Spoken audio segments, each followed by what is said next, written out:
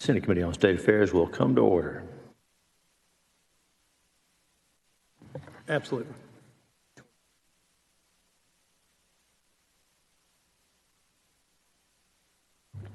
The chair lays out Senate Bill 1909, and recognizes its author, Senator Bettencourt, to explain the measure. Thank you, Mr. Chairman. When I adjourned the Senate, I said I thanked everybody for visiting, but I should have said, wait, there's more. Okay, so thank you for the recognition. I do have a substitute for committee substitute for Senate Bill 1909.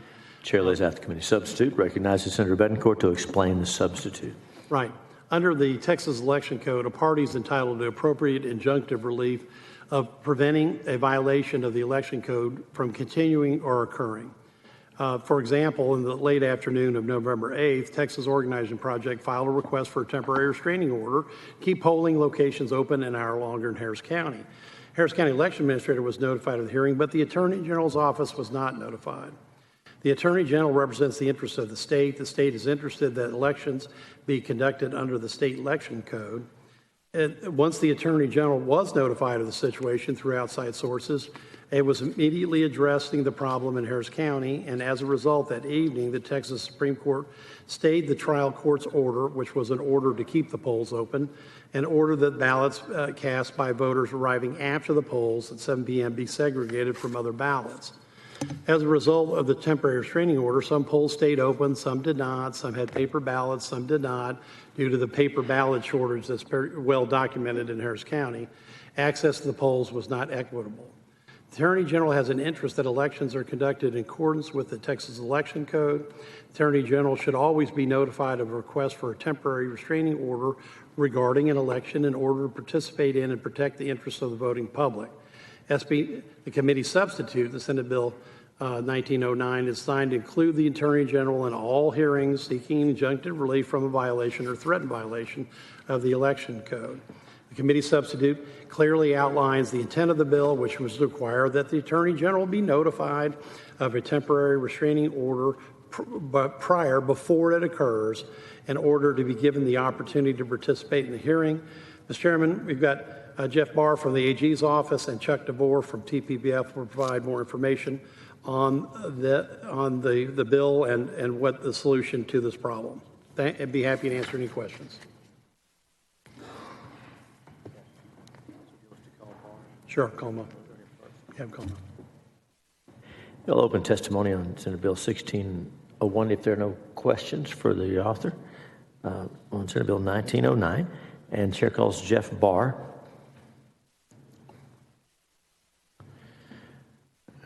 Chair calls Honorable Chuck DeVore.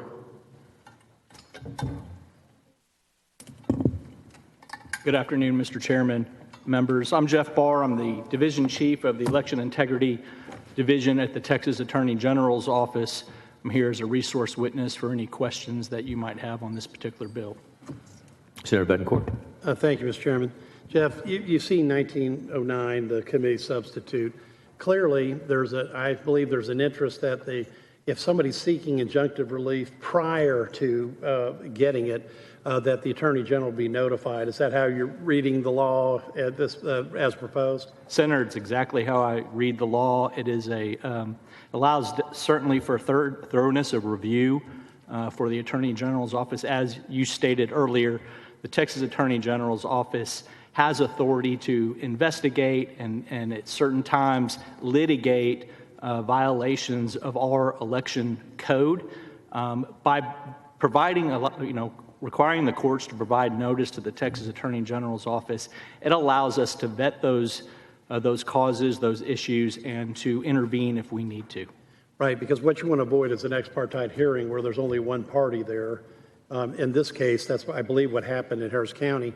But more importantly, by being notified in advance, you can take action that either confirms or denies the injunctive relief, at least from an opinion point of view, before you have to hear about it from third parties. But I think this is a much better, just straightforward approach to election law and handling a potential injunction. True? True. Anything you want to add? Because this obviously has occurred in more than one jurisdiction I think having the centralized funnel that if somebody is having injunctive relief, just for the AG to be notified, is a way to make sure that you've got best practices in all jurisdictions. Yeah, that's correct, Senator. It allows for a timely review of the issue, and so we can get involved quickly if we need to get involved. Right, because in this case, when you're looking to keep the polls open or not, the decision has to be made quickly. And as it turned out, I think in this case, the Supreme Court made a ruling probably at 8:30 or some point at night. That's how fast but that could have been, I think, handled in a more organized manner. And we just owe it to the public that if we have election laws, we follow it, and that we have some way of notifying the central authorities that have the ability to speak for the people of Texas. True? True. Anything you want to add? Nothing further. Thank you. Senator Paxton, any questions for the resource witness? Very well. Thanks for your testimony. Thank you, sir. DeVore, welcome. Introduce yourself. Give us your testimony. Mr. Chairman, members, my name is Chuck DeVore. I'm here on behalf of the Texas Public Policy Foundation, speaking in favor of the committee substitute for Senate Bill 1909.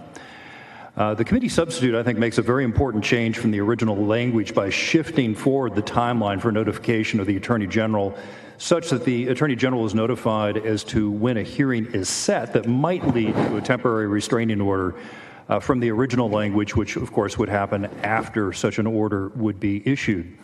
The substitute is, I think, builds on the original bill and recognizes the fact that we're talking about a time-driven urgency that many of these rulings surrounding election matters have.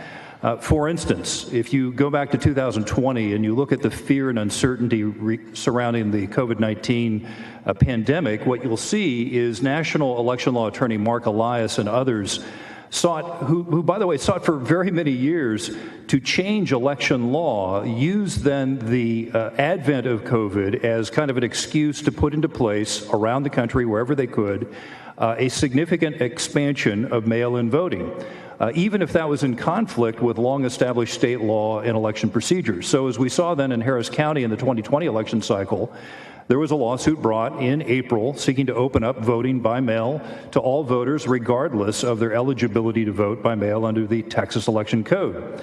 Now, we see both in Harris County and around the country then, this preferred method of overriding state election code was to find large urban jurisdictions with favorable local elected and judicial officials who would be amenable to a lawsuit.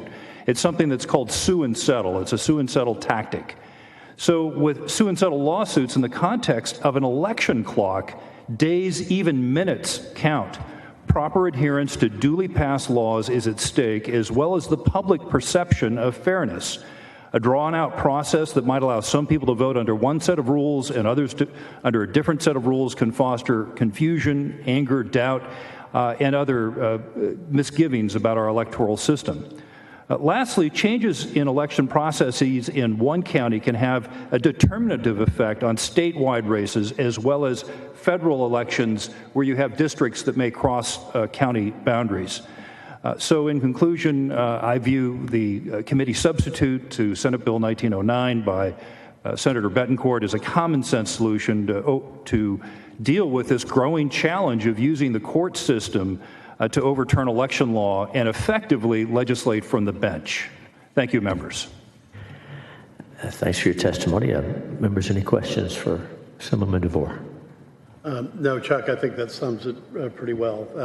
And I know that you've had legislative experience in California and that TPPF looks at other states, and this is a continuing problem, I think, but by just making a common sense point of if you want injunctive relief, just one of the parties you have to notify is the Attorney General's office, and that gives at least a chance at a best practice standardized outcome as opposed to, in this case, in this Houston case, I'm not even sure the other party, the two political parties were both identified. I think only one was. So I thanks for your clear analysis on it. Anything you want to add? No, sir. I think that's it. I am, though, concerned about the whereabouts of Senator Parker after his brutal hazing earlier today, and I was hoping he was fine. Yeah, I think he's in another hearing, but that's, I'm glad you're looking out for him. Let the record reflect. Thank you. I think he's somewhere reconsidering. Well, the good news is they didn't reconsider the tax bill from yesterday, so we have not imperiled our unprecedented property tax relief that Senator Parker was helping me carry. Senator Perry, you good? Anything from you? Very good. Thanks, Chuck. Thank you, sir. The chair now calls Alan Vera and Ed Johnson. Alan Vera, Ed Johnson. Okay, we'll register their position for the bill, not testifying. Anyone else present wishing? Hold on one.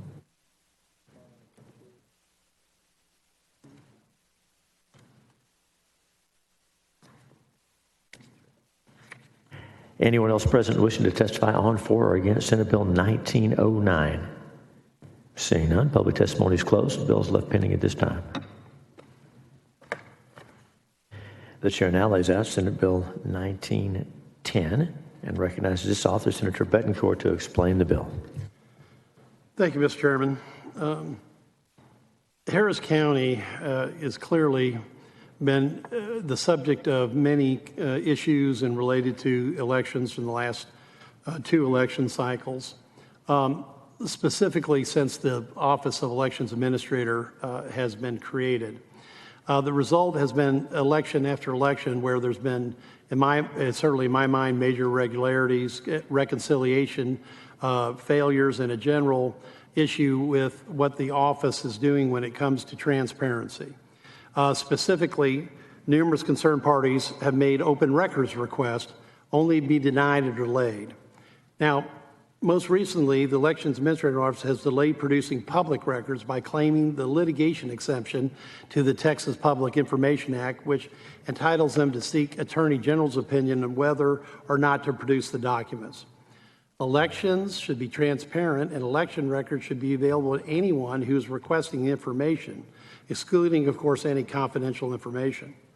Now, last month, well-known Houstonian Jim McIngvale and Wayne Delfino filed a lawsuit against Harris County's election office over their ability to procure election records. According to the lawsuit, Mr. McIngvale and Mr. Delfino have tried 6 times to get public information from the county about the 2022 election. They were denied each time. County claimed they could not release any information due to ongoing litigation. Now, there are a record number of 21 election contests that have been filed in Harris County. However, I want to point out that the information they're using is fundamental to the bedrock of the voters and the public believing in the results of any election. And unfortunately, the election administrator won't release the information. It has been reported that the Harris County Elections Administrators provided a comment to ABC 13, and I think this speaks for itself. This is the Office of Harris County Election Administrator, has readily responded to public information requests not requiring documents subject to litigation. Any request that involves information involved in litigation has been sent to the Attorney General for an opinion. And and it goes on to say that both political parties are copying on these requests. Election offices should not and cannot, and by best practices, should not want to hold back election records due to ongoing litigation. Many times the election records hold information that needs to be addressed immediately for a recent election or for preparation for upcoming elections.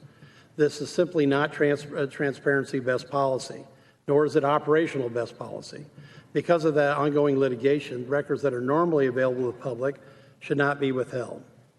Currently, under the Texas Government Code, Section 552.003, there is an exception producing documents under the Texas Public Information Act.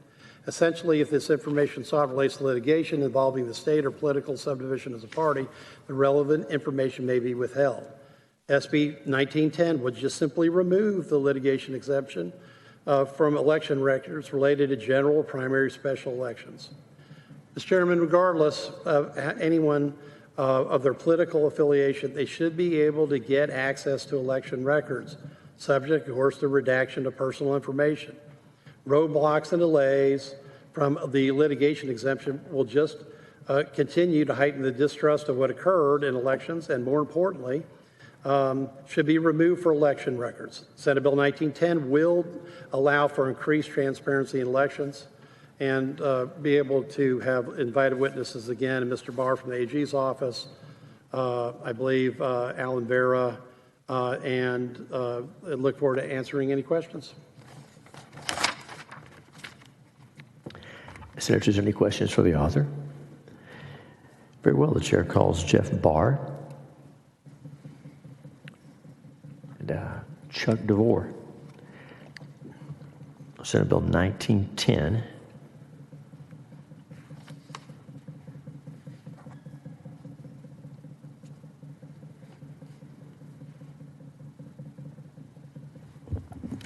Welcome back. Introduce yourself. Tell us who you represent. Thank you, Chairman. Again, Jeff Barr, Division Chief of the Election Integrity Division at the Texas Attorney General's Office. Here again as a resource witness to answer any questions. Senator Betancourt. Mr. Barr, I assume you're familiar with this specific case that I mentioned? Yes, I am, Senator. Right. So the process goes like this, that even though there's supposed to be a vote canvass, it's supposed to be public, there's supposed to be information available to all parties, because understanding the election results is critical to the public's belief in the outcome of the elections. Am I missing anything from the theory? No, Senator. All right, and so you've received this request, multiple requests from Harris County multiple times. At this point in time, is there any latitude that the AG's office has in handling those exemption requests from Harris County? I'm generally aware of how public information requests come into the Attorney General's office. What I will tell you is that under this bill, it clearly sets out that the litigation exception for public information is not triggered with election records. Right, because we're talking about election records that are used to substantiate a vote canvass that's approved by a commissioner's court, and certainly that relates to candidates both winning and losing's ability to understand what happened, pertaining to redacted information about numbers of ballots, late counted ballots, provisional ballots, et cetera. Is there any public policy reason that your office can see that we should not have those transparent records available for the public despite litigation? I cannot think of any public policy reason why we would not want to have the transparency of these types of records. All right, well, thank you for your testimony. Thank you. Senators, any other questions for Mr. Barr? Very good. Thanks for your testimony. Thank you. Mr. DeVore, welcome. Introduce yourself. Tell us who you represent and give us your testimony. Mr. Chairman and members, I'm Chuck DeVore. I'm with the Texas Public Policy Foundation here on behalf of the foundation in support of SB 1910. Again, very similar to the previous bill that we heard, a lot of the elements of 1910 deal with the urgency of the time that we have with in and around an election, both the time leading to an election and the time after the votes are being counted and tabulated. And so with that in mind, it's very important to get as much information as possible to the parties that are interested in a fair and secure election, interested in the results, knowing who's won or who lost. And this, I believe, is a common sense bill that would allow for more information to get out to the public as well as to interested parties. I think one of the challenges when you're dealing with elections and the courts is that if there are alleged issues leading up to an election, frequently it's hard to establish standing because you can't prove harm. And then after the election, frequently you'll see the judiciary declaring that the matter is moot because the election's already occurred. And so I think it's exceptionally important that we equip individuals with additional information to determine whether or not they want to request a recount or some other challenge, file lawsuits, et cetera. Lastly, it's not beyond the scope of a reasonable concern to think that because of the current construction of Texas law, you could see, for example, malicious lawsuits that could be filed simply to lock things up and to prevent needed information from getting out to the public. So for these reasons and others, we support this common sense measure.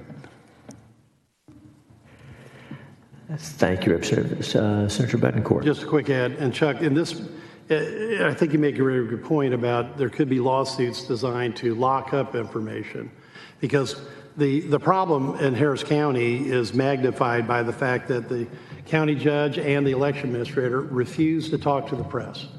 They refuse to comment on a report that came out after the election, where the election administrator blamed almost everyone but his office, including the championship Astros parade, for having equipment and ballot problems, leading by KHOU 11 reports to 121 polling places being undersupplied with ballot paper. And in the backwash of multiple stations, and I'm talking about media outlets, radio, TV, et cetera, requesting information, being denied. It's not just the private citizens asking for their information, it's the press and other members of the public, and it's all being denied. And in that type of backwash, that's a serious disruption in the public's ability to believe the election results, because they can't even get basic information from their elections administrator on how many votes, what's in the canvass, what's wrong with certain issues, how many provisional ballots, late counted provisional, everything that's on the reconciliation form that was part of Senator Hughes's major effort and suggestion from us. That information is stonewalled constantly. And it's having a very detrimental effect on the public's view of the election. You want to comment on that? Well, again, Senator, sunlight, or in this case, information, is the best disinfectant, and certainly is one of the best tools in fighting against citizens who are concerned. In other words, it will help address the concerns that I think you see on both sides of the aisle, where increasingly in today's America, you have a lot of individuals who question the integrity of our elections through one mechanism or another. I don't see how more information provided earlier to both interested parties directly as well as the citizens and the press can be harmful. And it just seems to me that hiding behind the Public Information Act request structures or restrictions within the current Texas law is deleterious to the public's confidence in our election results. I don't think ducking media inquiries on election results can possibly lead to anything good. I'll ask the same question I did to the Attorney General's office. Can you think of any public policy reason why we shouldn't have transparency on these election records, well, obviously with personal information redacted? No, I think the more information, the better. And as long as election officials caveat it and say, look, this is a preliminary result, the provisional results, and they're clear in explaining to the public what could happen next. How are these results going to change a little bit? Why are they going to change as they become reconciled? But again, I think that as you do that, you're educating the public as to how the process works. And who knows, maybe we'll get a few public members volunteering to help with our elections. Well, that's what unfortunately is the problem, because there's election judges that effectively are volunteers trying to be presiding judges. They want to know why they weren't supplied ballot paper. They'd like basic information. Mr. Chairman, I think this is just a much needed transparency step. Because I don't know about you, but I have seen enough reports in the county that's my birth and my home, happens to be the nation's third largest county, where the election official and the county judge refused to respond to media inquiries repeatedly about what happened on November 8th. And they're using this as a crutch. And I think it's the worst public policy decision not to tell the public the truth. So thank you for your testimony. Senators, any other questions for the witness? Thanks for being here. Thank you.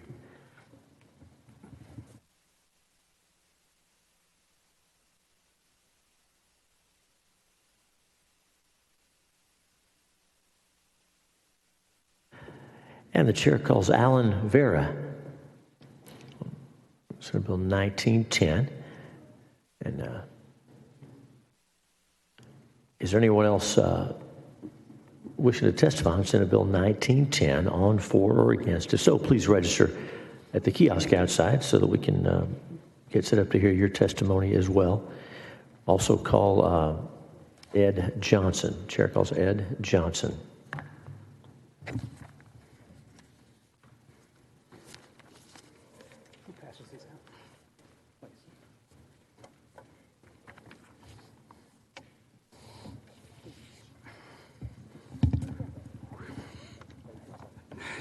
Good.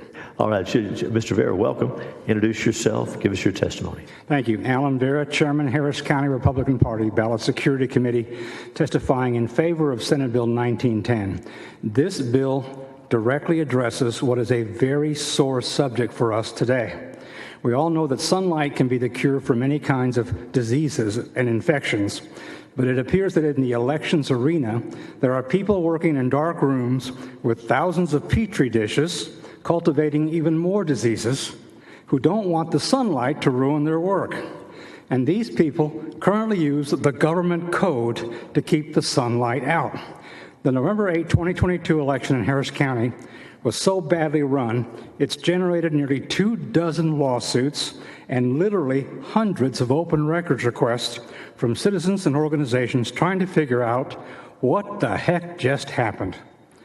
The county elections administrator and county attorney have initially refused to respond to any open records request about the election, stating that the information is relevant to litigation. In the email string I just handed out to all of you, they've told every person making an inquiry that the county would have to request an AG opinion on whether the information could be released. This week, the OAG began responding to all those requests, siding with the citizens and ordering the county to release the data. Instead of releasing the data, the county has now said, as you can see in the email string I gave you, we have the right to appeal the AG's opinion. We'll let you know if we're going to give you the information. Ladies and gentlemen, you can't make this stuff up. Confidence in Texas elections is waning. This kind of behavior is only adding fuel to the fire. When you have the kind of disastrous elections we saw here in Harris County last November, citizens and organizations have a clear right to demand relevant documents. It's a shame that the government code currently allows the county to deny access to those documents. We urge the committee to give highly favorable consideration to Senate Bill 1910. Thank you. Mr. Fair, thanks for your testimony. Any questions? Senator Betancourt. Thank you for your testimony. For example, we saw here in this handout. That gentleman is simply asking for the logs of when the election judges on election day returned their materials to central count. Has nothing to do with any of the litigation. Is not relevant to any of it. So Mr. Sherman was simply asking when the materials. He wants the logs made when every judge came to central count with all their election equipment and ballots. Right, so nothing to do with 21 election contests, but they get a letter from the Kine County Attorney, Mr. Menifee. Your request for public information has been sent to the Office of the Attorney General for an opinion.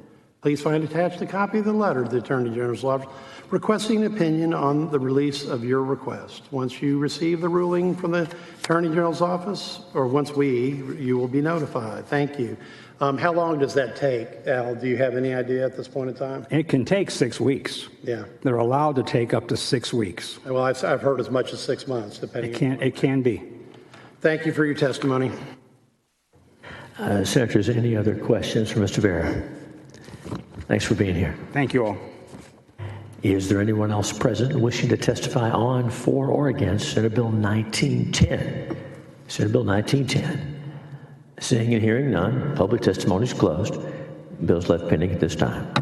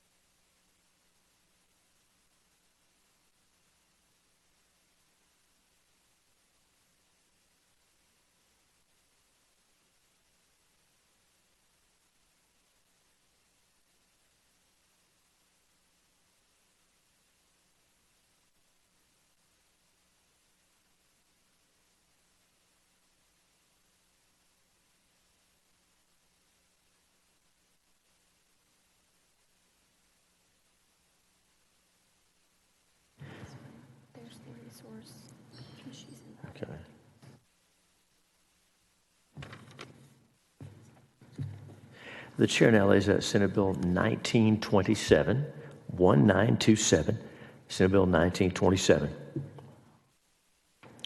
Of course, the legislature has chosen to provide the Attorney General with jurisdiction to prosecute certain crimes, either with original jurisdiction or concurrent jurisdiction with county and district attorneys. The Court of Criminal Appeals, however, held in State versus Stevens that prosecution of these crimes are a judicial branch function, and that the Attorney General, as an official in the executive branch, cannot prosecute certain crimes without being invited to participate by the local prosecutor. Over the last several years, several Texas county and district attorneys have announced that they refuse to prosecute certain classes of crimes. And so in the absence of any prosecutor to bring charges for crimes that state law prohibits, the state has a responsibility to provide for enforcement. The state already has an office of the state prosecuting attorney, which is a legislative created office situated in the judicial branch.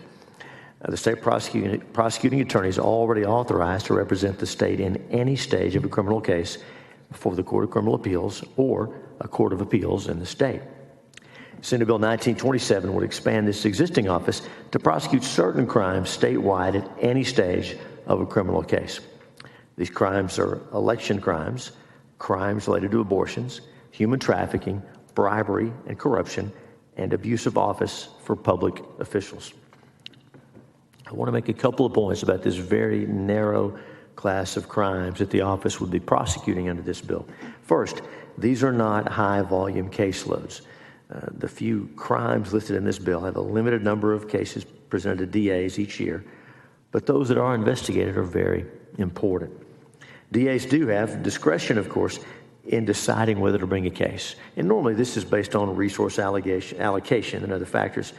If there are not many instances of certain crimes reported in a year, it might be difficult to tell sometimes whether a DA has a policy of non-prosecution or whether another factor motivated a decision not to prosecute.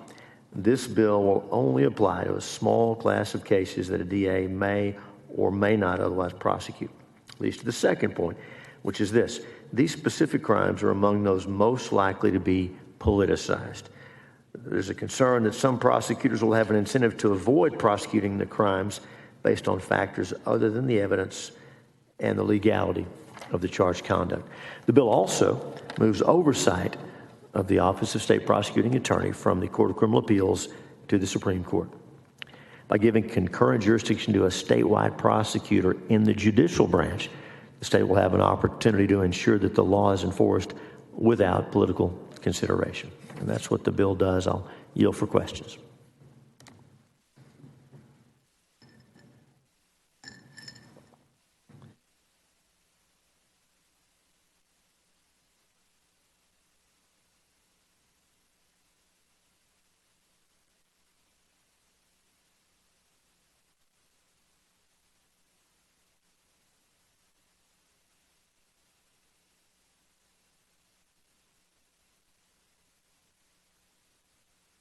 The chair calls Samantha Farnsworth.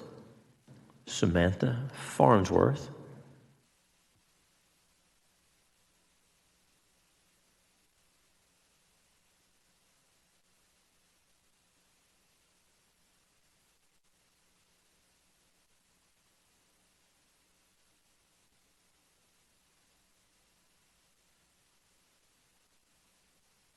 And the chair calls Tom Glass.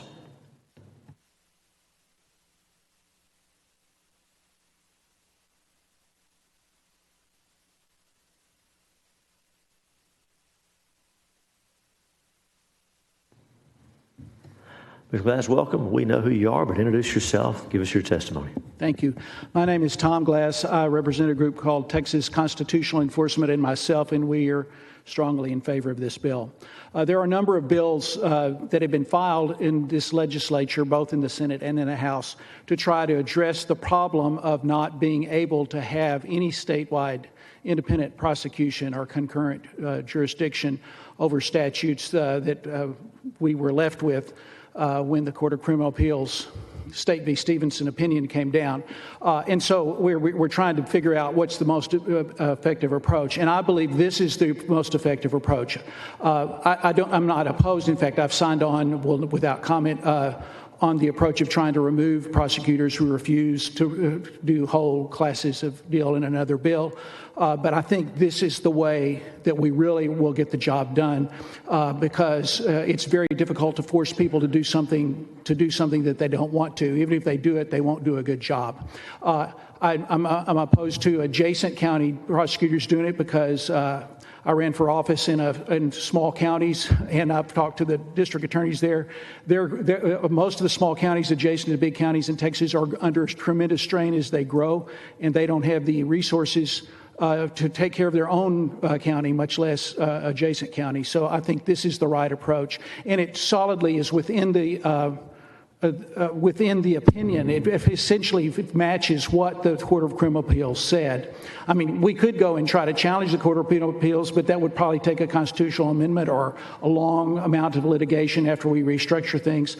And we need to get this straight before 2024 presidential election comes along, because we need to have election integrity in our big counties enforced in 2024. So for all those reasons, I'm doing it. I will say that I would really like to see sedition and riot added to this list. I've sat and seethed in 2020 as I watched this Capitol, the grounds of this Capitol, be desecrated by Antifa. I saw the Alamo attempted to be done, but only private citizens stopped it. I saw pre-positioned bricks put in all the big counties of Texas, and to my knowledge, not a single person who engaged in those seditious and riotous activities were prosecuted by the big counties of Texas, and I want to make sure that that never happens again. Ms. Glass, thanks for your testimony. Thank you. Senator Betancourt. Tom, thanks for coming and testifying. You're kind of uniquely qualified, because I know from firsthand experience you have experience running in urban counties and right, and in rural counties. Okay, thank you. Okay, so with that, when you look at this, clearly, Texas is a big state, lots of granularity to it. But with your conversations and experience in both the urban areas and now in the smaller counties, you believe this is the best path forward? Yes, I do. Okay, thank you for your testimony. Yeah, by the way, I will tell you, I have talked to at least a few local district or small county district attorneys about this concept. One said, I recognize this is not directed at me, and they're not going to interfere in my county. This is designed to focus on where the problems are, which is the big counties. And another one said, it kind of grates on me to have anybody looking over my shoulder. And I said, look, the jurisprudence of Texas is too important to accommodate that particular reservation. We've got a rule of law problem on our hands, and we've got to address it with this legislation. All right, thank you for your testimony. Thank you. Members, any other questions for Mr. Glass? Thanks for your testimony. The chair now calls Susana Carranza, Rebecca Parma, Andrew Hendrickson, Samantha Farnsworth. So Susana Carranza, Rebecca Parma, Andrew Hendrickson, Samantha Farnsworth.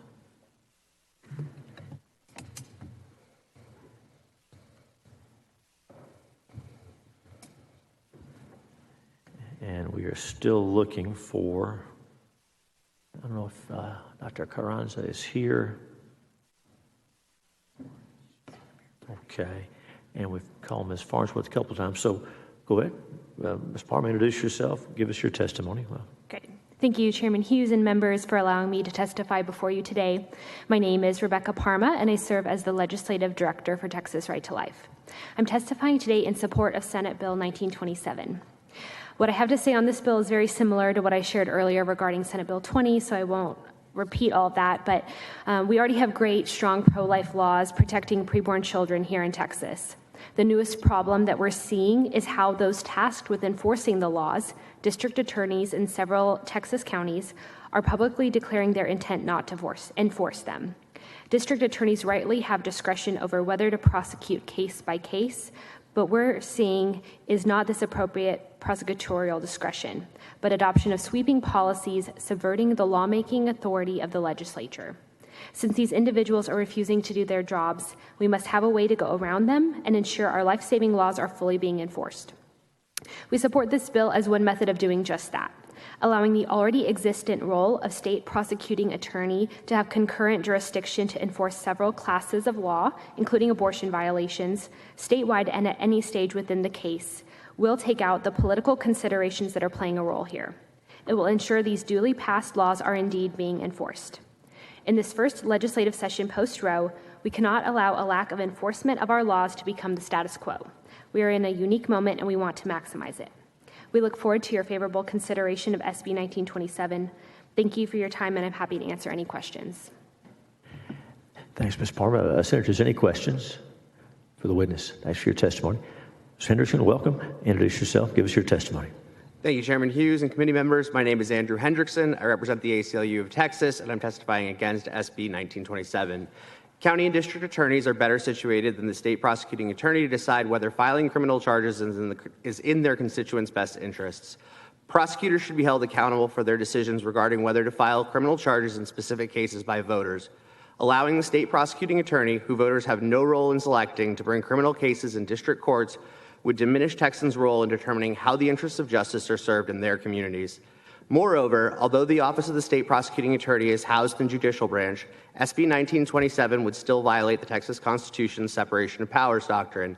In 1987, the Court of Criminal Appeals held in Meschel v. State that the Speedy Trial Act was unconstitutional because, quote, the legislature may not remove or abridge a district attorney's exclusive prosecutorial function. While no one argues that the legislature can pass laws regarding criminal procedure, like the Speedy Trial Act, it exceeds that authority when doing so interferes with the county and district attorney's exclusive constitutional authority to make decisions related to charging criminal cases. In 2022, the Court of Criminal Appeals affirmed that charging decisions should be vested in the county and district attorneys when denying a motion for rehearing in the State v. Stevens case. Justice Walker stated in his opinion, the power given to district and county attorneys includes the power not only to prosecute cases, but also to decide which cases should not be prosecuted. When the district or county attorney chooses not to prosecute a case, they are permissibly exercising their prosecutorial discretion. It is their prerogative to file or to not file charges. Accordingly, by interfering with the decisions regarding whether to file criminal charges, SB 1927 violates the Texas Constitution. Thank you, and I am available to answer any questions. Thanks for your testimony. Senators, any questions? Mr. Henderson. Thank you for being here. Thank you both. The chair now calls Alan Vera, and I'll ask is there anyone else who wishes to testify on, for, or against Senate Bill 1927? Mr. Vera, welcome back. Get situated there. Introduce yourself. Give us your testimony. Alan Vera, Chairman, Harris County Republican Party Ballot Security Committee, testifying strongly in support of SB 1927. We desperately need this bill for election violations, and here's a true story to illustrate why. In January and February 2020, several ballot harvesters in Harris County committed state jail felonies by submitting applications for ballot by mail without the knowledge or consent of the persons named as requesting them. Several of the voters named in the request had been dead since 1991. Two of the three harvesters had received payments from political campaigns during the time they committed these offenses. In June of 2021, citizen Colleen Vera submitted detailed complaints and evidence to the SOS. The SOS found the information compelling and forwarded it to the Attorney General. The OAG investigated the complaints and was preparing to file charges when the Court of Criminal Appeals brought that activity to an end. The OAG then referred all three cases to the Harris County District Attorney. So far, the Harris County District Attorney has refused to respond to any inquiries about the status of those cases and appears to be simply allowing the statute of limitations to expire. What makes this most interesting is that one of the three persons named in the complaints as being paid by campaigns was paid by the campaign of the Harris County District Attorney. Another of the three is the sister of the harvester paid by the DA. We have the fox guarding the hen house. We need a statewide channel for investigations and prosecution of election offenses. We need SB 1927. Thank you. Mr. Vera, thanks for your testimony. Committee members, any questions for Mr. Vera? Very good. Thank you for being here. Is there anyone else wishing to testify on, for, or against Senate Bill 1927? Seeing none, public testimony is closed, and the bill is left pending at this time.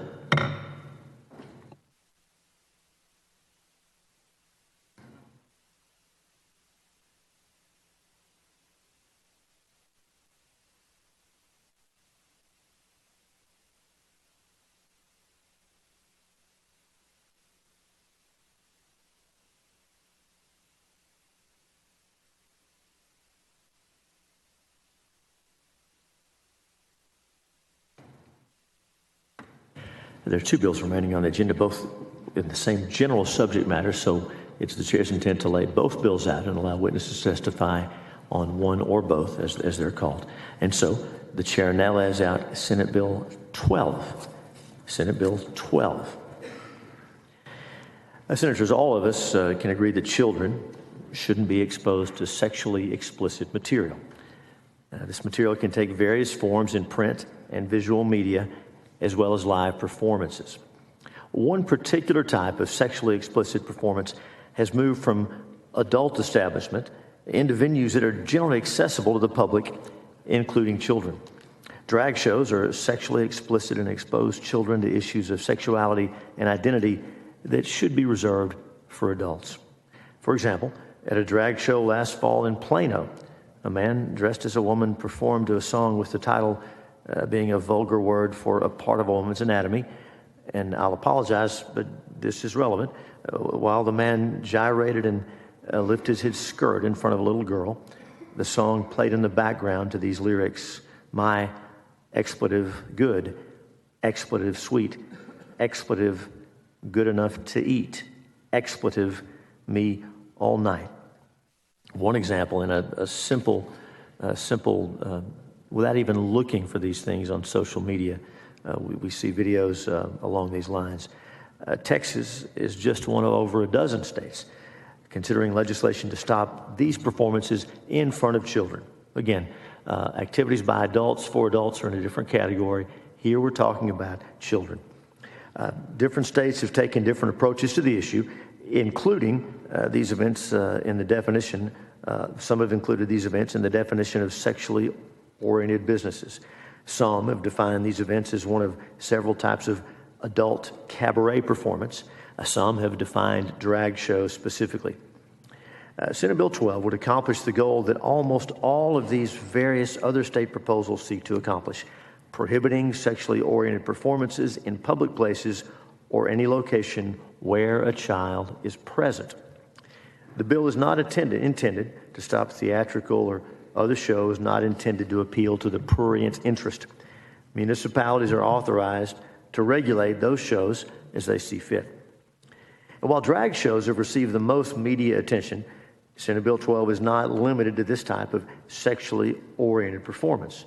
Drag shows today may be replaced by other types of harmful performances in the future, and SB 12 applies to all and will protect children from sexually oriented performances in general. As Senators, I do have a committee substitute, which I'll now lay out. The committee substitute only adds a severability clause stating that if one part of the act is declared invalid, the other parts remain in effect, not unusual for legislation. And I ask for your favorable consideration, and I yield for your questions.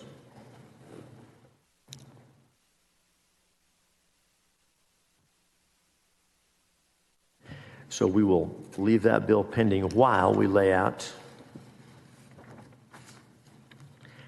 Senate Bill 1601, 1601.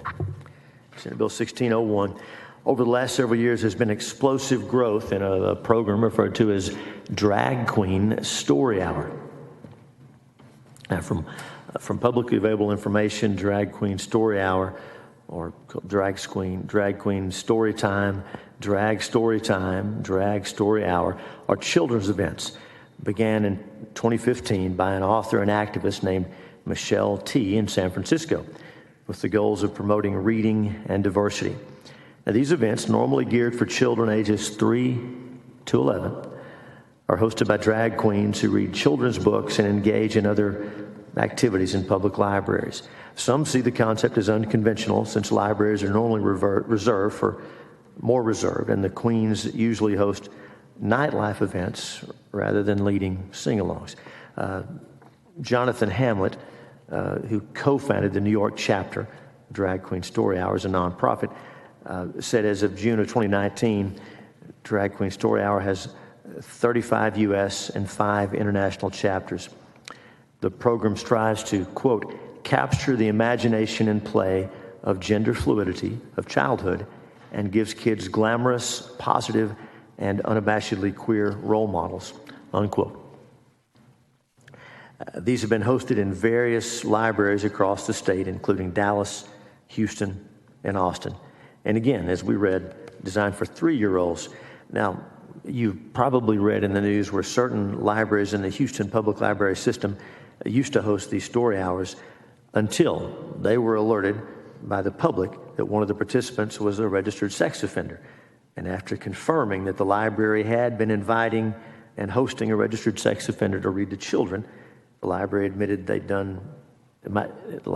hadn't done any background checks on the participants. Senate Bill 1601 is very simple.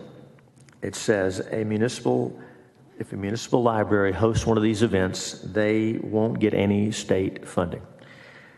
To be covered by the bill, a library must do the following: host an event at which a person presenting as the opposite sex reads to a minor, and being dressed as the opposite sex is a primary component of the entertainment. So this is about funding for libraries who put on these events. And I'll yield for your questions. Senator Lamontia. Thank you, Mr. Chairman. Mr. President. Chairman, sorry. You're very fine. Thank you. I just had a quick question. You said earlier that neither one of these bills are supposed to have any impact on an art play or an art performance like Shakespeare or shows like that. Is there anything specifically in the bill that specifies that language in either one of them? That's a great question. So most of the focus on that has been on Senate Bill 12, and worked with a number of groups to try to find the right language. That's why we looked at what other states had done as well. And so the current law on sexually oriented performances, places that y'all don't go to, but for lack of a better term, adult-oriented businesses, exotic dancing, things like that, the jurisprudence is very clear that that is not protected speech in those cases. And when we're talking about children, of course, the level of protection is much higher than when we're talking about where adults are present. And so that's why the definition in that you'll see does require that there be a sexual element, and not just a sexual element, but an appeal to the prurient interest, P-R-U-R-I-N-T, difficult for a redneck to pronounce, but of course, that's a legal term which you've seen before, and it's in all the Supreme Court jurisprudence on First Amendment and on obscenity and on public shows. And so the prurient interest, that extreme interest in sex, that's the defining factor that would not apply to the average run-of-the-mill Broadway shows. Now, let me say this. If there is a sexual performance that calls itself a play or a show, it's not going to get an exemption just because it calls itself a sexual performance. If it meets the definition of a sexually oriented performance, they'd be covered by the bill. So something like Kinky Boots would be excluded? Something like? Kinky Boots, Broadway play? I don't know that one. I'm sorry. Oh. I told you I was a redneck. I'm sorry. Right. I don't know that one. Thank you. I'm not trying to be evasive, but that's the idea. So there are certainly Broadway shows. My goodness, Peter Pan. Before any of us were born, this lady named Sandy Duncan, yes, a female, played Peter Pan. There's no prurient interest that doesn't comply under the statute to be covered by a bill like this, if that's helpful. Thank you. Thank you, Senator.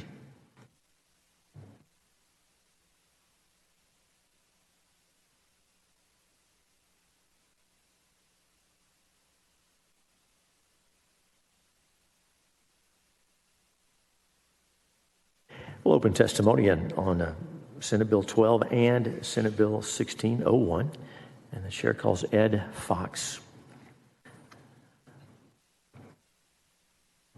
And Mary Elizabeth Castle. Ed Fox and Mary Elizabeth Castle, counsel.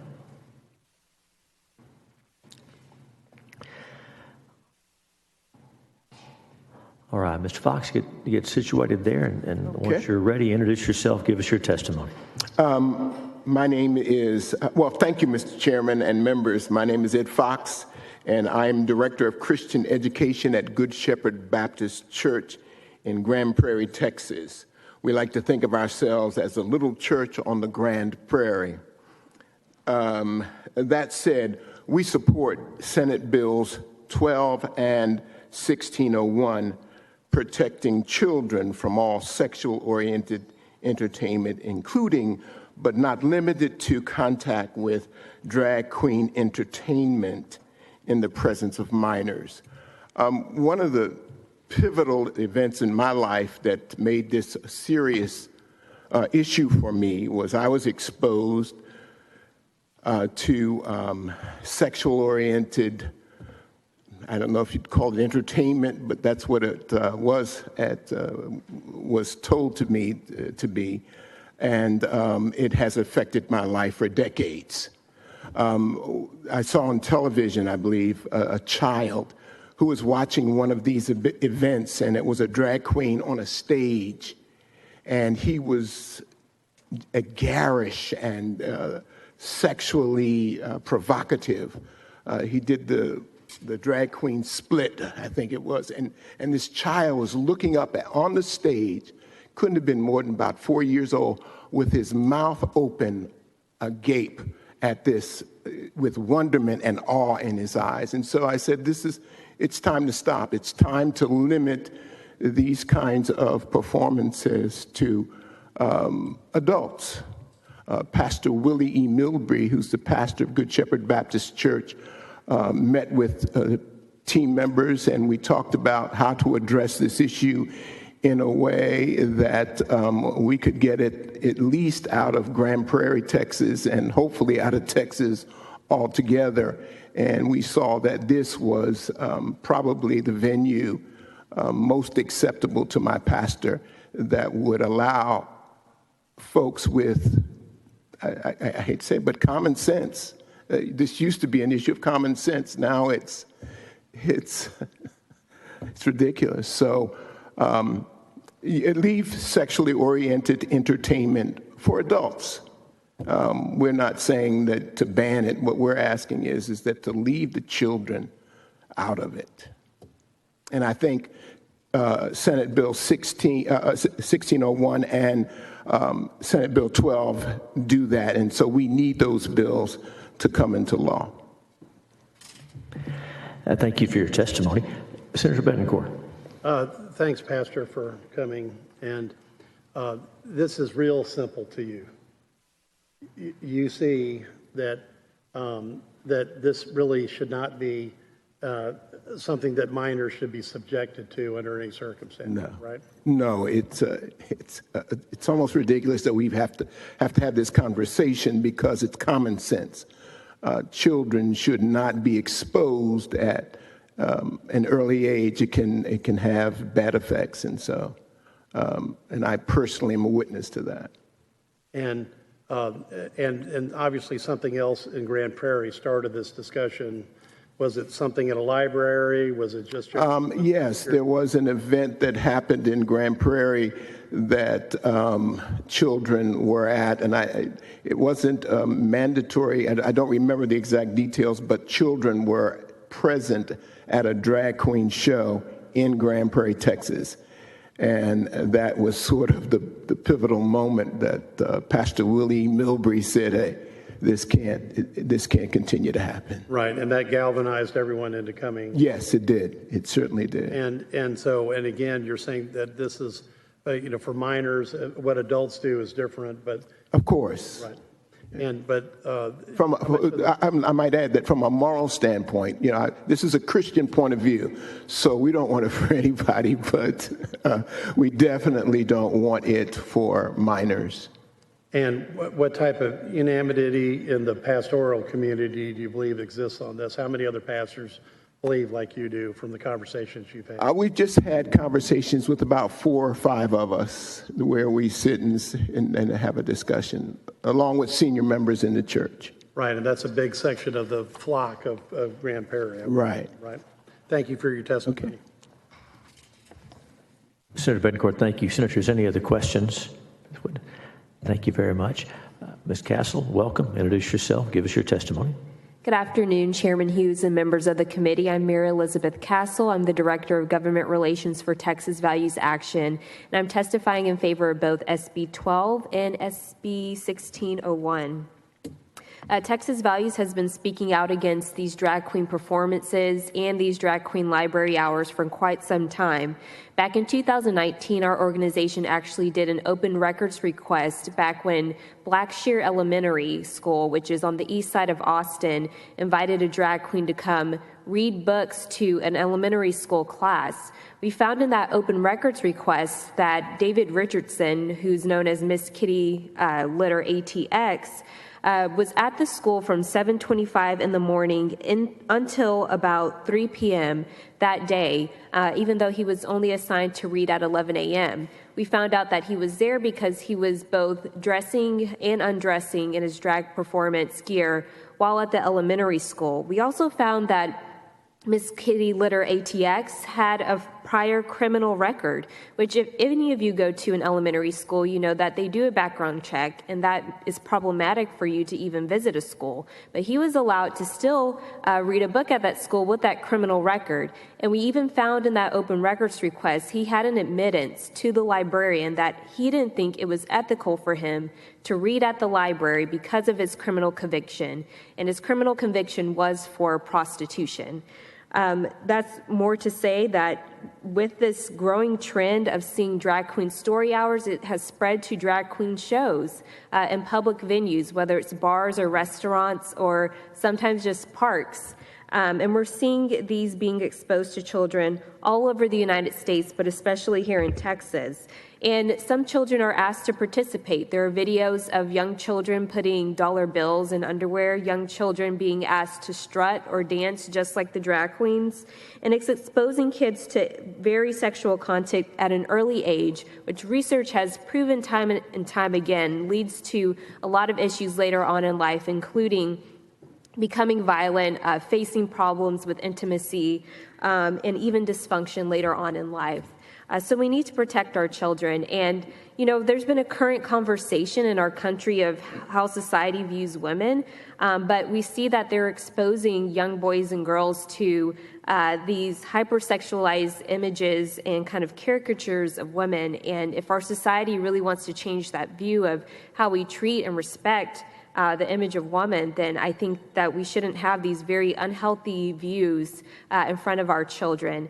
With that said, we also support the bill about libraries. We were very active in Leander City Council in stopping the public libraries from having those drag queen story hours, and they voted against them, and were able to stop that in their city. So thank you so much, Senator Hughes, for these bills, and we're very supportive. Thank you for your testimony. Senator Perry. Thank you, Mr. Chair. And I'll go back to Pastor. I'm Director of Christian Education. You're not? No. Well, you'd pass well for one. I would just say it this way. It's no coincidence that we're talking about kids today. Yeah. From a secular or biblical worldview, there's a reason you want to capture the minds of the kids. And you made a reference a couple of times about some personal experience, and I don't need that story. But in your ministry, as your role, I'm sure you have parishioners and other people that come in and have been exposed, as you used that word a while ago. And it is life-changing and damaging at a point. I mean, it's. I've heard that porneo, I believe the Greek or pornographic material is something that gets in people's minds, and it's especially men struggle with it a lot. But biblical or secular, it's no coincidence that we're having this conversation about kids. And I find it so perverse and so outrageous that they targeted a library and couched it in the way of storytelling.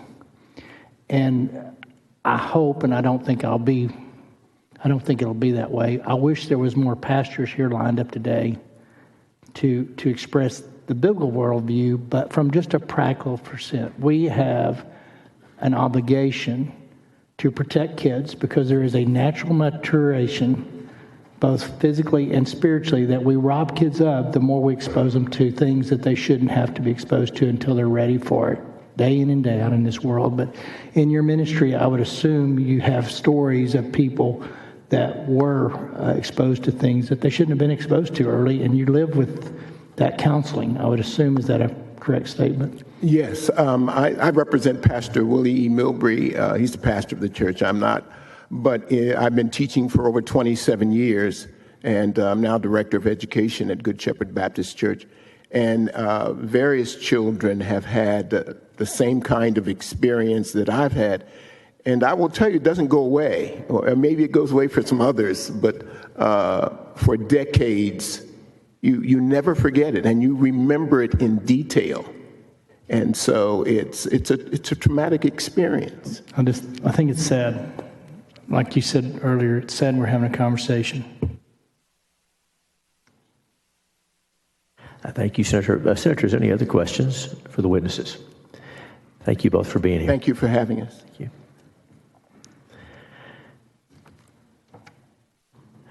The chair now calls Gilbert Hernandez, Theo Adams Hernandez, Munib Aslam, Dirid Albrecht Mitchell, and Ryan Gross. So we're looking for Gilbert Hernandez, Theo Adams Hernandez, Munib Aslam, Dirid Albrecht Mitchell, and Ryan Gross.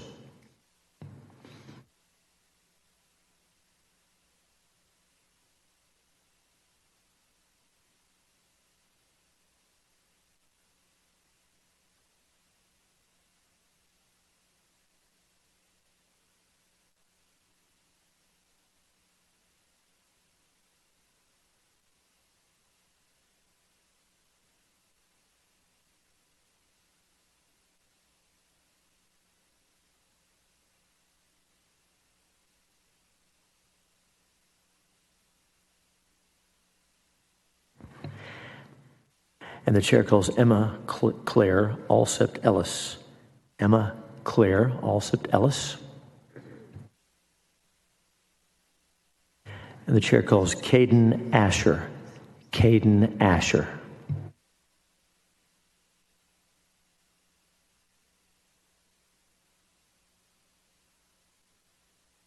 And if we called your name, take your seat at one of the seats at the table here. And we'll continue to call folks.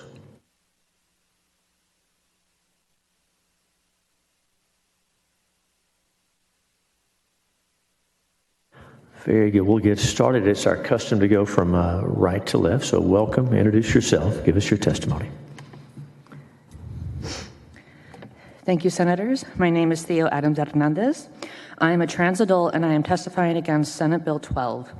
SB 12 is unconstitutional in its origin, restricting our right to freely express ourselves. Drag is an art form that is as diverse as any artistic style. Drag performers are a cornerstone of the queer community and are vital to the Texas arts economy. This session, y'all have talked ad nauseum about parental choice and what kids can and cannot learn. The hypocrisy in this bill is that, as in all of your attacks against the LGBTQIA+ community, is as obvious as the elephants in the room. If you want to trust parents about what their kids are exposed to, even when they don't hold an education degree themselves, then you should trust them to take their children to events with drag performers that are kid-appropriate performances. The rhetoric you continue to use only seeks to vilify our vibrant community has real consequences. It leads to a rise in protests, armed threats, children being terrified when Proud Boys raid drag events, and violence against the performers themselves and the venues that host them. Every Texan, regardless of their identity, deserves the right to express themselves free from fear or intimidation. We deserve safe spaces, and we deserve to celebrate and enjoy those artistic performances. Vote no on SB 12. And while we're here, vote no on SB 1601. Thank you for your testimony. Welcome. Introduce yourself. Give us your testimony. Thank you. Good afternoon, Senators. My name is Ryan Gross, and I'm here to speak out against, show my opposition to SB 12. With over 20 years of experience working with young children, and I think it's wrong to use them as a scapegoat in this scenario. I think you're doing harm. You would be doing harm to children by essentially criminalizing and vilifying drag. Thank you for your time. And thank you for your testimony. Welcome. Introduce yourself and give us your testimony. Yeah. Good afternoon, Senators. My name is Manib Aslam. I'm a policy grad student at UT Austin. I'm here to testify against SB 12 and SB 1601, and that they aim to make any venue that essentially hosts drag shows as sexually oriented business. First, to tout this bill, a bill that essentially bans children from seeing men dressed up as women as a legislative priority, is confusing to me. Texas ranks 45 out of 50 in child well-being, 33 in education, 49 in healthcare. And if I'm getting this right, the priority of this legislative body is to ban children from seeing entertainers play, dress up, and lip sync. Listen, I'm fully with you on the fact that children being exposed to nudity should not be illegal. We already have that in law. I'm also against the grooming of children, but what does that have to do with drag? Nothing. If the art and entertainment of men dressed up as women is scary to you, please see a therapist. Next, I would like to ask the author of this bill to give me the statistics of how many drag queens have sexually assaulted children in Texas or America. Because I could sit here and pull up the thousands of names of the church itself releasing the names of priests and pastors accused of sexual assault and sexual abuse in the state of Texas.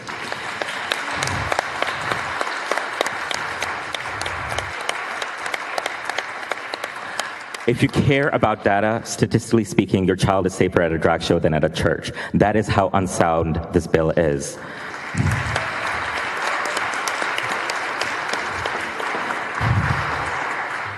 To sum it up... Hang on. We'll stop your time for a moment.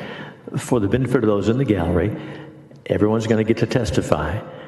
When we have outbursts like that, it means people have to wait a lot longer to testify. So we also can close the gallery if we need to. So please restrain yourselves, and so we can hear the testimony. Go ahead. Thank you. To sum it up, to package the art of drag as inherently sexual has no basis in fact. I've seen more children and more skin at my local Hooters than I have at any drag show. I recommend this body vote against this fear-mongering and unnecessary bill that is SB 12 and focus on real issues to solve childhood hunger, healthcare in Texas, and especially rural Texas. I'm a policy student.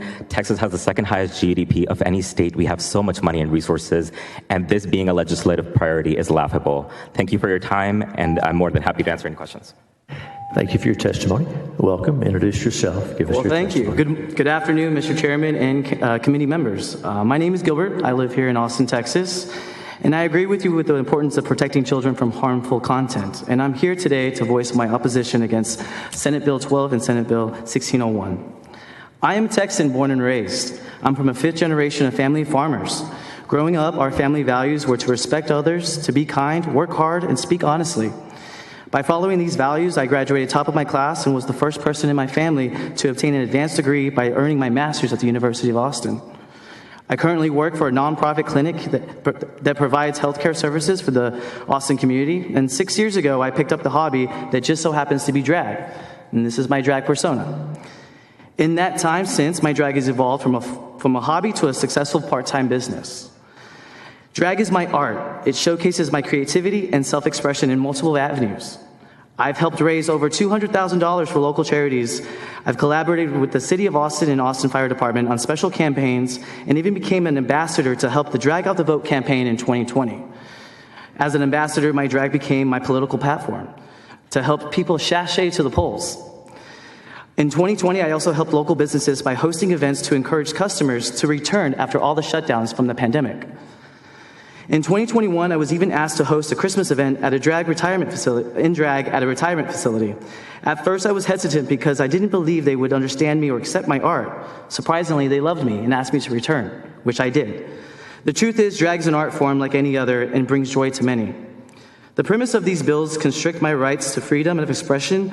However, even more concerning, it also empowers those that want to constrict my art's existence to commit threatening acts against me and my community. I'm very proud to be called a drag queen here in Austin, Texas. And today I ask you, don't pass these bills. Thank you. Thank you for your testimony. Senators, any questions for any of our witnesses? Thank you for being here. Thanks for your testimony. The chair now calls Charlie Bonner, Shelby Bohannon, Christiana Beck, Jackie Besinger, June Benyon. Again, the chair calls Charlie Bonner, Shelby Bohannon, Christiana Beck, Jackie Bessinger, June Benyon.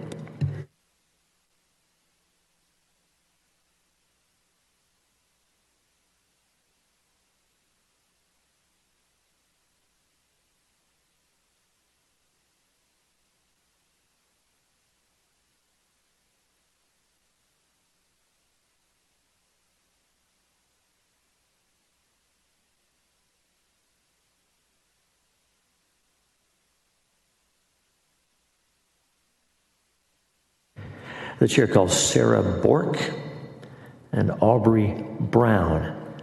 Sarah Bork, Aubrey Brown.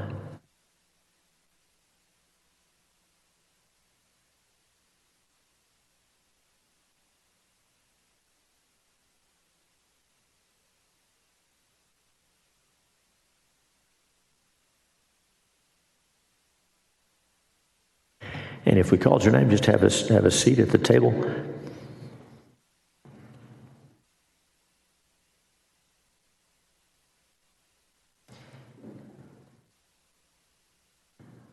All right, we'll get started beginning on my left, on the right. Introduce yourself, give us your testimony. Good day, committee members. I am Jackie Bessinger. I am here representing myself in this occasion. I hold both an MBA and an MHA, which I'm referring to my career in this bill as well. I would like to let you know that I'm in favor of this bill, 1601, as a parent who cares deeply about the mental health, emotional, and physical health of children in Texas. I oppose strongly to funding with my tax dollars any municipal library that pushes sexual inclination and gender confusion onto children. It is important to state that children are easily manipulated and also follow trends, as their minds are not fully developed.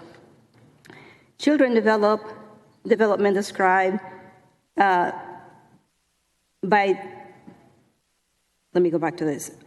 Child development describes how children grow and change. Experts divide development stages into periods from birth to age 18.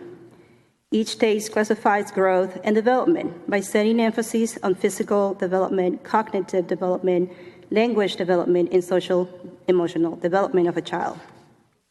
I want to set emphasis on social emotional development, as this is where children interact and learn through the process of feelings. This is where children are affected the most, as what we see tends to be reflected on behaviors and how children learn. In this stage of social emotional development, children create character, learn from others, and accomplish educational achievements. Promoting sexual inclination or sexual confusion that goes against the science is wrongdoing to the innocence of children. Children deserve to be children. Children deserve to grow in safe environments. Lastly, to avoid any unconstitutional, vague, or law regulating sexual orientation for businesses, let's say that we need to create boundaries. Thank you for your testimony. Welcome. Introduce yourself. Give us your testimony. Yes, please. Hi, I'm Aubrey Brown, and I'm here to urge you to vote against these bills. I'm a native Austinite. I attended Westlake High School, and I graduated from UT in 2015. I have worn boys' and men's clothes my entire life. I have hundreds of pictures of me as a child wearing my brother's hand-me-downs, playing sports. I've been, quote-unquote, a tomboy since the time I was born. I've always felt more comfortable in what are technically men's clothes. In fact, today I'm wearing all men's clothes. Under this law, my speech right now could be considered drag. I've rehearsed this. I'm here in front of hundreds of people.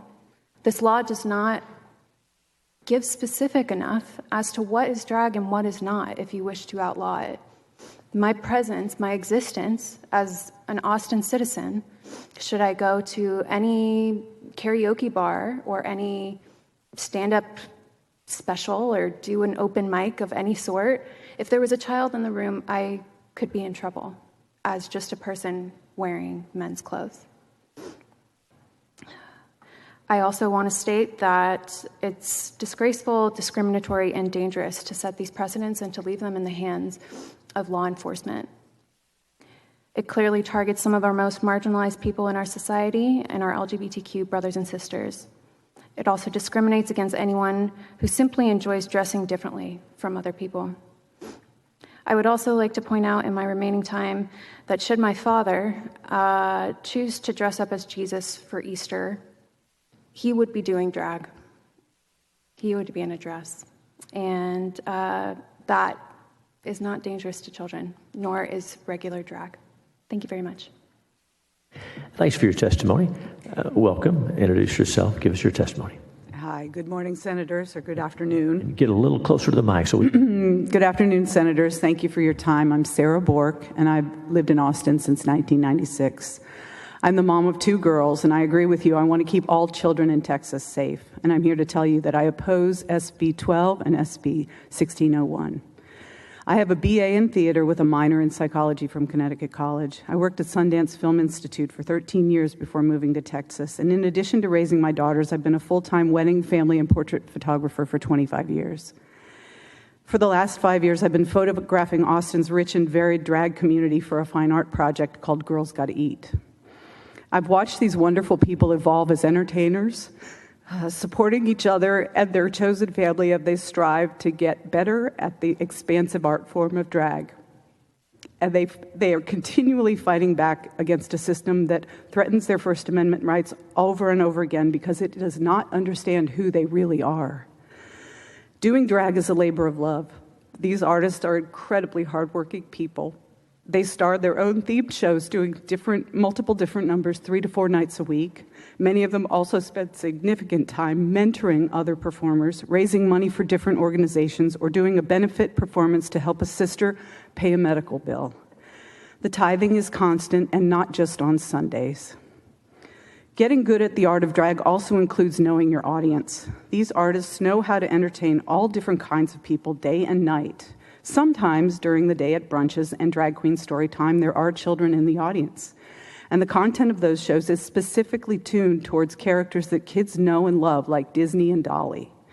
There are never children in the audience in the gay bars at the shows that start at 10 or 11 p.m. That wouldn't be very good parenting. Plus, it's illegal. What is good parenting is encouraging children to play, use their imaginations, and believe that they are empowered to make their dreams come true. Drag performers are Disney-like characters come to life. They are beautiful princesses, clowns. They are campy villains like Ursula the Sea Witch in The Little Mermaid. How is seeing them at a drag queen story time more dangerous than seeing them at Disneyland? Before I started to go to drag bars... Go ahead and finish this thought, and so we have a lot of folks who want to testify. So we need to respect the time limit, so you can finish this thought, then we need to move on. I'm almost done. Before I started going to drag bars, I too had the misperception that drag queens were all sexually aggressive gay men. I was wrong. Not only are they not all men, but drag is less about sexuality and much more about creativity, inventing characters, activism, supporting community, and bringing joy. And it turns out that these people eat things like bananas, and they sometimes break a nail when they're tossing some Windex into their grocery cart. Labeling all drag performances sexually oriented is simply not accurate. Thanks for your testimony. And I'd appreciate it if you would... Thanks for your testimony. Will, introduce yourself. Give us your testimony. Howdy there, Council. My name is June Benyon, and I simply clocked out from work and came directly here, so what I'm speaking is not prepared, but it is from the heart. I'm originally from rural Utah. I moved to Texas around 6 years ago with the help of an amazing chosen family. And what I have found here in Austin is in here more broadly is an incredible community of queer people and a chosen family that I could have never dreamed of. And growing up, I thought I was the only person like me. I thought I was the only person that felt, queer, to be quite honest. And especially what ultimately pains me so deeply is that what both of these bills are essentially trying to do is cut people off from community and cut people off from the expression of their deepest selves. In the space of a human face, there's infinite variation, is one of my favorite song lyrics and something that I live by. And what both of these bills are so limited in their scope is that they don't see the depth of the human spirit. They don't see what all of the amazing things that people can be. What was taught to me as theology as a young child was that God created everything, and that is truly everything. You look at everything that exists within us and around us, and there is so much variance. There is so much deep, beautiful expression, from the way that there are millions of different types of butterflies to the way that never one sunset is ever the same. And what hurts me so deeply, especially with both of these bills, and especially is that they cut people off from that community and being close to each other and being able to find spaces in which they are no longer alone. And I appreciate your time, and if anything, I would invite you to come out to a drag show and see the beauty in those people, because that's what ultimately thank you for your are cutting testimony. you off. Thank you for your testimony. And I think we missed you on the last panel. Introduce yourself. Give us your testimony. Thank you, Senators, for letting me testify. My name is Caden Asher, and I am here to testify against both of these bills. I grew up in a conservative area of Texas. I was raised in a Christian household. I know purity culture. I know what's taught to little girls. Trust me, I was a little girl who was taught all these things. I was taught modesty. Men are going to be men, and they're going to look at you sexually, and it is your job to dress modestly so that they don't look at you sexually. And these laws, that's what these laws remind me of. Drag queens should not have to decide beforehand whether someone may find their drag sexually appealing. Wearing a dress is not sexual by itself. A dress on a man is not sexual by itself. There has to be intent behind it. Clothes before the 16th century were actually not defined by gender, but by class. Rich men and women usually wore floor-length dresses. Poorer people wore pants and shirts and even sometimes shorter dresses. The reasoning behind this was to show, here's a lot of fabric, we have money. And then within the 16th century, they started segregating who could wear what and what belonged to what gender. Clothing is genderless, and if you think that a man in a dress or a woman in men's clothing is sexual, you need some therapy, or you need to go figure those things out by yourself and not implement it on other people and make those people responsible for your actions and your feelings, because that is not right and that is not appropriate and that should not be happening. You should have the self-control to know that if you feel something about this, you need to figure that out yourself and not make it about the other person, because it is not a drag queen's problem whether a man thinks that they look hot. Thank you for your testimony.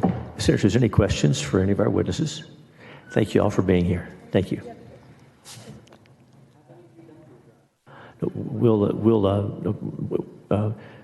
You guys can testify. We'll have questions for you, but you don't ask us questions. Thank you. No problem. I'm not fussing at you. No problem. Thanks for being. Of course, everybody gets to testify. That's important. Thank you. And I haven't been to one. I don't know about other members of the committee, but thank you for asking. Thank you.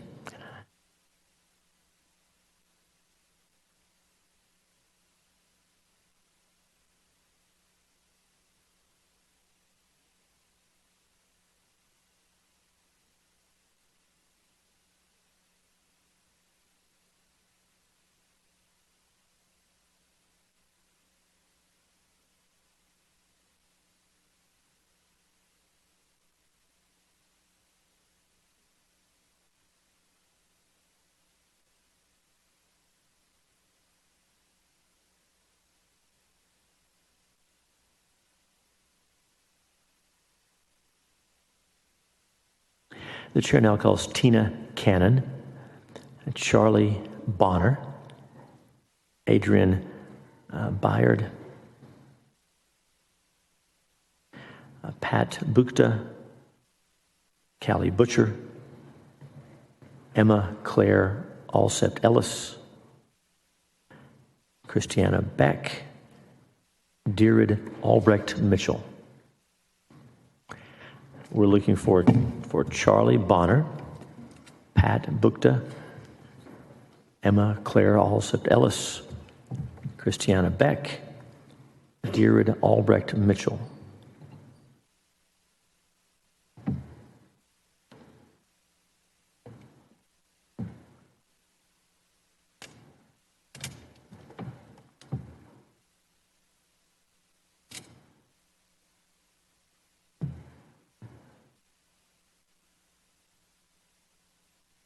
And the chair calls Shelby Bohannon. Shelby Bohannon. Callie Butcher.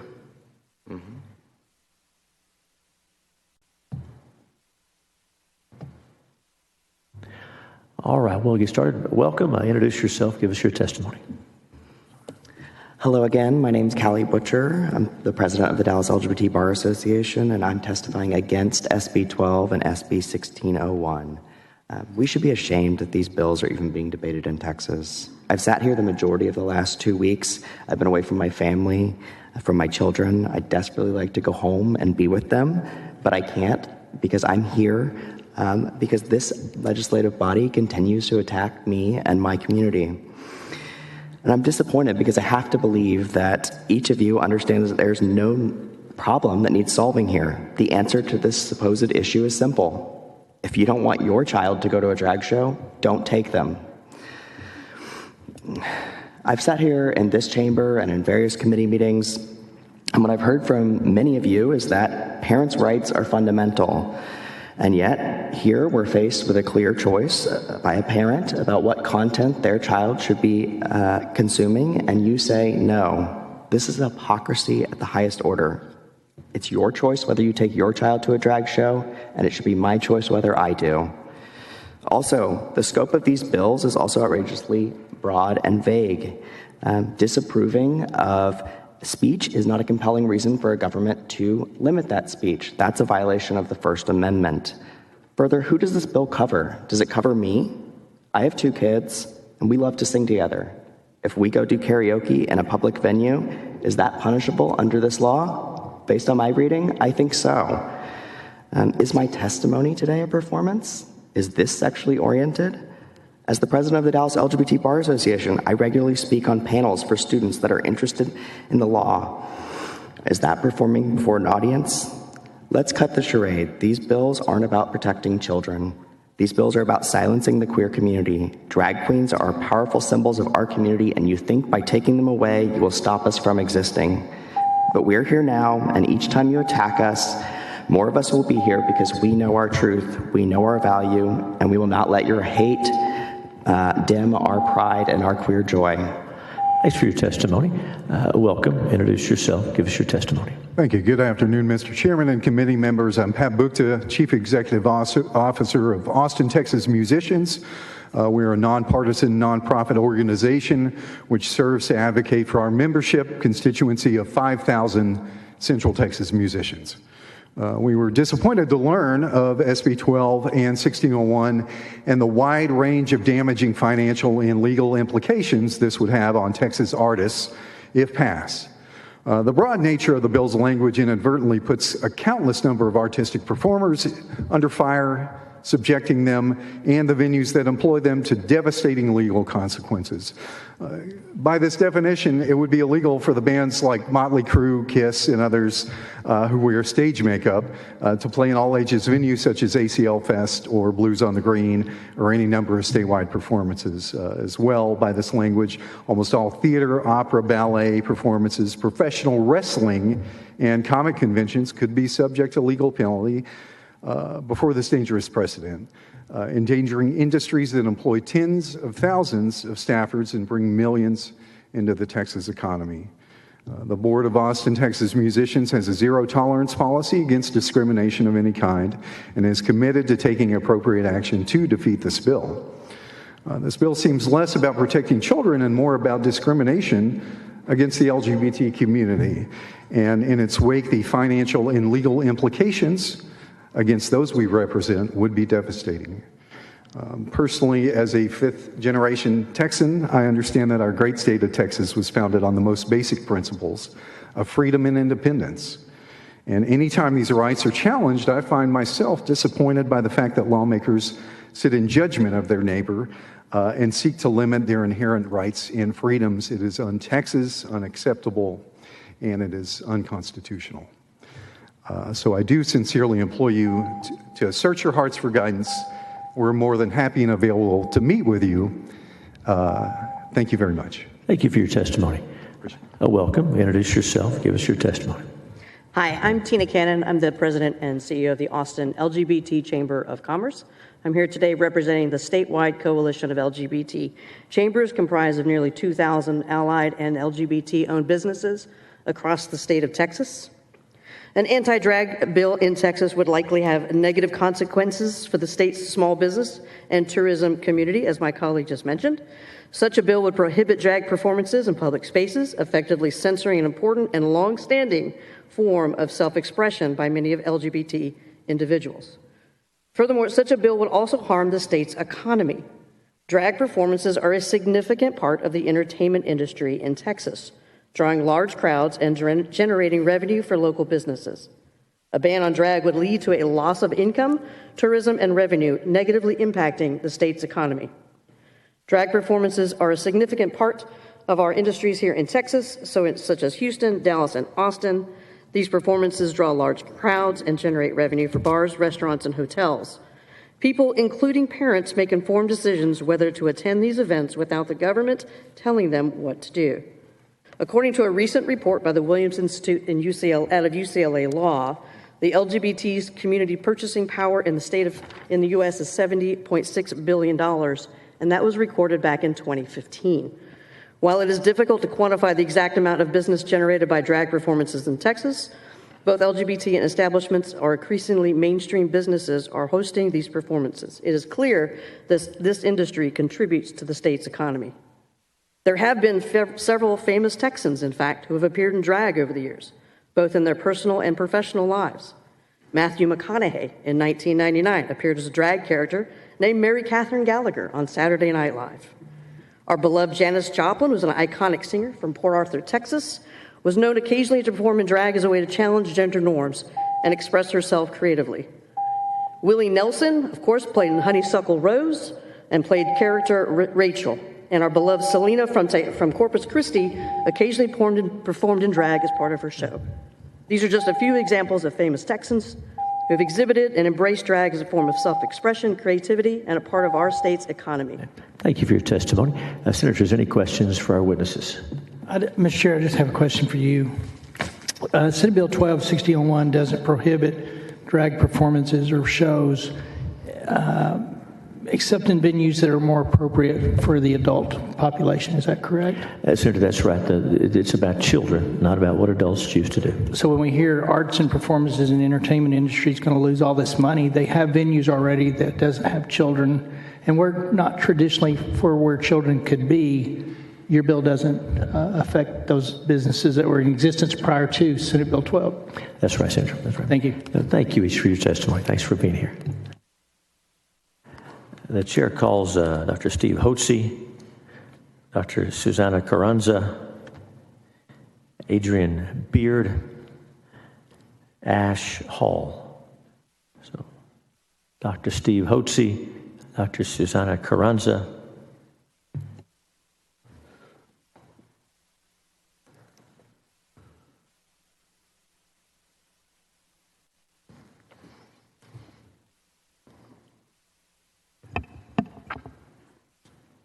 the chair calls Ash Hall.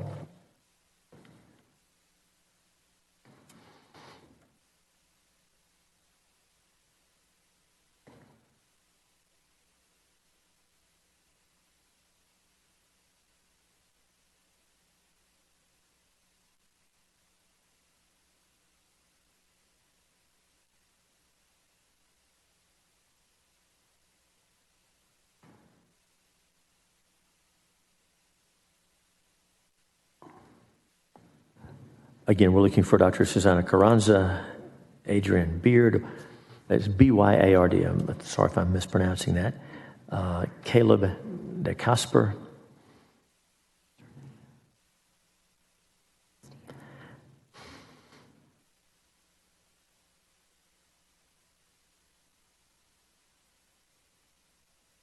The chair calls Valerie DeBill.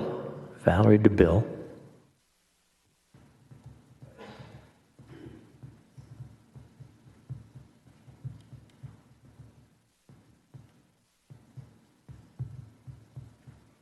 The chair calls Shelby Evans. Shelby Evans. April Flores. April Flores.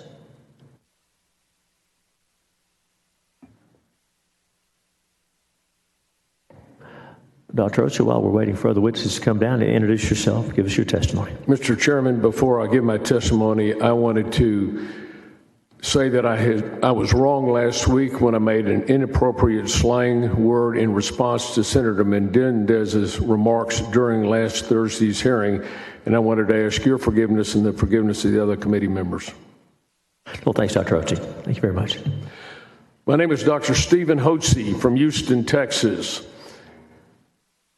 I am testifying in support of both Senate Bill 12 and Senate Bill 1601, which restrict sexually oriented performances on public property and in libraries in the presence of children.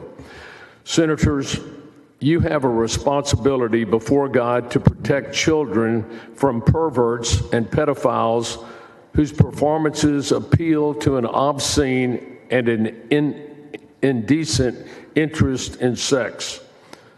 A pervert is one who participates in obscene, debauched, decadent sexual practices. A pedophile is an adult who sexualizes children to satisfy his carnal lusts, or who sexualizes children for a profit motive, like the doctors that perform sex mutilation surgery. You've heard it said, you cannot legislate morality. However, the purpose of law is to establish a rule of conduct for citizens, which is enforced by governing authorities. Morality is a system that defines the rules of right and wrong. All law legislates morality, society's code of conduct. This is the purpose of law. English common law was based upon the Bible and the Ten Commandments. You may not be aware, but the Texas Penal Code deals with obscenity. Senators, any individual commits a second-degree felony if he induces a child to engage in a sexual performance, as happens at drag queen story hours. A parent commits a second-degree felony if consents to the participation of her child or his child in a sexual performance. This means that any person involved in drag queen story hour for children is committing a felony crime and should be prosecuted. Woe to those who call evil good. Now, senators, you have a responsibility before God to protect children. I know you'll do it. Thank you. Dr. Hotze, thank you for your testimony. Welcome. Introduce yourself. Give us your testimony. Good afternoon to the chair and committee. My name is Shelby Evans. I'm a public servant with a master's in public affairs, and I'm here in opposition to SB 12 and SB 1601. I'm also here because I agree that children in the community deserve safety and protection. SB 12 will add unnecessary regulation to an art form I can personally and professionally attest brings joy, love, and promotes safety amongst our most vulnerable. As someone who works for a drag company, the bill's language puts me in an untenable and likely illegal position of basing hiring decisions on how a person chooses to dress for their performance or that person's sex. Personally, I feel I've been safest in places where drag is happening. Drag performances offer a space of expression like music, film, and writing. And certainly there are songs, movies, and books that the members of this governing body disagree with, some that I personally wouldn't share with children, but these art forms are not criminalized. Drag is like any other art form, with the exception that it finds its contemporary roots in the LGBTQ+ community. Drag historically was a way for theatrical performances of Shakespeare to be appropriate in the eyes of the church. Now that we have a constitutional right to expression, how is this art form inappropriate? The impact of passing either of these bills results in the othering and suppression of a specific community's voice. This is a violation of their rights. Devoting public resources discriminatorily is not only ineffective, but irresponsible. I ask this committee, please do not devote taxpayer dollars and the time of your offices and enforcement agencies to a perceived problem with costumes in an art form, but rather devote your time to the policy of protecting kids from adult content. Thank you. Thank you for your testimony. Ash, welcome back. Introduce yourself. Give us your testimony. Awesome. Good afternoon. My name is Ash Hall. I represent myself and the ACLU of Texas, and we are here against the bill.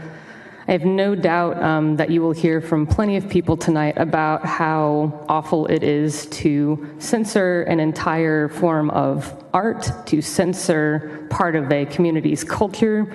What I want to focus on is the way that this bill is more than likely going to increase threats of violence against LGBTQ plus Texans. Drag shows have historically been policed and censored, particularly when same-sex relations were still criminalized before the Supreme Court's decision on Lawrence versus Texas. During the last few years, there have also been protests across Texas targeting Drag Queen Story Hour in public libraries. And especially this past year, the protests have become more prominent and aggressive as there's been an uptick in threats of violence against many different kinds of drag shows and performers. Even before the mass shooting at the LGBTQIA plus venue that occurred in Colorado Springs, Colorado in November of 2022, GLAAD reported 124 incidents of anti-LGBTQ protests and threats targeting specific drag events in 2022, with Texas having the most such incidents of any state. That's not okay. I feel like that should be particularly obvious, like that this is a part of a broader strategy that is designed to go after LGBTQ plus culture, to go after transgender healthcare, to go after the freedoms that we've enjoyed this whole time without bothering anybody while minding our own business and trying to live our lives. And this is just the latest form of that attack. You may think that this is something that won't actually harm anybody, will be an inconvenience perhaps to drag performers and businesses, but I promise you, legislation like this encourages people to act more violently towards our community, and it needs to stop. Vote against this bill. Thanks for your testimony. Dr. Carranza, introduce yourself. Give us your testimony. I'm Dr. Susanna Carranza. I'm here testifying on my own behalf. And I oppose SB 12 and really a whole lot of bills that talk about discrimination. Drags have been around for a long time, as was mentioned before. It's part in a lot of beloved movies. Drags perform in all sorts of very friendly ways. It's a form of expression, it's an art form. And just banning drag or labeling it as something other than pure entertainment just because it's a drag queen and not for the actual content, it's, not exactly the Texas way. What happened to our freedom to choose what we want to see? It is just like, it is an art form. It's an expression. We've seen Mrs. Dubfire. Is that you're going to label that as something sexual? Tootsie. Or back in the day, MASH. Or as the other witness mentioned, Shakespeare. There's states that a theater producer had to call their lawyers because of bills like this that would make their Shakespeare production illegal or have to pay a fine because following in Shakespeare's tradition back in the day, you couldn't have women perform, so all the women characters were drag. So what is the logic? What's the benefit? It's pointless. I urge you to oppose the bill. Thank you. Thanks for your testimony. Senators, any questions for the witnesses? Thank you for being here. Thank you for your testimony.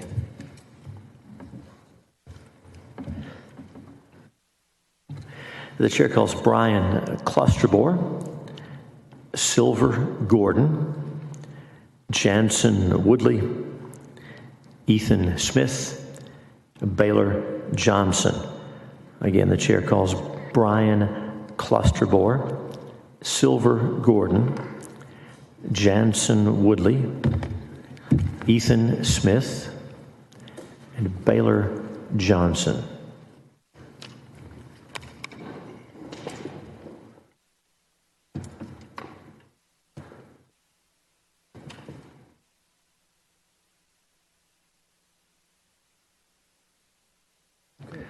Welcome. Introduce yourself. Give us your testimony. Hello. My name is Jansen Woodley, and I'm Director of Development for the Equality Alliance, a nonprofit based in Austin. Since 2017, we've produced the annual Unite the Fight Gala, which pairs 8 amateur contestants and local drag coaches to perform in drag for the first time and fundraise for local charities, including Kind Clinic, Out Youth, Algo, and Transgender Education Network of Texas. This year, our gala drew nearly 2,000 attendees and raised $200,000, making us the largest LGBTQIA+ gala in Central Texas and one of the largest in the country. We draw our contestants and coaches from every part of the Austin community.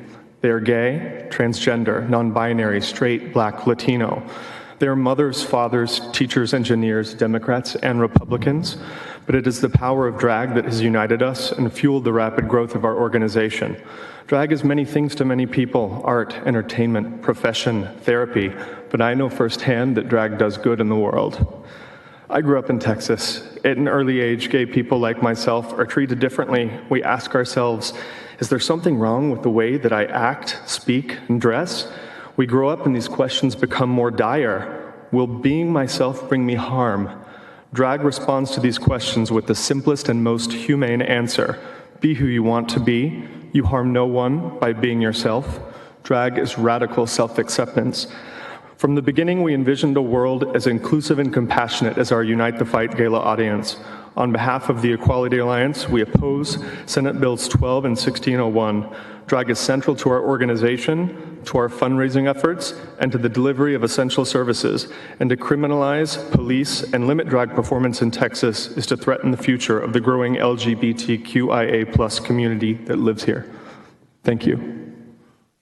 And thank you for your testimony. Welcome. Introduce yourself and go ahead with your testimony. Thank you. Thank you for hearing my testimony. My name is Silver Gordon, and I am a longtime resident and small business owner here in Texas. I've lived in Dallas, Austin. My daughters were both born in Houston. I'm in the bar, restaurant, and nightclub industry, and in 25 years, I've hosted well over 100 drag events, probably into the 500 drag events. In that time, hosting those events in licensed establishments, I've never seen anything that could be considered child endangerment. This is a critical issue for my industry, as we're already on the ropes given the pandemic, and after several years of mandated shutdowns and operational limitations, we're now facing losing another revenue source given this bill and the other bills that are currently up that go after drag as a form of performance. Understand that in the state of Texas, with the published state tax license information, facilities that perform drag shows represent over $200 million in taxable revenue and employ tens of thousands of employees in that industry. Those people, they work in an industry where we already have such limited resources. So I'm very worried about where this could go. On a personal note, I'm a third-generation decorated U.S. Army veteran. I served on establishments in Texas and throughout our country and overseas. I've served in countries where it's illegal for women to show their faces and where men can be killed for being gay. I put on that uniform to defend the rights of our country, including the rights for men to put on a dress and sing a song, including the right for a group of people to go see that performance. It's a very, very slippery slope that starts with bills like this, and I've seen where it ends. I urge everyone to vote against this bill. Thank you for your testimony. I think Senator Perry has a question for you. Thanks, sir. And first of all, appreciate your service. So you are a bar owner? Correct. And so kids are not permitted in bars, correct? Well, in Texas, they are with their parents. With their parents. Okay. So you do serve food and other kind of... In some establishments, yes. Right. Thank you. Welcome. Introduce yourself. Give us your testimony. Thank you, Mr. Chairman and members of the committee. My name is Baylor Johnson. I am the Marketing and Public Information Program Manager at the Austin Public Library, and I am testifying against SB 1601 on behalf of the City of Austin. The Austin Public Library includes our central library and 20 neighborhood branches throughout the city. At these locations, we host events and programming based on community demand. Over the last 3 years, the Austin Public Library has hosted at least 2 drag queen storytime programs, which were put on in response to community requests. As are all library programming, these events were age appropriate, and the families who chose to attend them had a fun time celebrating childhood literacy and creativity. Austin Public Library supports a parent's right to make decisions about what kind of learning or entertainment experiences are appropriate for their child. None of our programming is mandatory. If a parent does not want their child to attend a particular program, they have the right to make that choice. We believe that decisions about available library programming should be made at the community level, and that families have a right to choose for themselves what kind of experiences are appropriate for their own children. Additionally, we're concerned that the bill's broad language could lead to unintended consequences. Would a female librarian donning a Santa hat and beard to read "'Twas the Night Before Christmas" jeopardize the library's state funding? What about a male librarian who puts on a tiara while reading a storybook about a princess? APL also hosts puppet shows in which stories from children's books are performed.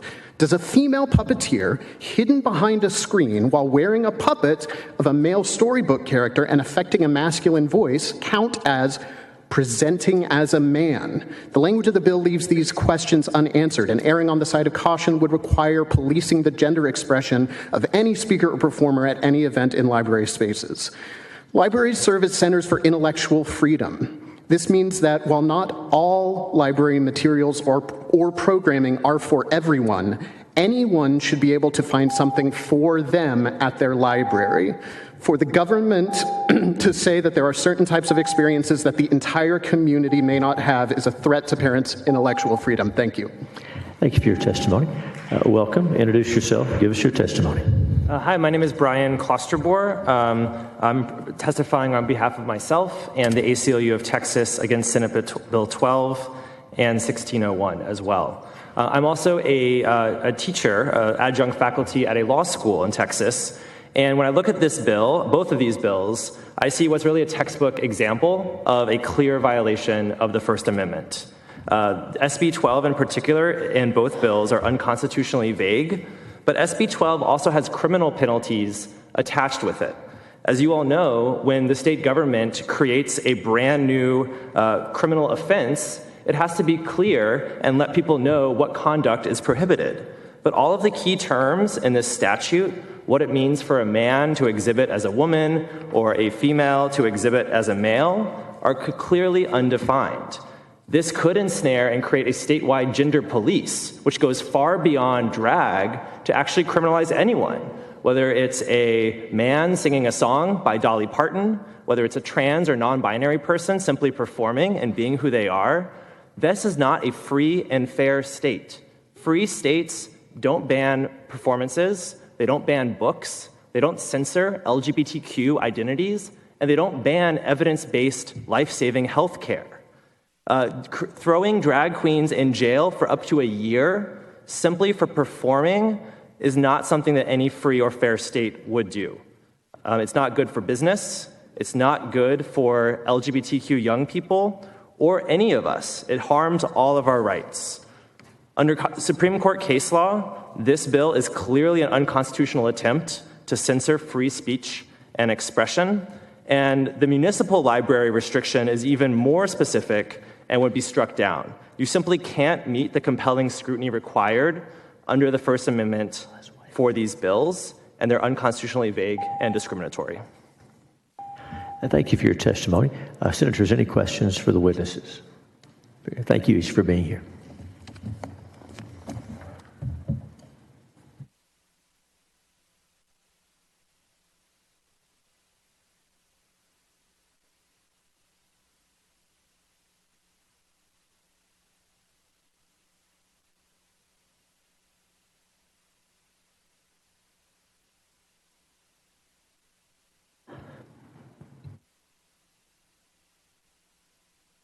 The chair now calls Robin Valentine.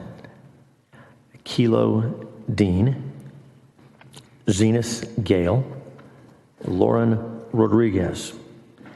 Again, the chair calls Robin Valentine, Kilo Dean, Zenith Gale, Lauren Rodriguez.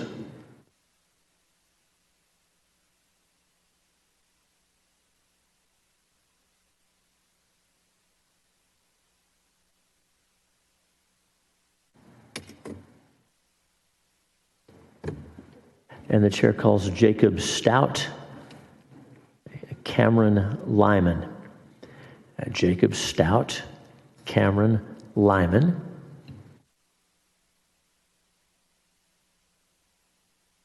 And we call Aaron Walter. Aaron Walter.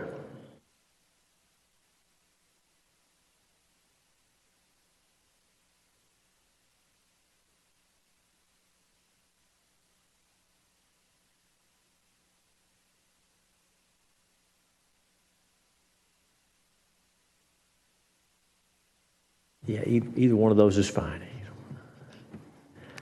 All right, welcome. Get situated there. We'll start over on this side, on your right, my left. Introduce yourself. Give us your testimony. Go ahead. Thank you all so much for having us. My name is the Reverend Aaron Walter. My pronouns are she, her. I'm a fourth-generation Texan and a mother of two, a former public school teacher.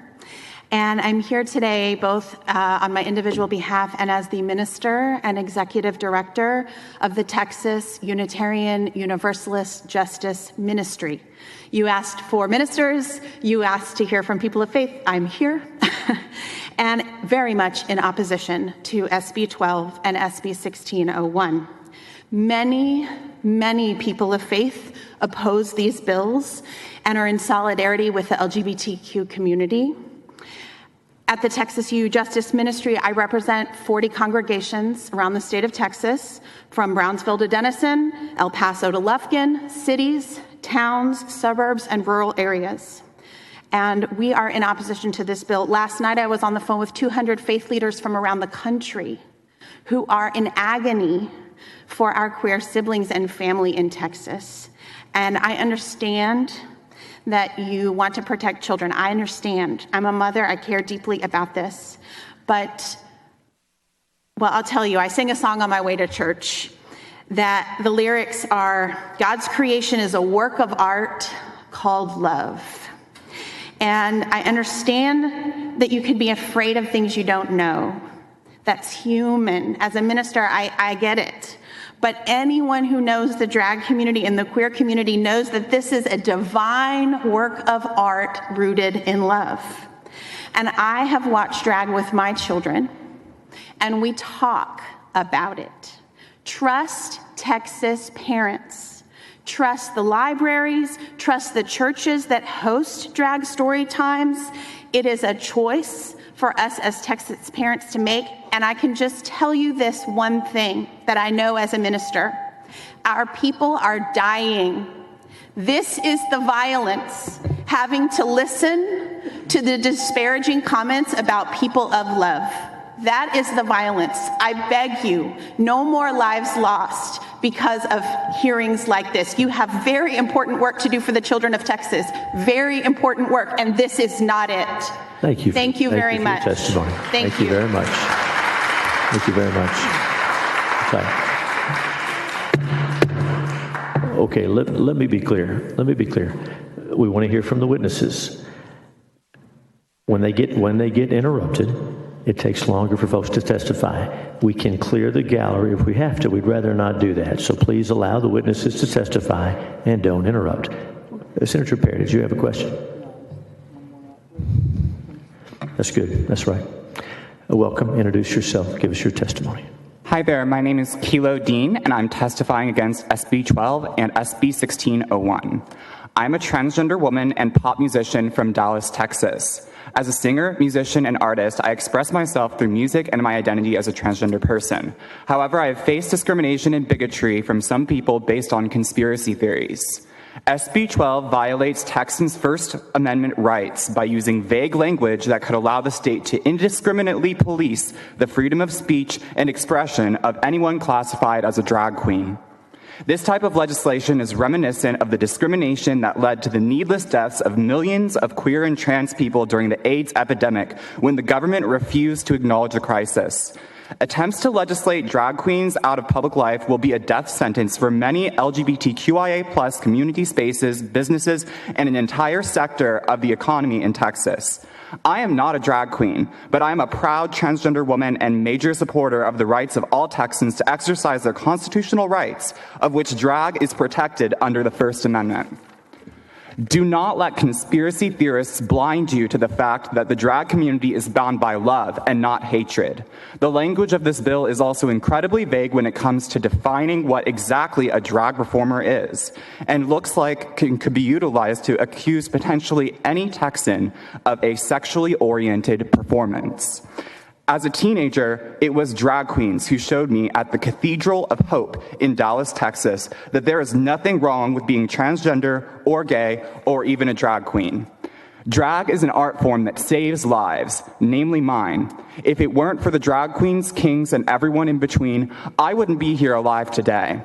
These incredible artists and community leaders taught me that it's okay to be creative, to be myself, and to show love to others because it's the right thing to do. Vote no on SB 12 and SB 1601. Thank you for your testimony. Welcome. Introduce yourself and go ahead with your testimony.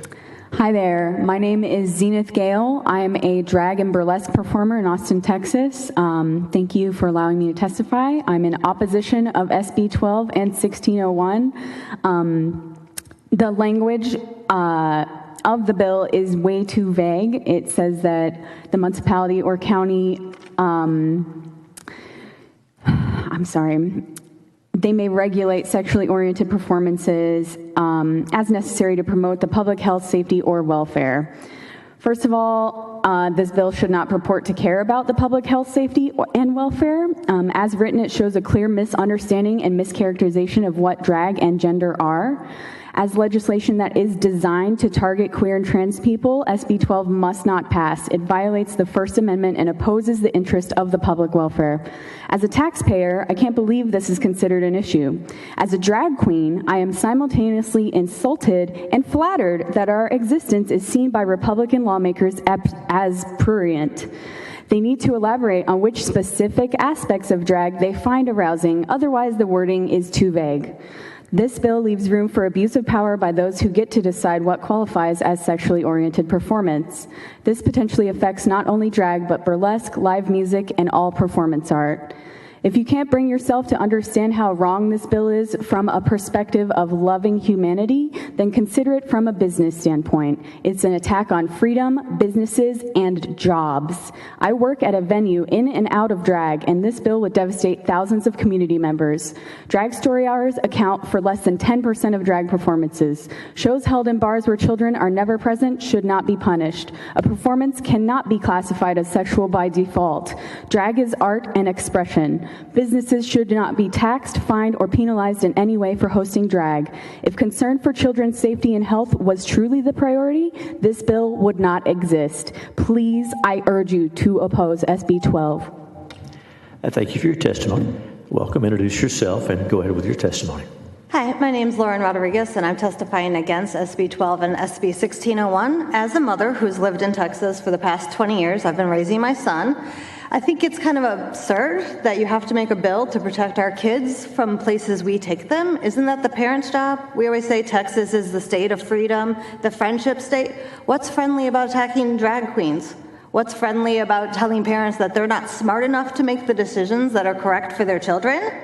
I am the mother of a transgender son. If he hadn't seen drag queens growing up by going to the library and things like that, he wouldn't have been able to figure out who he really was and live his best and authentic life. He just wanted to be felt normal. And guess what? Drag queen story hours made him realize that it's okay to kind of play with that, see what's happening. He didn't like to read a lot when he was little. I would have dressed up as anything he wanted me to dress up as in order to get him to pick up a book at 5 years old and read it. I didn't get him to do it, but a drag queen did because she read the book in the best voices he had ever heard, and he absolutely adored it. All these parents want to do, taking their kids to drag queen story hours at the library, is to have their kids encouraged to read. Also, the bill is very vague, so as a mother, if I'm making voices, does that mean I'm against this law? Is the law going to come after me because I made some male voices? I also don't dress very feminine, so am I going to get in trouble for, presenting as a male and making male voices when I read to my goddaughter who's 8? You have to be a little more specific and trust Texans to be smart enough to decide what is right for their family and basically get out of our business.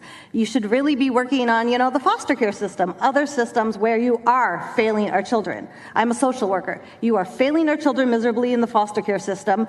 Worry less about drag queens and worry more about how you're the #1 trafficker of kids in Texas. Thank you for your testimony.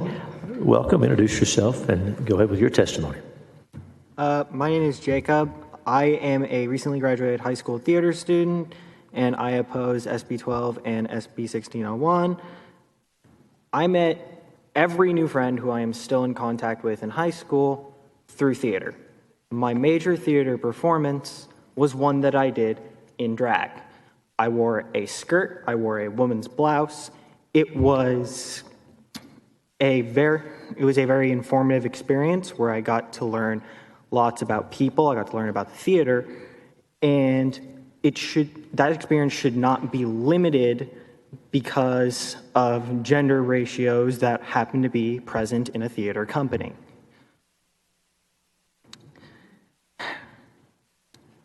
People should be able to make friends in any way possible. If you start limiting ways people can perform, well, now anyone who's in theater has just lost a good chunk of their potential friends.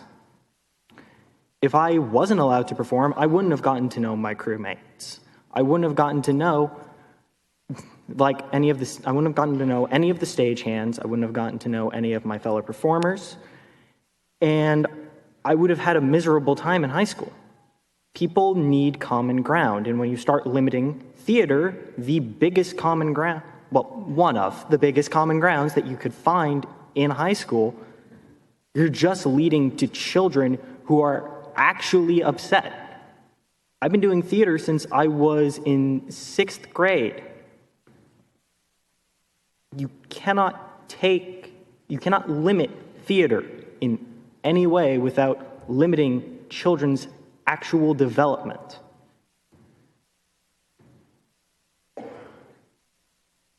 This bill needs to die here. Thank you for your time. Amen. Well, thank you for your testimony. Senators, any questions for any of our witnesses? Thank you each for being here. Thank you very much.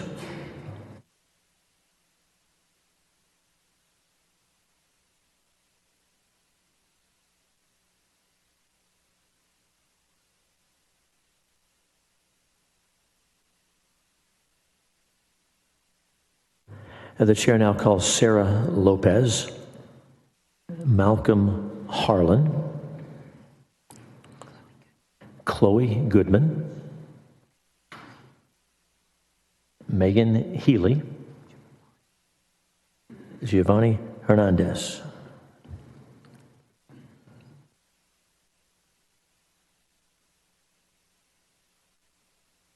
Again, the chair calls Megan Healy, Sarah Lopez, Malcolm Harlan, Chloe Goodman, Giovanni Hernandez. Let's go.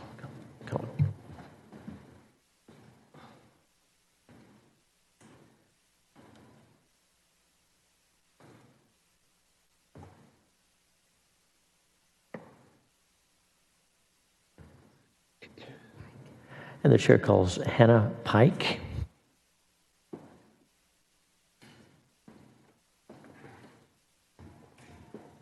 And Dr. Mike Stefanowicz.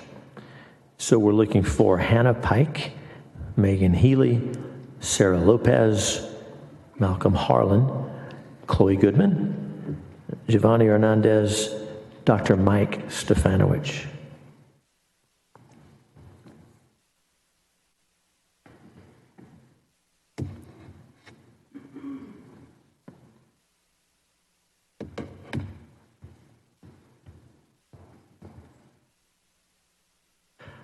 welcome. We'll begin over here on the right side. Introduce yourself and proceed with your testimony. Thank you kindly, Mr. Chairman and committee members, and thank you for the opportunity to be with you all today, and thank you for giving a platform to each and every one of my fellow citizens here with us at the Capitol today.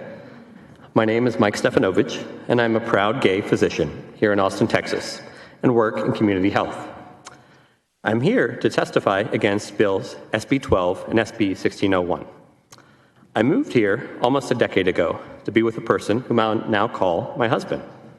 He is a native Texan, in fact, and loves his home state so much that he could not envision living anywhere else in the U.S.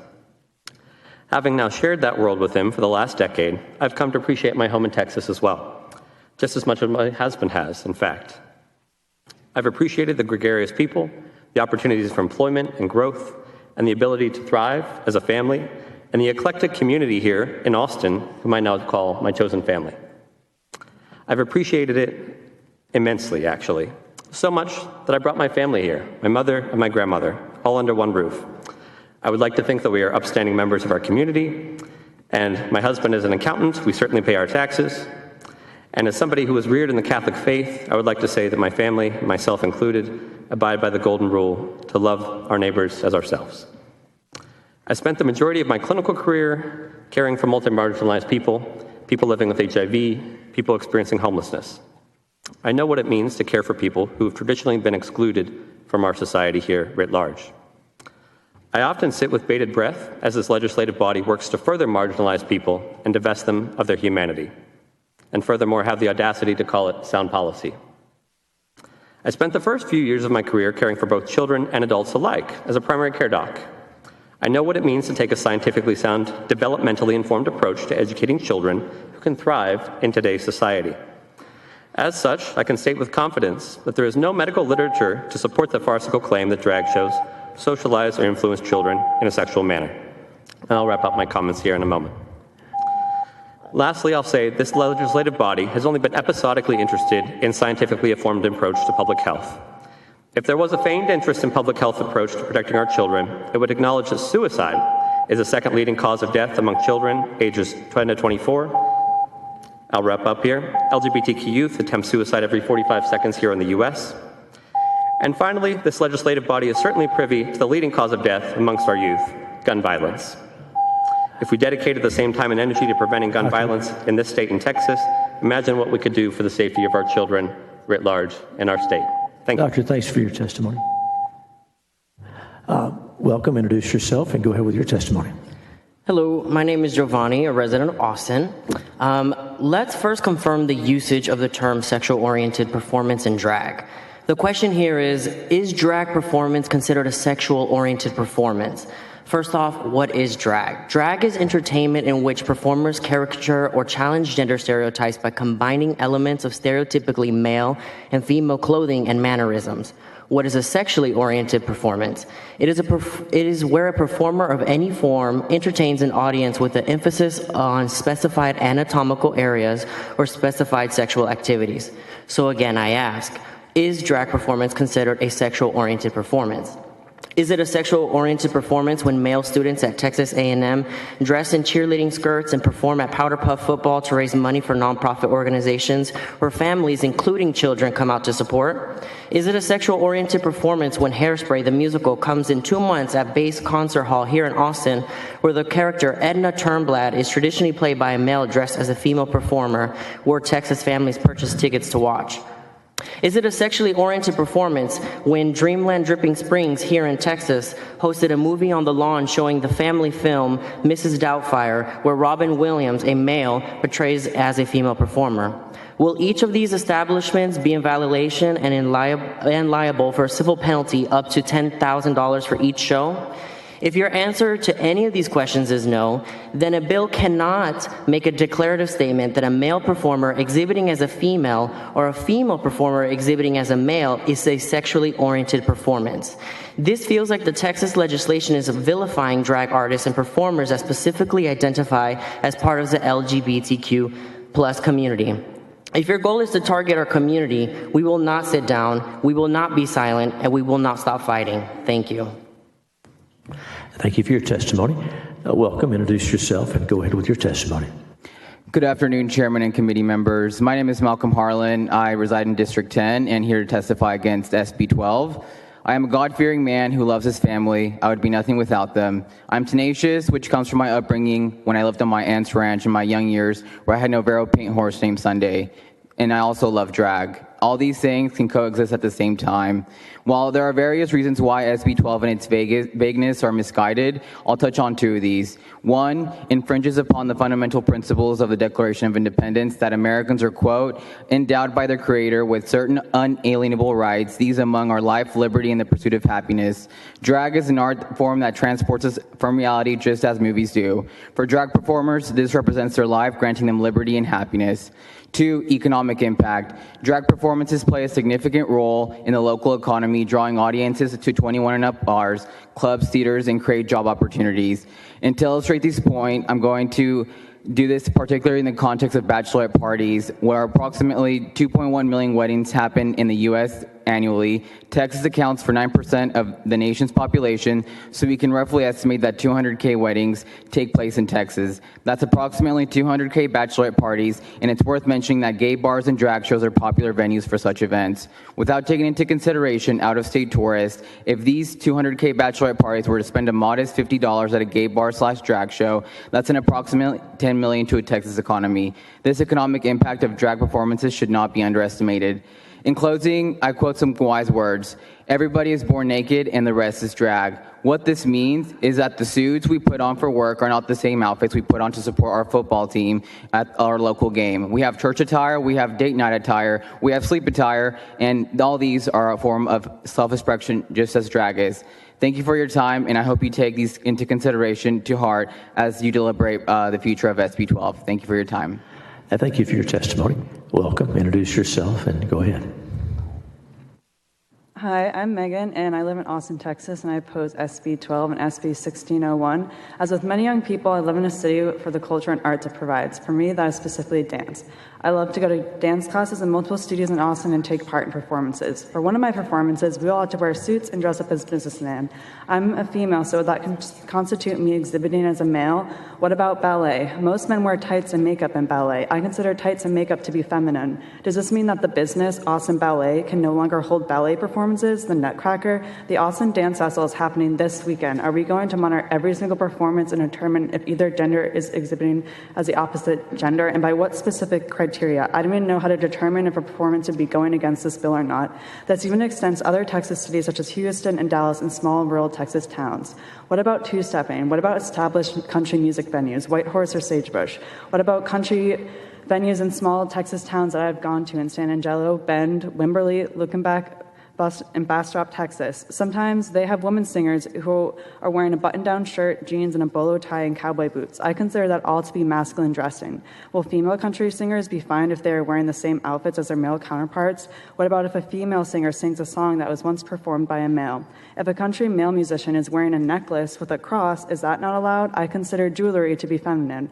Even what I'm wearing today, I wore this outfit to look professional. It's an outfit I wear to work. I wear men's pants, I wear a man's pants and men's shirt, as I'm sure many women in the Capitol do the same every day to look professional. Is this speech me performing in front of an audience? Will the Capitol now be fined because as women wearing business pants making speeches or performing in the Capitol to tourist groups of high schoolers? This wording of this bill is so vague, I'm confused on the criteria it means to exhibit as a male or a female. Will I not be allowed to invite my family members who are under 18 to my dance performances? Will children not be allowed to watch the Nutcracker at Austin Ballet?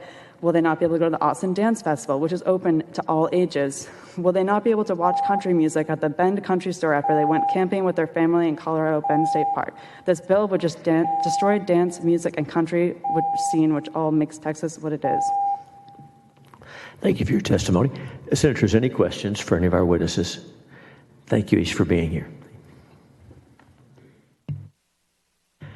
The chair calls Montana Steele, Shane Johnson, Katie Drackert, Dr. Paige Nilsson, Grace Pankel, Tim Tesh, and Alex Reynolds. Again, we're looking for Montana Steele, Shane Johnson, Katie Drackert, Dr. Paige Nilsson, Grace Pankel, Tim Tesh, Alex Reynolds.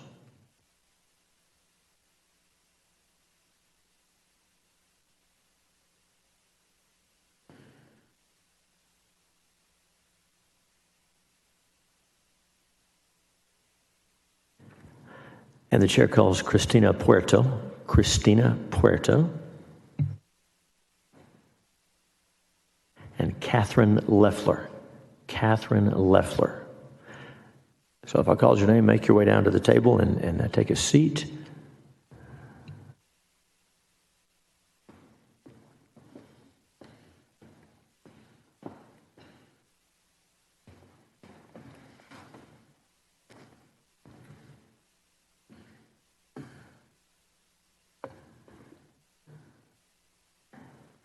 Welcome. Introduce yourself and give us your testimony. We'll start with you on the right, on my left. Go ahead. You got it. We'll give you a minute to get ready. I didn't mean to surprise you. Go in a different order. I beg your pardon? No, this is the order we normally go in, but I'll tell you what, we'll come back to you. Go ahead. Thanks. Hi, everyone. My name is Alex Reynolds. I'm an Austin resident, a lifelong Texan from Collin County. And I have 33 years of experience performing the gender expectations of a Texan woman, so I feel a little qualified to speak here today talking about gendered performances. I think something that has been touched upon. There's been a lot of really eloquent speakers today against the bill, which I am against, Senate Bill 12 and 1601, purely because of the lack of specifics in the language. Also, the criminalization of an art form directly goes against our First Amendment right to free speech. And also, the use of the word prurient is pretty interesting to me because to some, even the bearing of my feet in this chamber would be considered a prurient act, arousing desire in those who have foot fetishes. So I don't think that this language accurately captures what you're exactly looking for in the performance of drag that is arousing or interesting in that capacity. Also, I would like to bring attention to the fact that this bill is seeking to scapegoat an entire community of performers and artists who are passionate and who drive love within their community because they simply have to in order to survive. However, this chamber doesn't seem to apply the same expectations of behavior towards children across all institutions where children are present and men in robes might be performing. I would like to point out last year in May, the Southern Baptist Committee volunteered a list of over 700 allegations of abuse and assault spanning between the years of 2000 and 2019, of which 109 at least Texas pastors and colleagues in the church have documented, confirmed cases and allegations of abuse within their congregations. I want to know where the data is that supports this specific ruling against drag performers, that they are causing some sort of sexual reaction in children, some sort of change down the line. I haven't heard a lot of data on that front, but we do know that this exists in other institutions where children are present. Thank you. Thank you for your testimony. Go ahead, introduce yourself, give us your testimony. Hi there. My name is Dr. Paige Nilsson. Thank you for allowing me to speak today. I'm the proud parent of a precious 6-year-old child. I put a ton of effort into raising my child the best way I know how. But there's only so much I can do as an individual, and I rely on my community being a place that reinforces what I try to teach her about right and wrong, about positive choices and harmful choices. But sometimes, as we are venturing out as a family, into the big world, we are exposed to things that are uncomfortable, and I have a difficult time explaining and discussing with her. For example, there have been times, yes, multiple times, when inadvertently we have found ourselves in the presence of an exhibition of a man in a skirt, long hair, often a crown or other headdress, many people gathered around, spectating, some in awe. Additionally, this exhibit entails imagery of bondage and even penetration. And I will tell you that these graphic public displays of the crucifixion of Jesus are shocking, uncomfortable, and very awkward for my family. But my husband and I do the right thing as parents, and we take the time to discuss this openly and honestly with our child. We talk about different people, different cultures, different ways people find meaning, joy, comfort, and community in their life. More important, we listen to our daughter. We don't assume she feels as awkward and uncomfortable as we do when we're exposed to this. We listen to what questions she has, and we ask her what she thinks as we support her journey through life as a critical and independent thinker.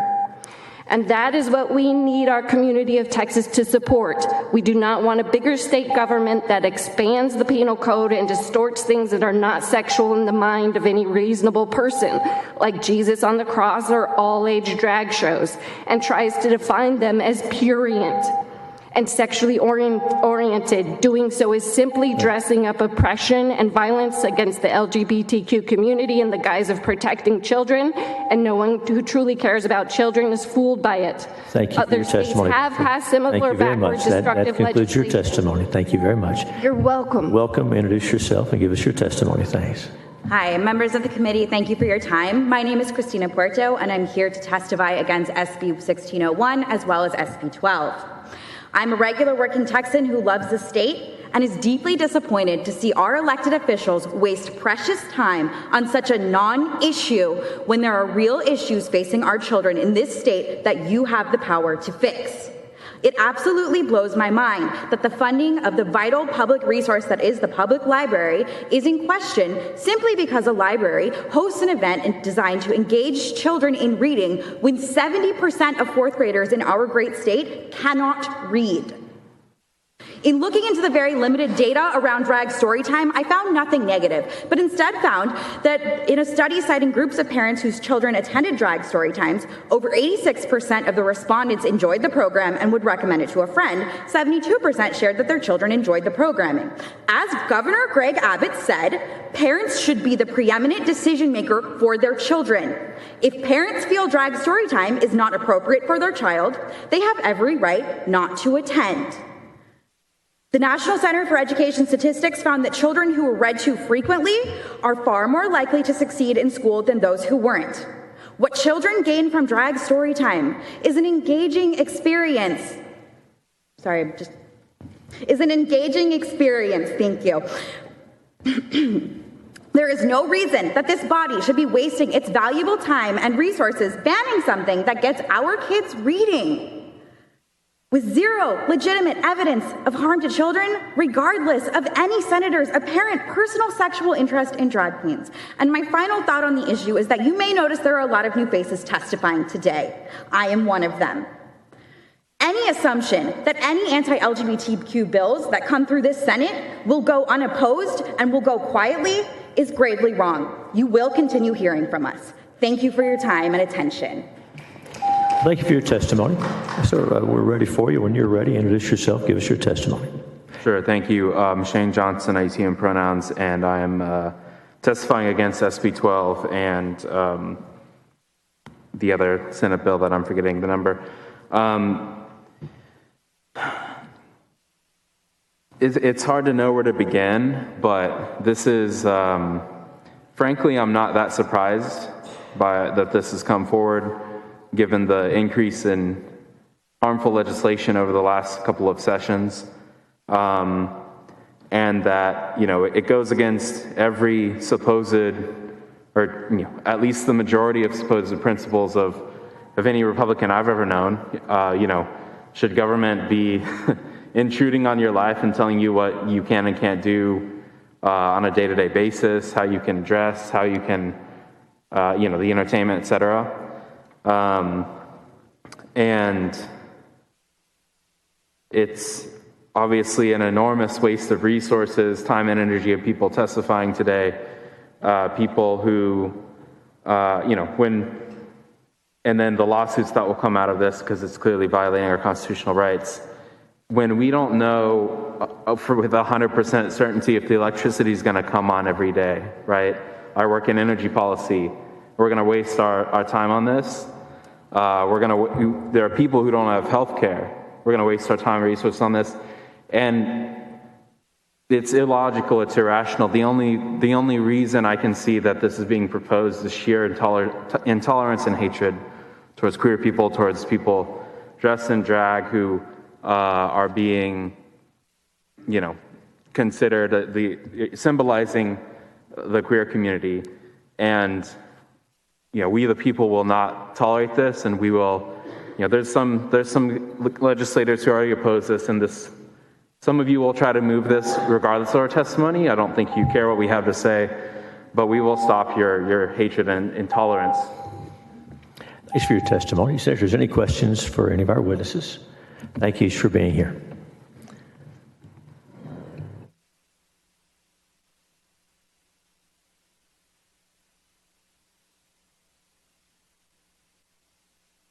The chair calls Mia Goldstein, Christina Rago, Carter Hogan, Emma, Claire Alsept, Jay Thomas, Kit Grimsley Ridenour, Zane Horton, Taylor Fox.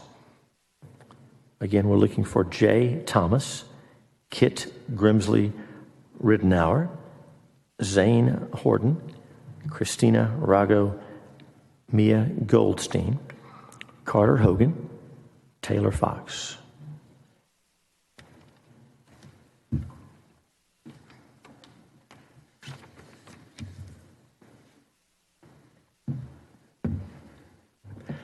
Welcome. Introduce yourself and give us your testimony. Thank you. Good afternoon, Mr. Chairman and committee members. My name is Zane. I'm here testifying in opposition of SB 12. I'd like you to know that I too believe in protecting our children from any and all sexually explicit media and entertainment.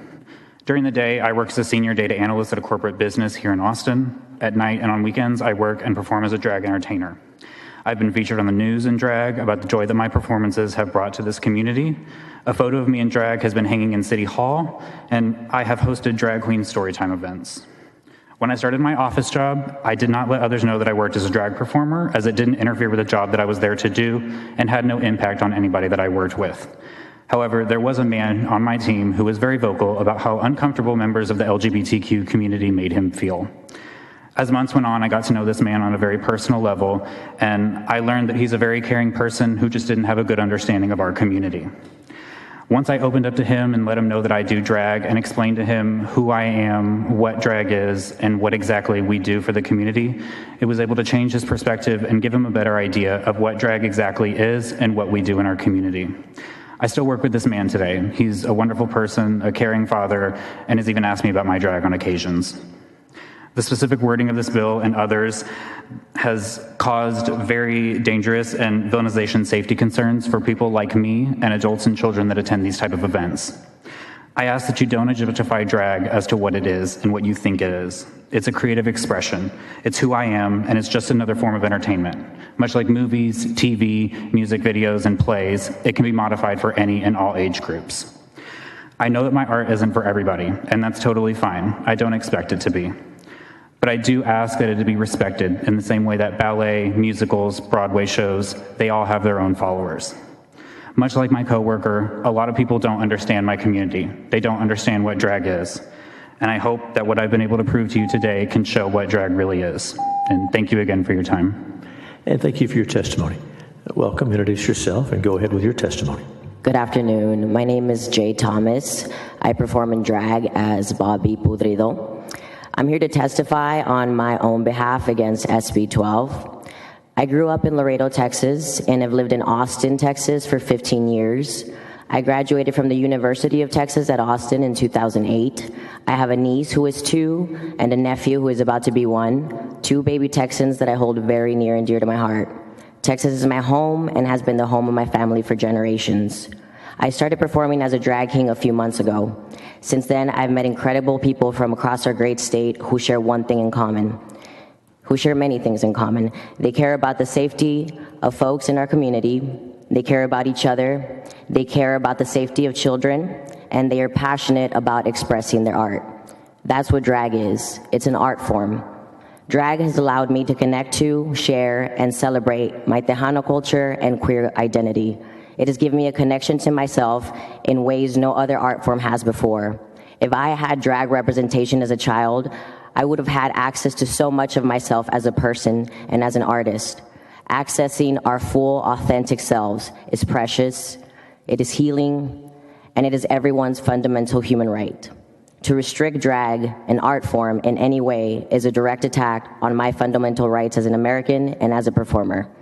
SB 12 defines drag as sexually oriented performance, a long-held belief from folks who simply don't understand drag. Drag is not sexual, drag is an art, and like any other form of art, it can be tailored based on who is in the audience, including children. To think I can be fined with criminal misdemeanor charges simply for expressing an art form if I perform at a venue hosting an all-ages drag performance is ludicrous in my mind. As a drag king, as an uncle, as a Texan, I oppose SB 12 and I oppose SB 1601. I ask that you do the same. I'm a human being, not a sexually oriented performance. Thank you for your time. Thank you. Thank you for your testimony. Please state your name for the record and give us your testimony. My name is Kit Grimsley Ridenauer. I am a transgender person. My pronouns are it, he. I am almost 17 years old, and I am interested in drag. As a minor, I feel uniquely suited to speak on this topic because for all people like to talk about protecting children, they don't actually like to listen to what we have to say. This bill is not only outdated and incorrect in its assumptions, but fundamentally dangerous to the lives and livelihoods of countless people. It makes the incorrect assumption that drag is a fundamentally sexual art form, a claim with a sea of current and historical evidence to the contrary. In addition, the language is dangerously nonspecific in a way that could be targeted against some of the most vulnerable groups in our society. Drag is not and has never been a sexual art form. In its purest form, drag is an exaggerated form of gendered performance. It involves the performance of femininity and masculinity, two of our society's most common forms of expression.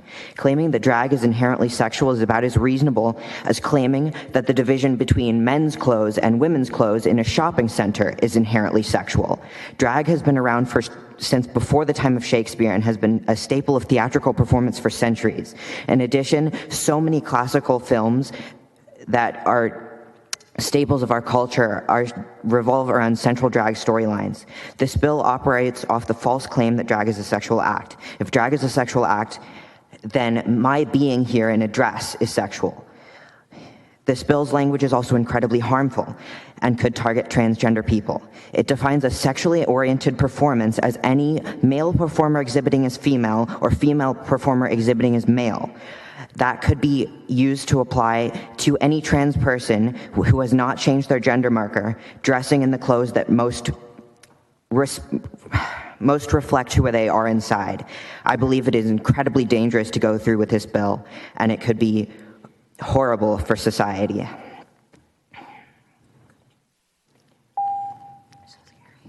Thank you for your testimony. Would you please state your name and then give us your testimony? I'm Carter. I'm a trans folk musician who's been in Austin for 12 years now, and I'm here to oppose SB 12 and SB 1601 on my own behalf.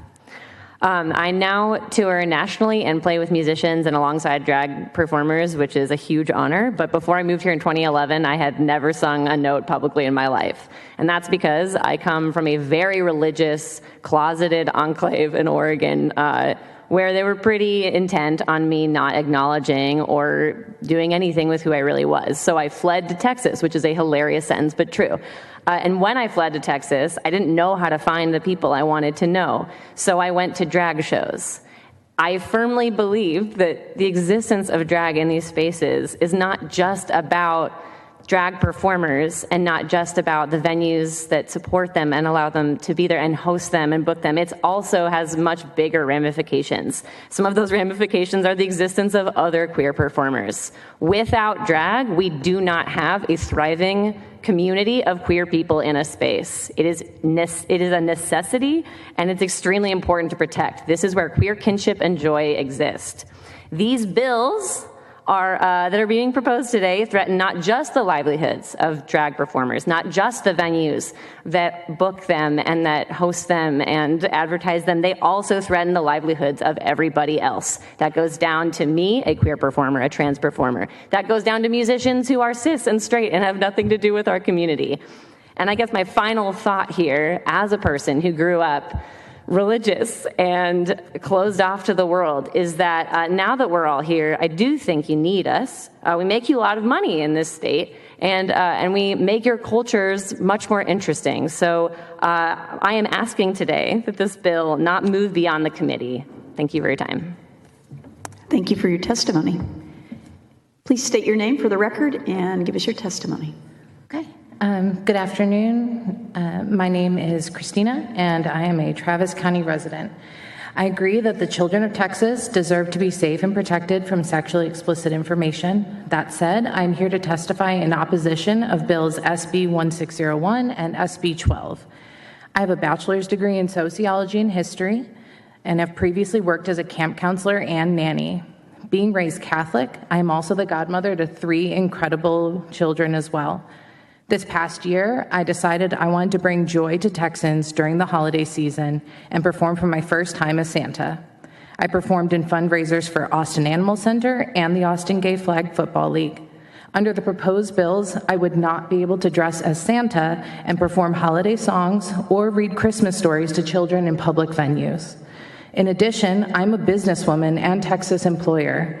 My business creates custom items for various types of businesses, both locally and all over the world. Our largest clients are tour management companies who have famous drag queens on their rosters. Supporting artists on tour is the backbone of my company, and we would not have been able to create and sustain it without the drag queens we work with. The drag industry helps my business survive in Texas and also helps live performance venues of all sizes in this state.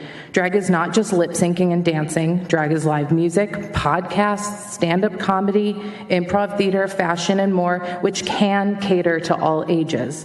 These laws would discourage our clients from continuing to book their sold-out performances in Texas, which would critically impact the health of my business and the live performance venues they perform in.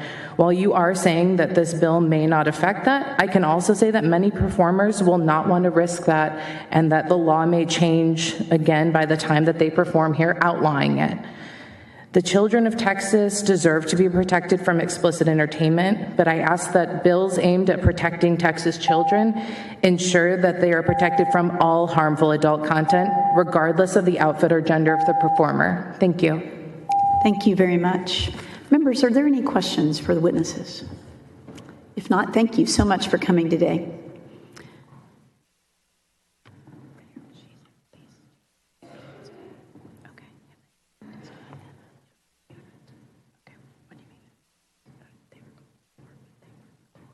Okay, the chair calls Taylor Fox, Mia Goldstein, Christiana Beck, Catherine Leffler, and Deirdre Albrecht Mitchell.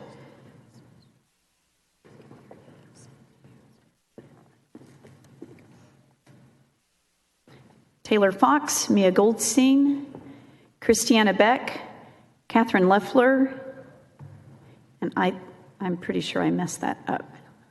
Deirdre Albrecht Mitchell. All right. I don't see anyone coming.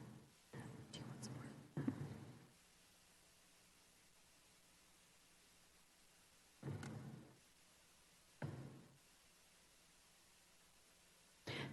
Chair calls Sam Lee, Maxim Foster, Natalie Sanders.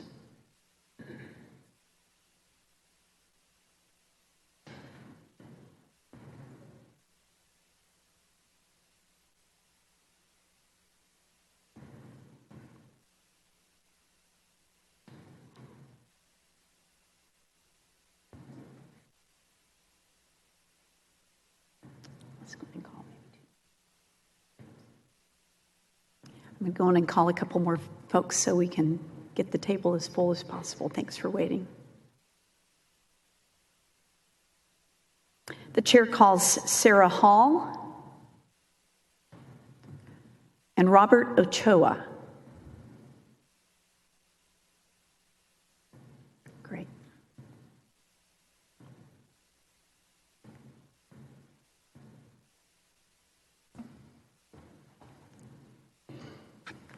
Great.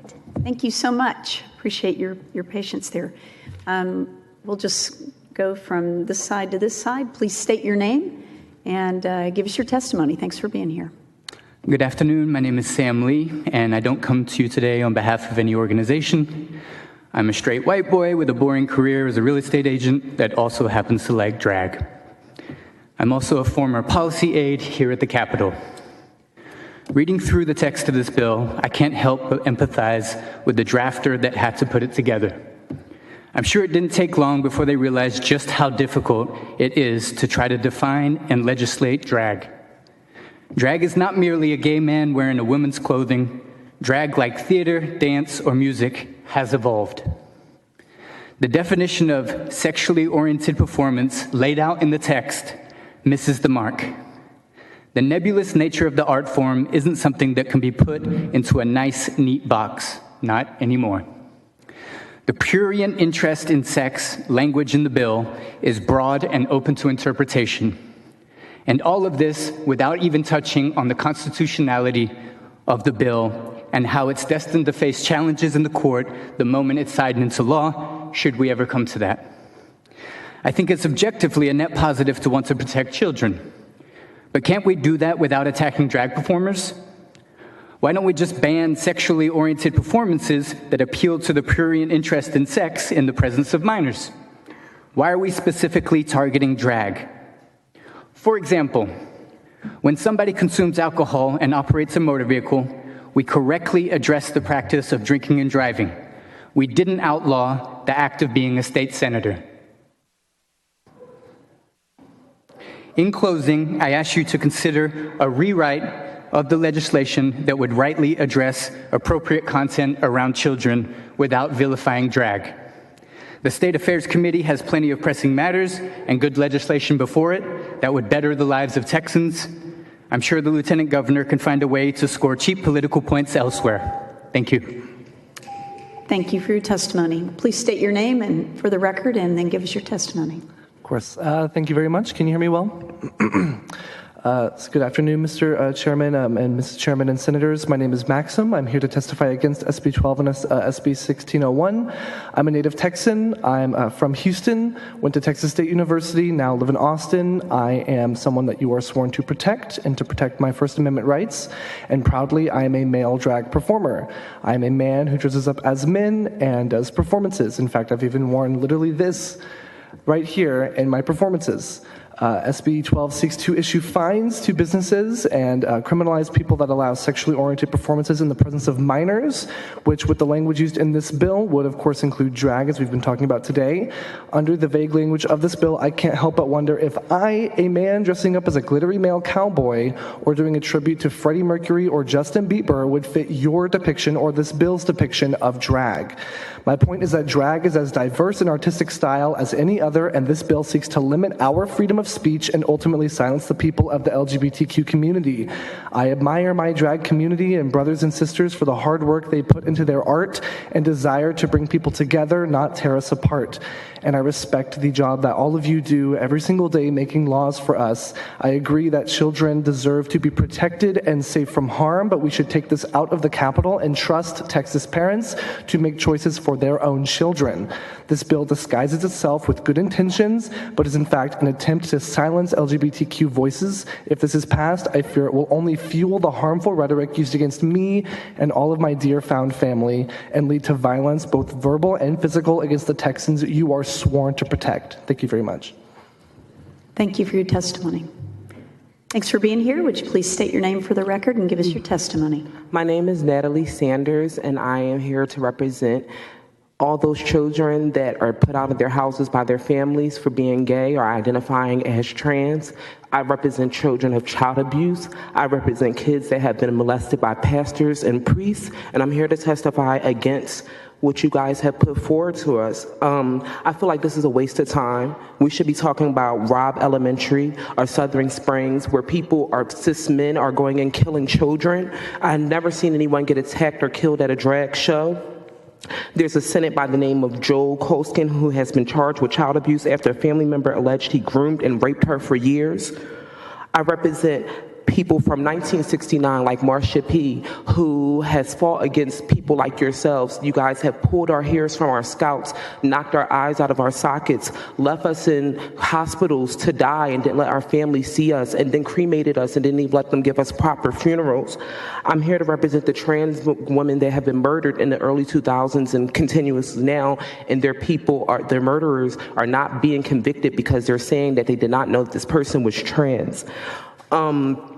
People have come up to me, youth that have also been shunned by their parents, and tell me that the communities and the spaces that we provided have saved them.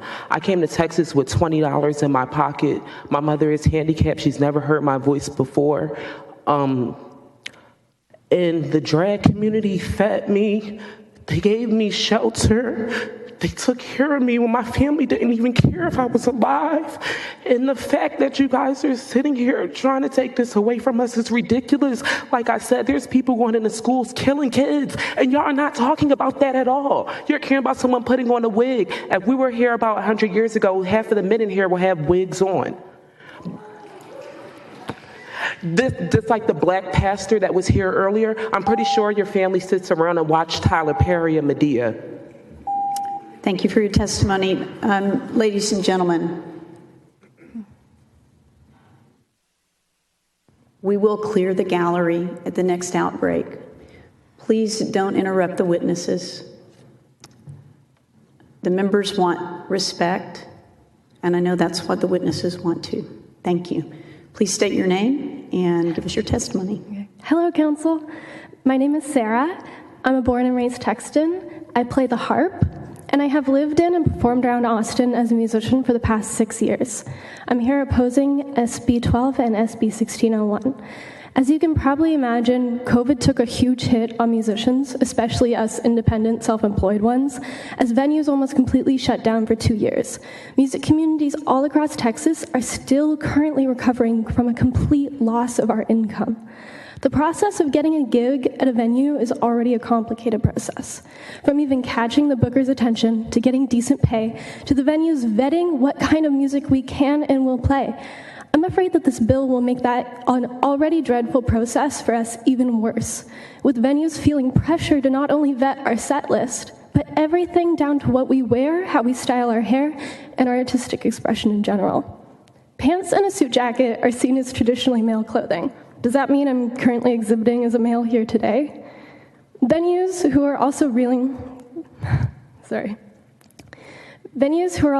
from lost income the past 3 years and terrified of the $10,000 fine proposed in this bill could say I can't perform as I am now. From their perspective, better safe than sorry. And as for me, a very feminine person, that seems absolutely unnecessary. And you all are reasonable. I have no doubt you'd agree with that. I play harp, and I think it goes without saying that kids love seeing me perform. Almost every single gig I play has children in attendance. I want to keep being able to bring them that joy without worrying if I look enough like a female. Unsurprisingly, I've never once had a parent complain because I wasn't wearing makeup or was wearing pants. So please, it's not worth how wide-reaching this bill is. It'll affect many, many more than what's intended. Please oppose SB 12 and SB 1601. Let us express ourselves, let us entertain and bring joy, let us catch a break, and let our local businesses catch a break. Thank you for your attention. Thank you for your testimony. Thanks for being here. Please state your name for the record and give us your testimony. Hi, my name is Robert Ochoa. I am here speaking against both of these bills. I've lived in Texas for about 24 years. I am the epitome of what a conservative Christian parent would want from any child. I grew up in a conservative Christian household. I was very active in the church. I went to a private Baptist university, Baylor, was a chaplain of student government, was an active member of the Young Conservatives of Texas, was the president of my Christian fraternity that didn't allow gay people in it, was a camp counselor at Pine Cove, was one of the first interns for a prominent Texas senator, and worked for Elon Musk for 6 years. But it was incredibly clear that I was not romantically interested in women. Growing up, I never wanted to be gay, and I honestly did everything I could to try to get rid of it. Accountability groups, pleas to God, conversion therapy. It completely tore me down and left me in a state of severe depression. Outwardly, I was on top of the world. Inwardly, I was broken. I am here today on behalf of the thousands of Texans that have, are, or will grow up in an environment like mine where being gay is taboo, where drag queens are viewed as satanic, where conversations about sexuality were non-existent and frowned upon. I'm here to tell you that not having these conversations or not creating safe spaces like child-friendly drag shows is worse than leaving someone like me to figure it out themselves in a repressive bubble. Fortunately, a lot has changed from that low place that I was in. It took me many years to accept myself, many years to change, and equally many years to accept drag, but now that I do, I understand it. And I understand how drag is truly an art and one of the backbones of the gay community. There is a difference between an adult drag performance and drag for all ages, and taking away all drag performances is taking away a safe space or an opportunity for a conversation. I strongly urge you to reconsider your position on this and the other anti-LGBTQIA legislation filed this session. Thank you for your testimony. Members, are there any questions for the witnesses? If not, you're excused. Thank you so much for being here. The chair calls Cherokee Lake, Christiana Beck,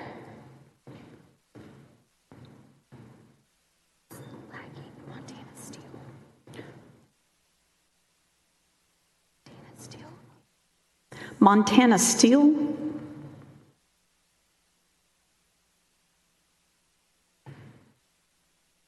Valerie DeBille,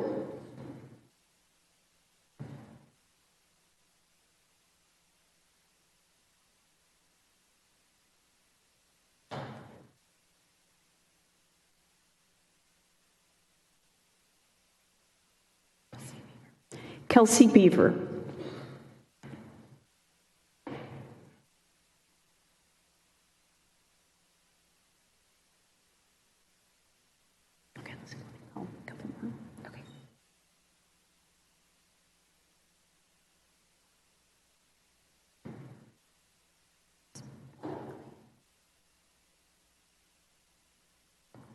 Grace Penkel, Tim Tesh,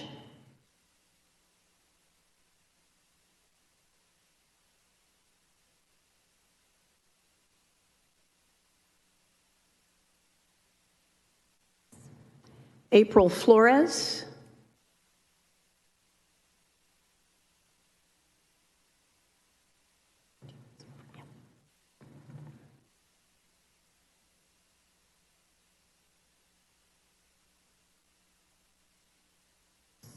Will Primrose, and Hannah Pike.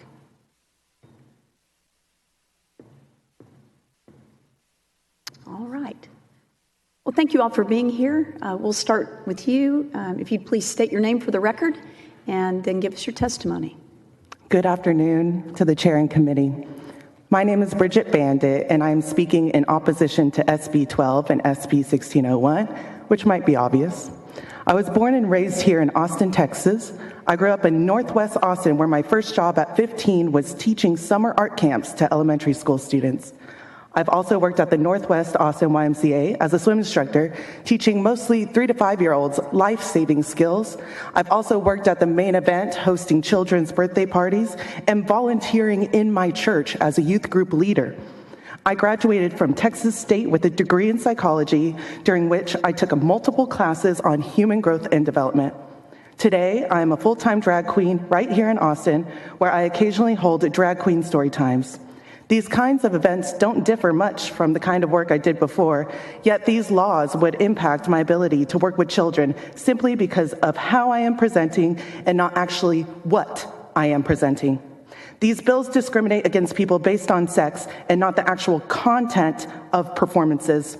The only reason this bill would affect me is that most people assume I am male under this costume, and I receive the same kind of treatment as any other drag queen. However, the bill would not directly affect me with the way it currently defines drag, as I am someone who is born female and does drag as a feminine person. Why should I be able to continue the same kinds of events with similar content and costumes, but not my male counterparts? This bill should be more concerned about the content of the performances rather than the sex or gender of the performers. None of us want to have children at our drag shows at the gay bar at 11 p.m. on a Friday night, and there are already laws preventing that from happening, but we do want to continue our events like drag story times that are intentionally modified to be appropriate for children. Drag is simply a form of art, and like any form of art, it can be produced by many different kinds of people and be modified for different kinds of audiences. Thank you so much for your time and consideration. Thank you for your testimony. And I'm going to skip back to you if you don't mind. I'll go last. That's fine. All right. We'll go on and keep moving across then. I'll defer to that. But please state your name for the record and give us your My name is Valerie Merriam DeBill, and I am testifying on behalf of myself in opposition to 12 and 1601. I am a 50-year-old cisgender straight married mother of an adult transgender son. I'm also the honorary mother of a not insignificant number of LGBT kids whose parents won't accept them. I'm currently wearing men's Levi's 501s and a men's belt. Is there a formula for whether I'm presenting as male or female? Does my bra counteract my belt? Does my hairstyle counteract my jeans? I'll be registering new citizens to vote tomorrow at an Austin Public Library location. If I wear a baseball cap and my husband's old jeans, could I cause the library to lose its funding under this bill? The International Drag Festival was held in Austin in 2019. I was there for the whole thing from Friday through Sunday. Everything was clearly defined between daytime family-friendly shows and nighttime not family-friendly shows. The fact of the matter is that kids are much less weird about this stuff than adults are. Something that makes you uncomfortable does not faze your toddler. It does not faze your 10-year-old. They're like, whatever, I just want to play. These bills are not about protecting children. They're about causing fear in the LGBT and drag communities. The cruelty is the point. Thank you for your testimony. Would you please state your name for the record and give us your testimony? Yeah, my name is Kelsey, and I'm in definite opposition of this. I'm a musician and a proud queer resident out here in Austin, Texas, and I originally grew up in Louisiana, where there were hardly any queer spaces or representation. And coming here to Austin and getting involved with the community, I've never felt such a sense of pride and strength within myself, especially when I'm at a drag show. For me, drag is not the problem. Drag is more than putting on a show. It's an art form, it's also culture, and it's a safe space for queer people to be part of their community. The propaganda that's using children and drag story time as clickbait to demonize, criminalize, and dismantle drag is just another smoke and mirrors to try and manipulate people into getting on board with what conservative religious ideology has always tried to control and cram down people's throat, which is not allowing people to live in their truth and happiness. Because to do so, someone has to love themselves more than the shackles that bind them to their government, their place of work or worship, to the capitalistic and patriarchal ideology that works so hard to keep its thumb pressed down so tightly on people who are simply just trying to live their truth.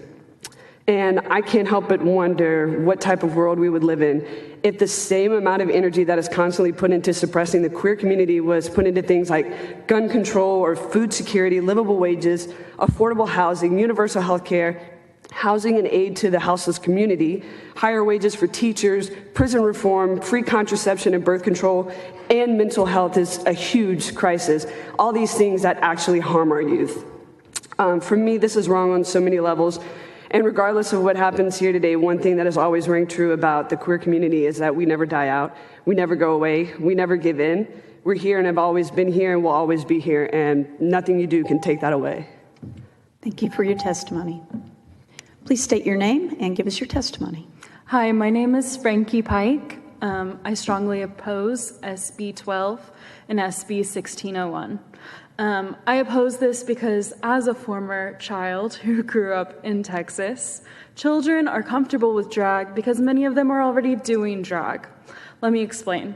Since I was 11 years old, nearly every day of my life, I've danced. I perform as a professional dancer. And as a child, they have you perform more masculine or more feminine routines depending on the song. In hip-hop routines, I wore baggy pants and backwards hats and walked like a boy. In girly jazz routines, I wore short skirts and tight outfits, and I danced femininely. And no one batted an eye at this. I come from a very strong Christian family. My mom is the director of a private Christian preschool. Much of my family are pastors and work in the church, and this was totally fine. Children are already doing essentially what is drag. The only performances that had a negative impact on me as a child were when they've had me do schoolgirl routines in dance class, where I was in fishnet tights and skimpy little dresses, acting like I was flirting. But no one cares about this. Girls much, much younger than me are put into pageants with push-up bras, makeup just like drag queens, and told to flirt with the camera and act sexual. No one cares about that. No one is worrying and saying those kids are in danger. That's why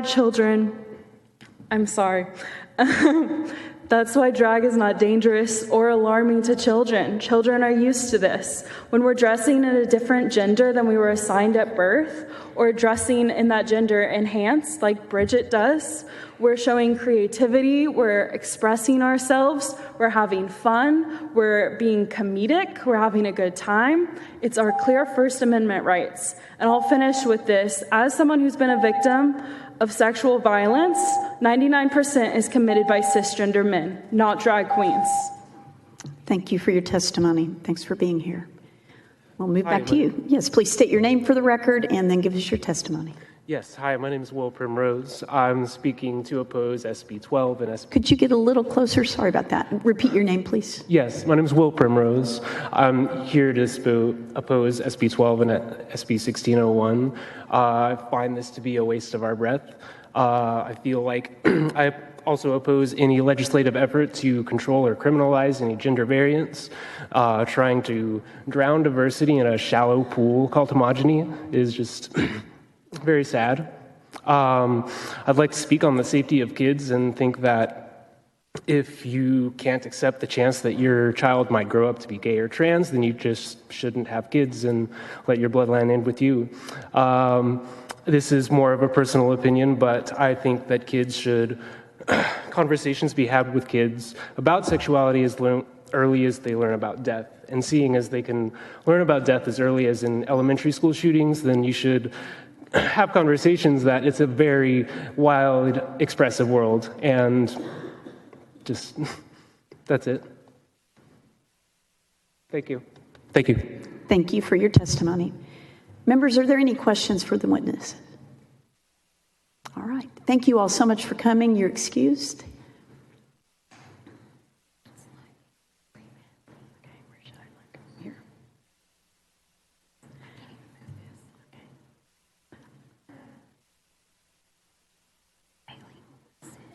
The chair calls Bailey Morrison.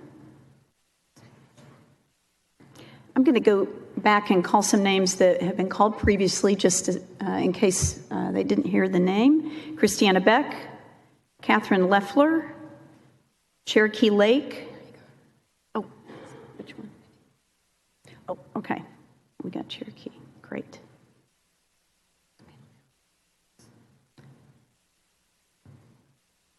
David Walker.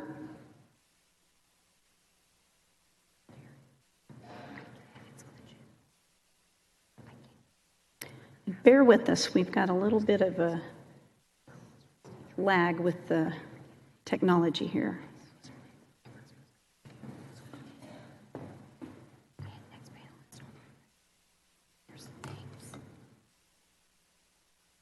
Charlie Bonner. Max Horstman, Kelly Niedert,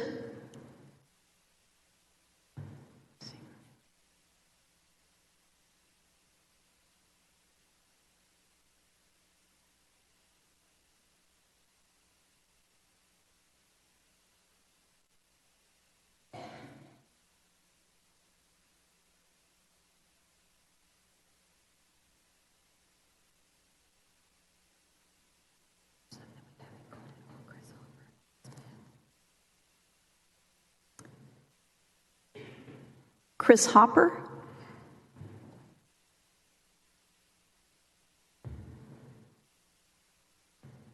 all right, we got 5. Thank you all. Okay, we'll start over on this side. Thank you all for coming today and waiting. If you would please begin by stating your name for the record and then give us your testimony, please. Absolutely. Thank you so much for having me. My name is Charlie Bonner, and I'm speaking in opposition to both of these pieces of legislation today. There's a lot of emotion that comes up with all of this today because drag makes up so much of my life, even as someone who doesn't perform drag, just as a person living in this state. As I was thinking about what I wanted to say today, I was literally watching drag on TV, as I do most days. It is a critical part of life for so many of us, and to see the ways that it is vilified by pieces of legislation like this is so troubling. The conspiracy theories that are spread about our community when it happens. And so much has been said, I think, correctly about our concern for children in this state, for kids. But I'm someone's kid too. And I have to have conversations with my mom about knowing the exits at the gay bars in case someone comes armed to a drag show to harass us. My mom's concerned about me hanging out with my friends in the places that are supposed to be safe spaces for us, because legislation like this vilifies our community. And more importantly, it spreads fear to all sorts of folks that they can't be themselves or that there's something wrong with them.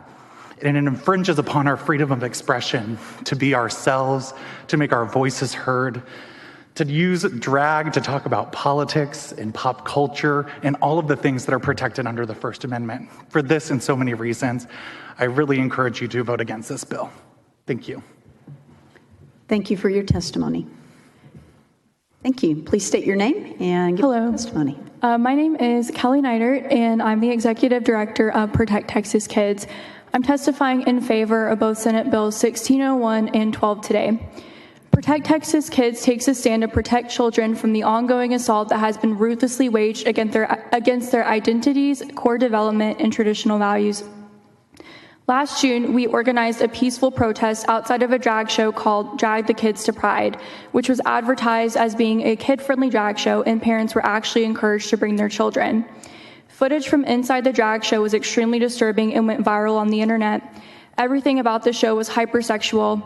Children could be seen walking with drag queens down a catwalk with a giant neon sign in the background that said, "It's not gonna lick itself." It was disgusting, and it was clearly something that should be classified as a sexually oriented performance. Since then, we have hosted protests against dozens of these supposed kid-friendly drag events. Every single one of these shows has been over the top in their sexual depravity, and these shows are happening every weekend across the state. There is no debate that this is highly inappropriate for children. I ask that you pass both Senate Bills 12 and 1601 today and make a stand for basic decency.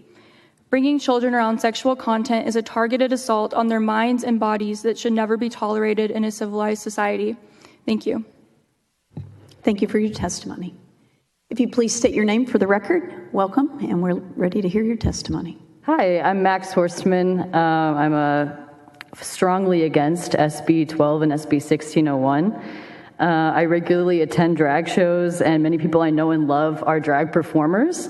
I've also been to protests to defend drag shows against events like this person here just mentioned. And I think it's important to note the kind of people who come to protest drag shows are neo-Nazis, fascists, people who are openly affiliated with strongly right-wing organizations that are openly Nazis, open Nazi symbolism all over the place. I've seen it myself at these protests, and these people openly affiliate with that. Who want drag shows to go away. So let's get to it. These bills aren't about protecting children. Children will see more sexually charged content in advertisements and on Netflix than they'll ever see at a drag show. These bills are destructive attempts to distract the public from real issues. If you actually wanted to protect children, maybe consider funding education, low-income housing, raising the minimum wage so people can actually afford to feed their families. But instead, you ignore all those issues and completely defund and underfund these social services that actually protect children. You're trying to make it hard for queer community to thrive, but you're never going to be able to eliminate that. You're never going to be able to stop children from growing up into queer adults.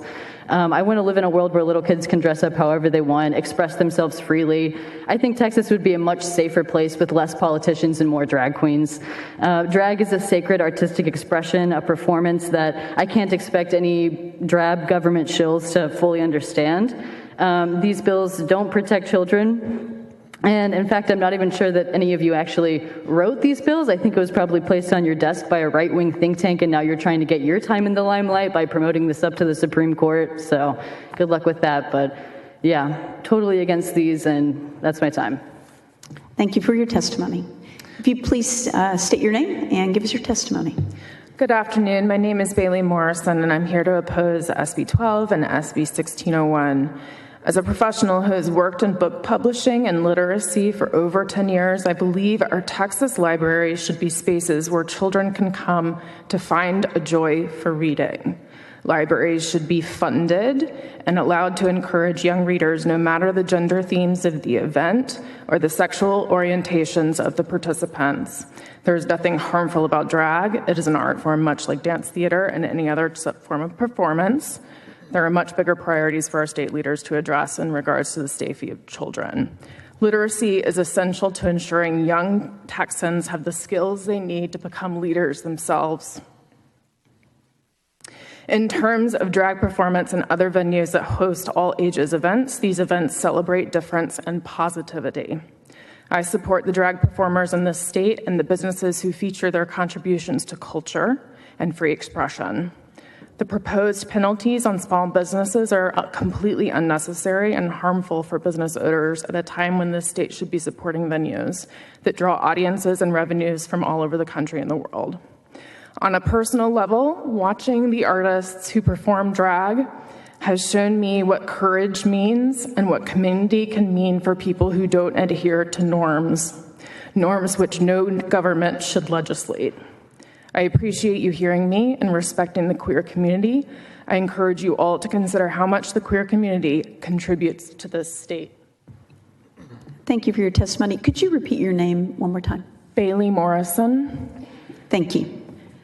Please state your name and give us your testimony.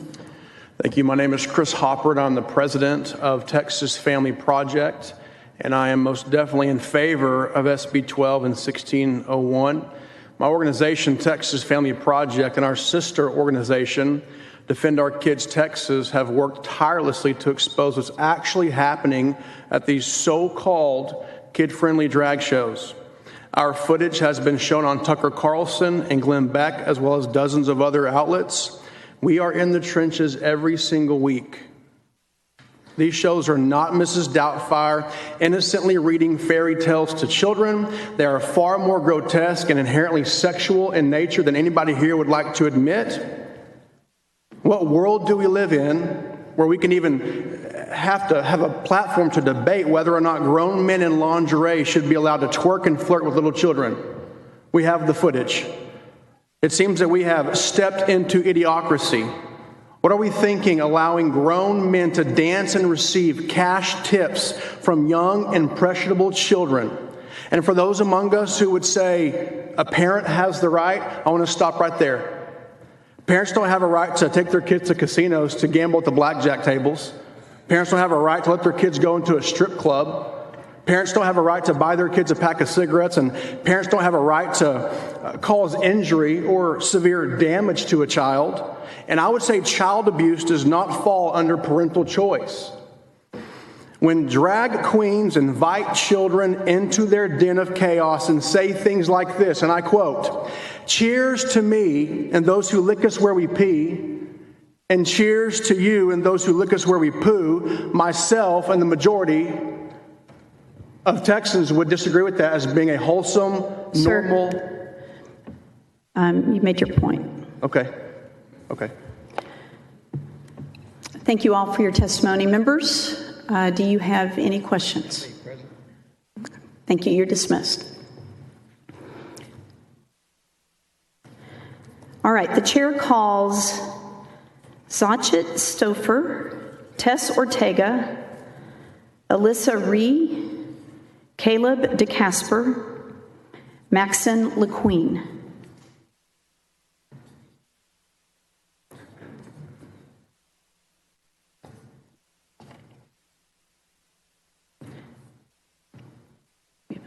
On deck.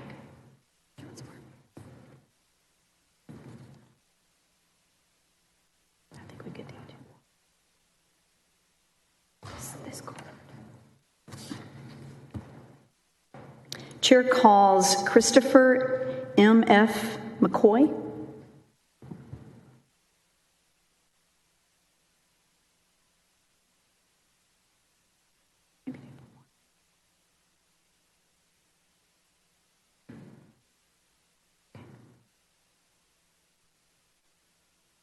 And the chair calls Kevin Witt.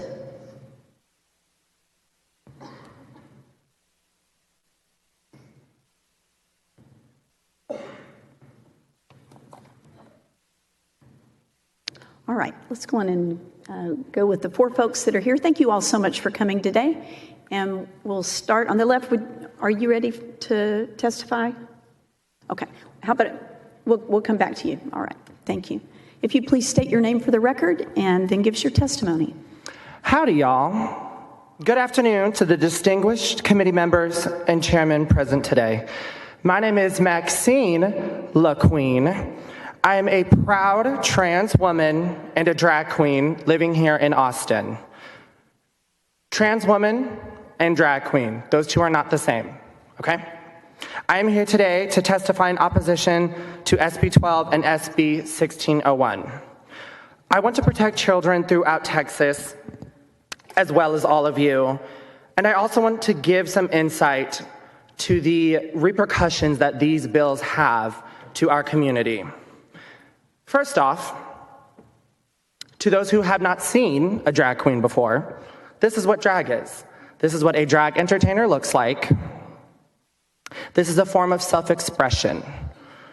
Self-expression under the First Amendment is, as a society, we are given that freedom of expression and that speech, and we should be allowed that freedom to express ourselves, just like every single Texan, regardless of gender, race, creed, sexuality. As a trans woman, the rhetoric of these bills has a lot of repercussions to the entire trans community. Drag is not my gender. I am a trans person, and I will shout it from the rooftops. Drag is my self-expression. It is not my identity, okay? Being trans is not a performance. Drag is my full-time job that aids in the economic growth, and as a drag artist, I continue to work with multiple 501c3 charitable organizations to raise thousands of dollars for the local community. Drag does good for the community, whether or not you see it. I'm going to end with that I ask this committee to reconsider the vague language in these bills. And after this, come out and see a drag show sometime. It's clear that most of you probably have not, so I implore you to support the community. Thank you very much. Thank you for your testimony. You're welcome. All right. If you please state your name for the record and then give us your testimony. My name is Alyssa Ree. I'm here on behalf of myself, and have 10 years of experience in education, including time as a volunteer, a classroom teacher, and I oppose SB 12 and 1601. When HB 3 passed in the 86th Ledge session, the implementation of reading academies was designed to improve K-5 teachers' practices and student outcomes with the science of teaching reading. Yet nowhere in the research supported by the state does the science of teaching reading outline drag queen story time as harmful. I'm happy to share the research if you'd like to double check. Earlier, someone mentioned the stages of child development, but failed to mention what research shows is that exposure to all different people actually makes for more well-rounded and emotionally intelligent people. If this Senate claims to care about the well-being of children, then I'd be curious to know how much research and what kind of research was done to support this legislation. How many hours of child development and psychology training has this legislative body sat through to draft this bill? How much funding is the state willing to put towards protecting and elevating the livelihood of children in true ways? As people living in Texas, we know that it is the range of communities that set Texas apart. And yet, still, somehow, we find ourselves facing proposals here that infringe upon municipal, local control, and private businesses' decisions to determine what kind of programming makes sense for the constituents of a given city. What will stop the Senate from further restricting or dictating municipal decisions in the future. I urge you to oppose both SB 12 and 1601 because we as Texans cannot leave local and individual decisions to the state when we are fully capable of making informed decisions for ourselves and our communities. Thank you for your testimony. Please state your name for the record and give us your testimony. Hi, my name is Tess Ortega, and I am opposed to Senate Bill 12 and 1601. I am a non-binary member of the queer community, and when I was young and coming out for the first time, I found a safe haven in venues that had queer performances and queer community. We should be uplifting these spaces and not taking them away from children, because this is vital to their development and being able to realize who you are and be your full self. Politicians in Texas are constantly talking about getting big government out of people's lives, and yet here y'all are putting undue burden on small businesses on what programming they can have and the spaces they can create for people of all ages in the community. There are so many serious issues facing Texas children today. If the welfare of children was what this body actually cared about, they would spend time and resources on increasing school funding, upgrading our infrastructure, preparing our cities to deal with increasing impact of natural disasters, as well as the rise of things like maternal mortality rates and children that are in CPS custody. Children have to deal with so many more stressors now than ever before. And when kids have to go to school worried about whether or not they will be shot and killed, you are here trying to rob them of a space of joy and freedom. Drag is art, and it's an art that allows people to come as they are and be themselves. This is exactly the lesson we should be teaching our children, and you are trying to rob them of that. Thank you. Thank you for your testimony. Are you ready? Please state your name. Let's get you close to the microphone. Hello, my name is Christopher motherfucking McCoy Superman. Sir, I'm going to stop you right now. I'll stop the clock. Can you hear me? I can hear you. And you need to keep your language appropriate for the Senate chamber. Name. Sorry, that's my legal name. You asked, so I just gave it to you. That's all. That's why my initials say that. Sorry about that. All right. You should use your initial next time you're in the Senate chamber, please. Okay. Sorry. You just asked. Did I just, Sorry, I got traumatic brain injury, so I'm going to be very forthcoming with you. But you want to start again with my name? Sorry. We got your name. Okay. So, I oppose Bill SB 12 as well as SB 1601. This is my first time speaking in almost a year. I have had to have my fibula removed from my leg and put into my face because I was assaulted for being a trans man. I myself also am a drag entertainer. I go by Superman, but I haven't performed in a while just because I have been recovering.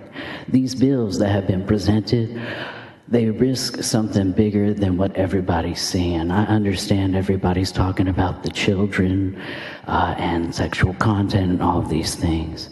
As a performer myself, I have nieces and nephews. There are shows I would not want them to go to. That is why they're late at night. Shows during the day, drag brunches, things like that, we keep it PG. I understand that the world is based off of technology nowadays. I'm just getting into TikTok, like I'm way behind the curve, and it's exposing us to everything, and I understand. I am a Southern man. I was born on Fort Hood, Texas.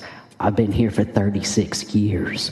I don't plan to leave. I've left Texas and got assaulted, and I came home on a flight because I couldn't breathe and I was on machines. If you're wanting to prevent and keep us safe, all Texans safe, not just the children, I was a child and attacked, and I'm still here, and I'm here to show y'all that we aren't evil people. We love unconditionally. I literally have it on my clothes. I wear it on my truck. I speak about it every day. If we can't learn to love one another, even though we have differences, and we can't treat people with moral respect, then what do we do? This is supposed to be the Republic of Texas, and yet the Republic of Texas is treating the Republic of Texas as if we are not. We're forgetting about the people. Thank you for your testimony, sir. Thank you. Members, are there any questions for the witnesses? Thank you very much. And you're excused. The chair calls Cameron Lyman, Katie Drackert, Aldo Martinez, Kareem Floyd, and Sarah Lopez.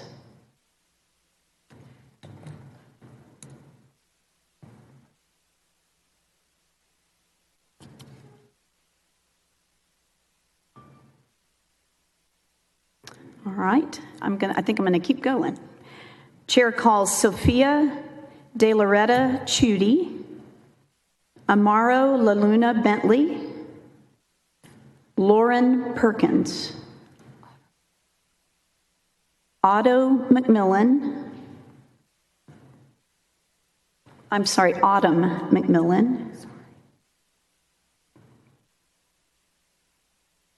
okay, 3.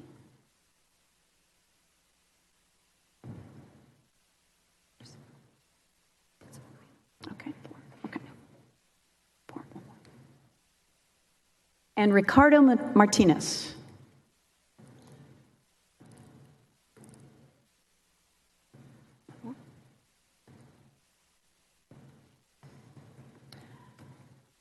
All right, we'll go on and get started. Thank you all for coming today. We'll begin on this side. If you would please state your name for the record and give us your testimony. Yes, thank you.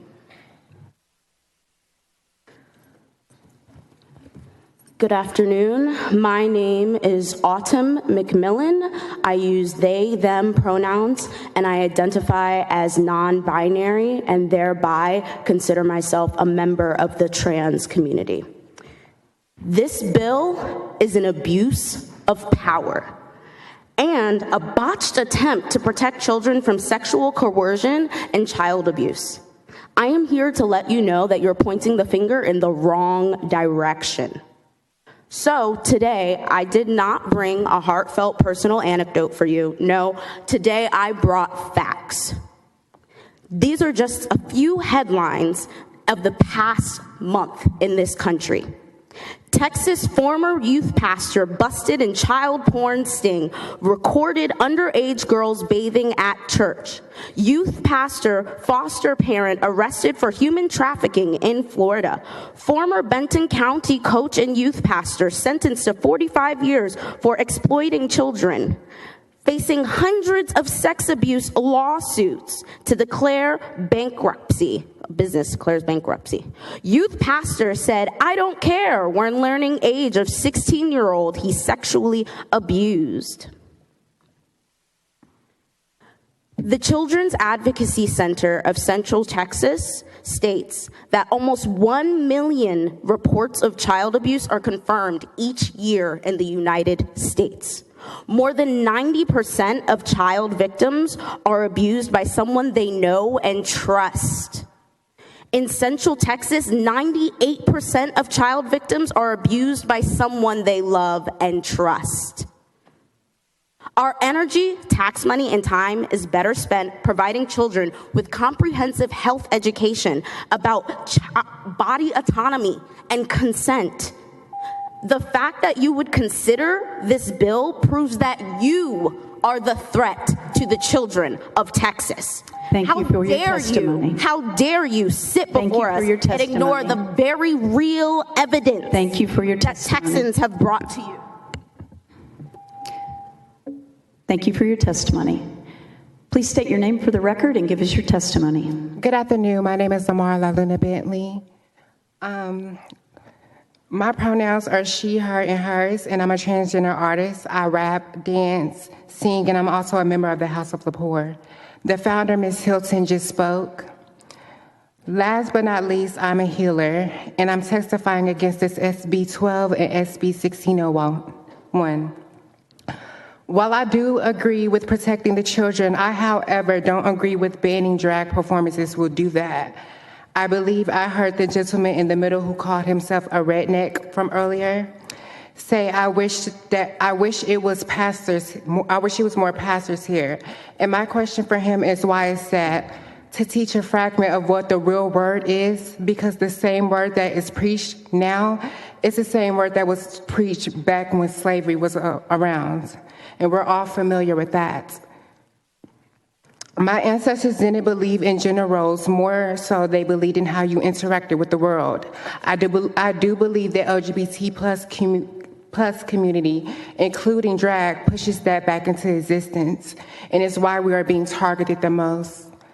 The children has been the future of every generation, and the more we push that back into existence, the less the government is in control. The more the children will lead us into a new age where everyone is seen and heard, experiencing heaven on earth like it was. This bill really has nothing to do with children. It's about staying in control.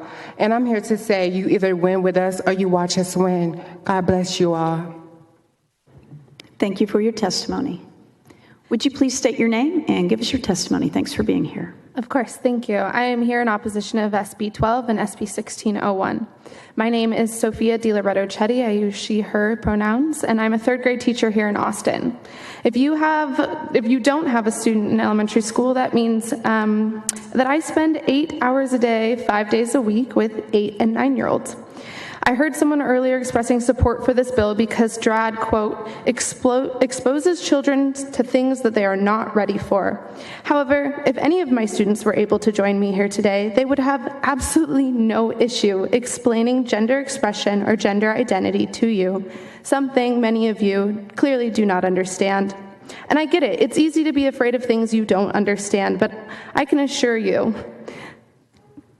these things to elementary school students are easy and obvious, and they do not fear drag queens because they know they have no reason to. February and March are Black and Women's History Months, and over the last 2 months, my students learned the history of Marsha P. Johnson, a key historical figure in the LGBTQ rights movement. They were appalled that Marsha faced such hate and discrimination just for wanting to wear the clothes that made her feel comfortable.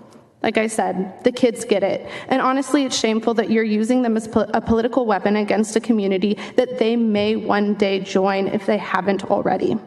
To me, it is clear that drag is not something that children are too young to understand and be exposed to, but actually something that many of you are too old and closed-minded to be making laws about. What is most disturbing to me about this conversation and the language of this bill is that its supporters is that your rationale continues to be that men dressing up in what you call women's clothing is what make drag queens sexual performers. But by making this argument, you are outlining your underlying belief that women's bodies and women's clothes are inherently sexual. It is deeply disturbing to me that this rhetoric will continue to uphold dangerous ideas about women and girls that put our lives and our bodies at risk. It is that rhetoric, not drag shows, that put our children in danger of sexual predators. I urge you all to vote no on these bills and focus your energy and efforts on the issues that actually put children in danger, like not having enough counselors on school campus because the state continues to deny adequate funding to schools. Thank you for your testimony. Madam Chair. Okay. Thank you for your testimony. Please state your name and give us your testimony. Heat from fire and fire from heat. My name is Loren Perkins. I'm a transgender person, and I'm here to testify against SB 12, SB 1601, and any future anti-trans, queer, or other LGBTQIA legislation that comes before this body. I have appeared before the City Council, but this is my first time that I've graced this chamber with my presence, so my voice may be shaky, my hands may be trembling, but it is not out of fear or trepidation, but out of indignation and righteous anger. I've been graciously provided by this body a mere 2 minutes to plead the case for my humanity. This morning, I spent not an inconsequential amount of time pondering what to wear, how to do my makeup, what I should sound like, how I could best present myself to make my humanity clear and obvious to this committee. Isn't that a shame? In reality, it should be obvious that I'm deserving of the same rights and privileges afforded everyone else. By hiding your bigotry behind children like cowards, you will find yourself on the wrong side of history. By manipulating the words of an ancient text and shoehorning it into legislation aimed at an at-risk minority population, you liken yourselves to another group that gained popularity in Germany in the 1930s. If you have ever wondered what you would have done had you been a member of the so-called greatest generation, then simply look around to what you are doing in this moment. When a small man with a smaller mustache stood before crowds and proclaimed himself superior to others, I see you here doing the same. The first books that the Nazi Party burned were those of Magnus Hirschfeld and the Institute of Sexual Health. Some of the first imprisoned under the Nazi Party rule were homosexual and transgender people. Likely the first woman to undergo a successful gender reassignment surgery was killed in that same prison. When those prison camps were freed by the Allies, we were the ones who were still kept in prison for our so-called crimes, for loving who we love and for living our truth. We can see through this veneer of legislation and assess the intended target: the continued marginalization and othering of the LGBTQIA+ community. Rhetoric intended to strike fear into the hearts of the people of this state. I will not sit here and debate your fascist ideology, as peddlers of intolerance deserve no such stage on a public forum. I will not appeal to the notions of tax base, of jobs, or business growth in this state. They are inconsequential of the recognition of the basic rights of your fellow human. Thank you for your testimony. The bill is 2 seconds away from the outdated, discriminatory 3 articles laws of the 20th century, and I will not stand for it. We will not stand for it. We may not win today, and we may not win tomorrow, but we will persist as we always have in the fight of your oppression. If you wish to eradicate transgenderism from the public life, as members of your party have said, to quote a hero of yours, you can pry that from my cold, dead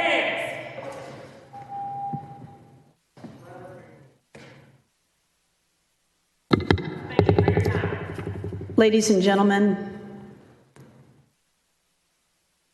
it is the interest, the desire of this chamber, of this body, to speak with one another with respect. You are welcome to share your thoughts, your ideas, but you've just taken time from other witnesses who want to speak. We're going to have you speak.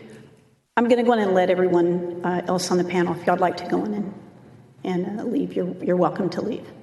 Thank you. I appreciate your tone. Thank you.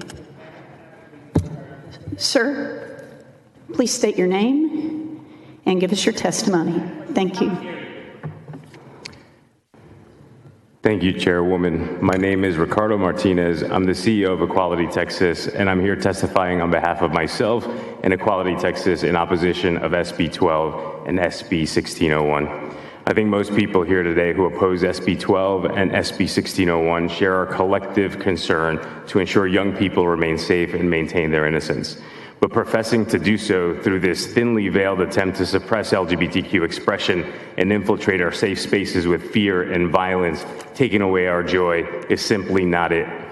Attacks against drag events and performers are part of a truly alarming trend targeting LGBTQ people and youth through baseless legislation, vile rhetoric, school censorship, book bans, and intimidation. And that shouldn't come as a surprise, since between the Texas Senate and the House, this body has filed 140 anti-LGBTQ bills this session, 100 more than in 2021's regular session.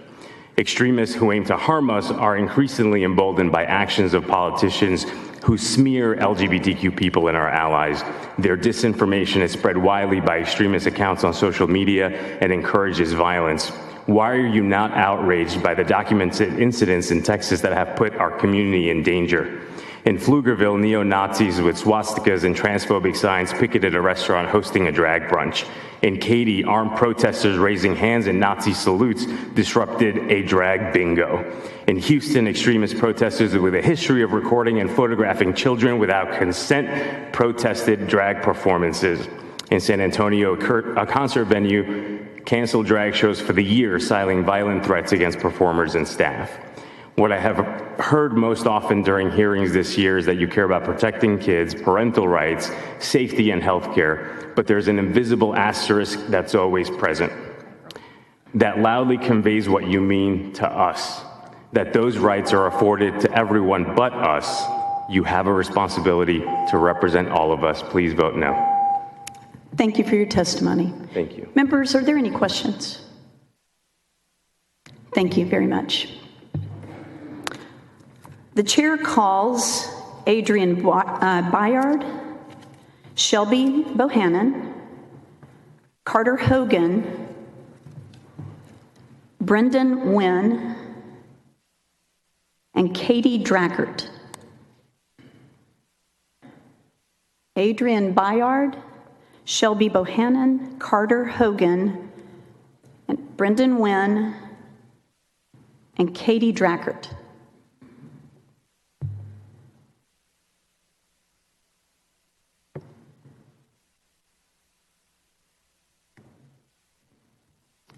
let's go on and begin. If you'd please state your name for the record and give us your testimony. All right. Sorry, I'm a little out of breath. I just ran here from my cat's vet appointment. Okay. Hi, my name is Katie Drackert. I was born and raised in the great state of Texas, and I oppose SB 12 and 1601, and simultaneously am in favor of keeping our children safe. I grew up in a conservative Christian household. As a child, I never saw drag queens. The catch-all concept that exposing children to drag performances is a threat to their welfare or will turn them gay is inaccurate, as I am a living example. Keeping drag queens out of the picture did not inhibit my intuitive understanding of knowing I liked girls before I was 12. Fast forward, and I started performing in straight bars as an adult. Once I had the courage to come out, I began performing in queer clubs. When it comes to my safety in nightlife, I was never more harassed or assaulted than when I was working in straight bars. So much so that I had to take months off of work in order to recover from the trauma. It wasn't until I entered queer nightlife that I felt a true sense of community and safety. What is a threat to public safety is criminalizing and singling out drag, while other forms of performance that operate on a spectrum of G-rated to R-rated are not held to the same standard, where parental, municipal, and county choices are upheld. A few parental choice examples: a parent taking their kid to see an R-rated movie or taking their child to Hooters. My commitment to respect and safety is, in fact, a top priority, and I will always tailor my performances to the audience. What I perform at a 21-plus event will be dramatically different than what I perform in front of children. Studies shared by the Psychiatric Times state more than 80% of LGBTQ youth have said seeing LGBTQ celebrities positively impacted how they felt about themselves. And in a 2020 national survey, 29% of LGBTQ youth have experienced homelessness, being kicked out by their families, and in the long term, this associated with poor health outcomes. It is not being gay, trans, or performing in drag that is causing public health issues. It is legislation such as SB 12 that contributes to criminalizing people for expressing themselves in a thoughtful way that poses a threat to Texans' safety and welfare. Please oppose SB 12. Thank you. Thank you for your testimony. Welcome. Introduce yourself and go ahead with your testimony. Good afternoon. Good afternoon, Chairman, members of the committee. Thank you for having my community and myself here today. Obviously, there are a plethora of viewpoints that are charged with a lot of emotion, and I'm just really imploring you to even for a second empathize with where we're coming from. But to my point, my last time visiting this room was in 2016, when I attended the Texas Boys State Educational Program as a 16-year-old student. Obviously, I looked rather different, but my name is Lori Bird. I am a professional drag queen, a native Texan, and a small business owner. Firstly, I will clarify that we agree protecting children from adult content is of vital importance. But this bill does nothing to support the existing laws that do protect our children. It only serves to discriminate against performers whose visual expression differ from their assigned sex at birth. Under the language in this bill, a father could easily be penalized for joining his daughter in playing dress-up for a school play. I could even be penalized for what I'm doing here right now. As a proud Texan, I have always shared this Senate's celebration of personal responsibility in regard to conduct in business. But this bill directly undermines that personal responsibility by injecting undue government interference and, more damningly, infringing upon Texans' First Amendment rights of expression. Furthermore, this bill strips Texas parents of their right to choose what manner of art their child consumes.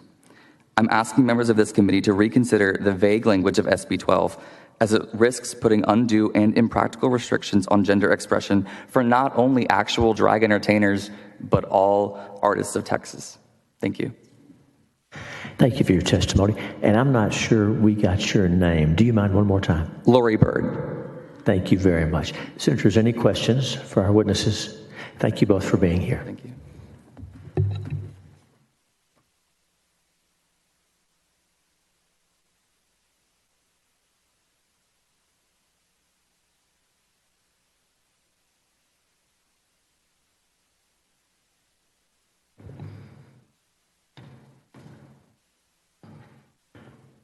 The chair calls Paul Hale, Kevin Whitt, Cindy Castilla, Paul Hale, Kevin Witt, Cindy Castilla,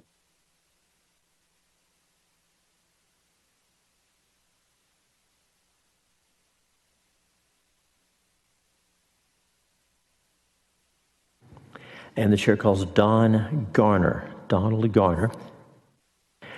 And these are all the witnesses that we have registered who have not already been called to testify. So if anyone wishes to testify on, for, or against the bill, please make sure we have your information. And while we're working on that, Mr. Hale, whenever you're ready, get situated there. Welcome. Introduce yourself. Give us your testimony. Yes, sir. My name is Paul Hale. I'm from Queen City, Texas, and I am for Senate Bill 12 and Senate Bill 1601. And I thank you for authoring these bills that promote decency and give the responsibility of it.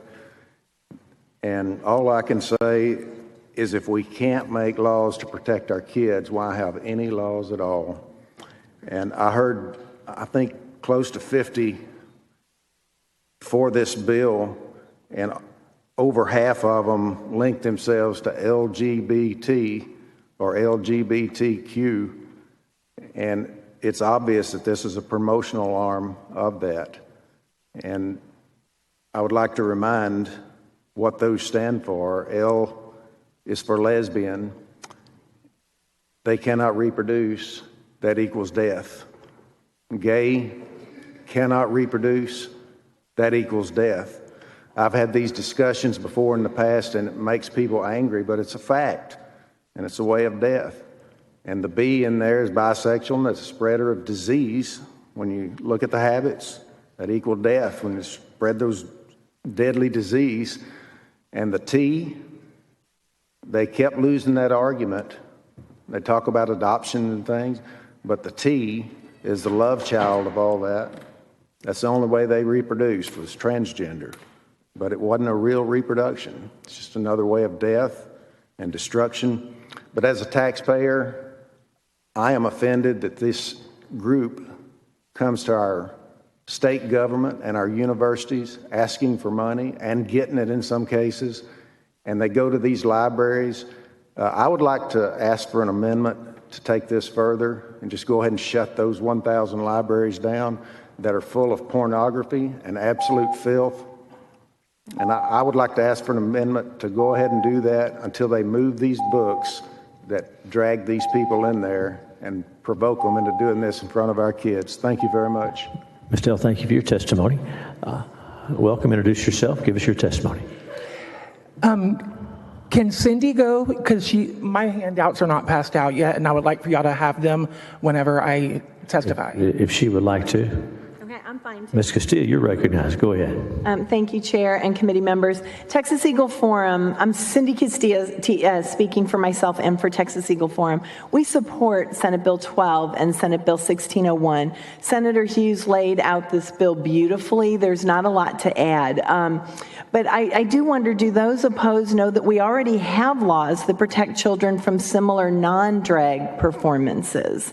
Those exist, and it's not a heterosexual oppression. It's laws that protect our children from adult ideas. We appreciate that this bill would help parents who don't want their children to see these shows, because some of these shows have been done at restaurants where dancers come dancing outside, jump on a table, their bottoms are showing, their rear ends are showing, and that is considered nudity in Texas. And that's not appropriate. If I were walking down the street with children or grandchildren, I don't want them to see that, and that's been forced on them by these performers, and that I don't appreciate that. I don't know if this is out of line, but this bill is outlawing sexualized behavior in the drag shows. It's not outlawing drag. Sexualized is things like giant fake breasts in a box pranced around on the stage. We've seen that. Putting fake or created breasts in front of a child and asking them if they want some milk. That is just not right. And that happened in a drag show. Asking a child to lay on top of a provocatively dressed performer is sexualized performance. In North Texas, sexualized drag shows have been held at these restaurants where people who were just walking down the street ended up seeing them. So the performances belong in places that no one else sees, and that should not be taxpayer funded. Most people understand that this isn't a child's activity. So thank you for your bill. You're not banning drag. You're helping families protect their children. Thank you. And thank you for your testimony. And Ms. Witt, introduce yourself. Give us your testimony. Thank you, Senator Hughes and Chairman Hughes, and Vice Chair Paxton. I am your constituent and members. My name is Kevin Witt.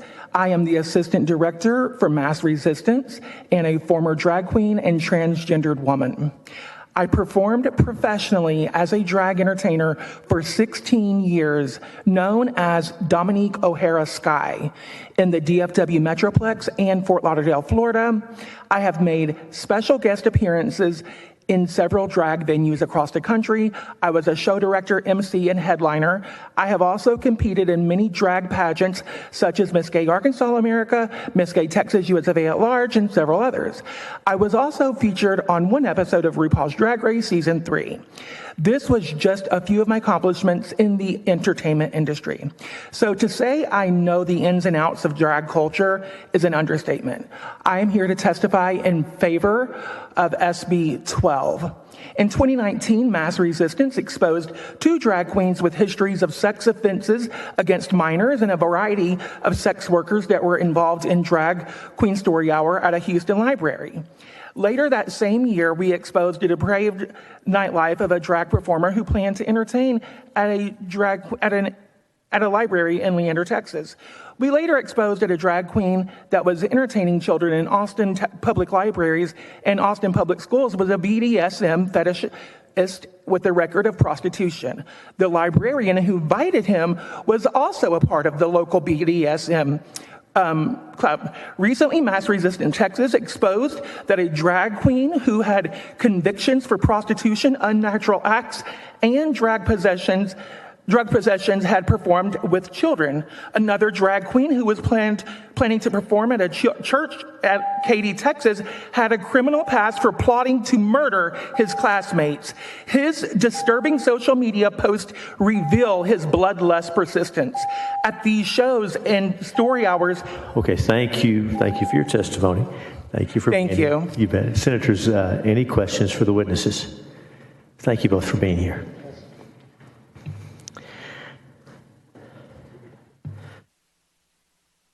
The chair now calls Paula Grales, Sadie Spalding, Carrie Lynn,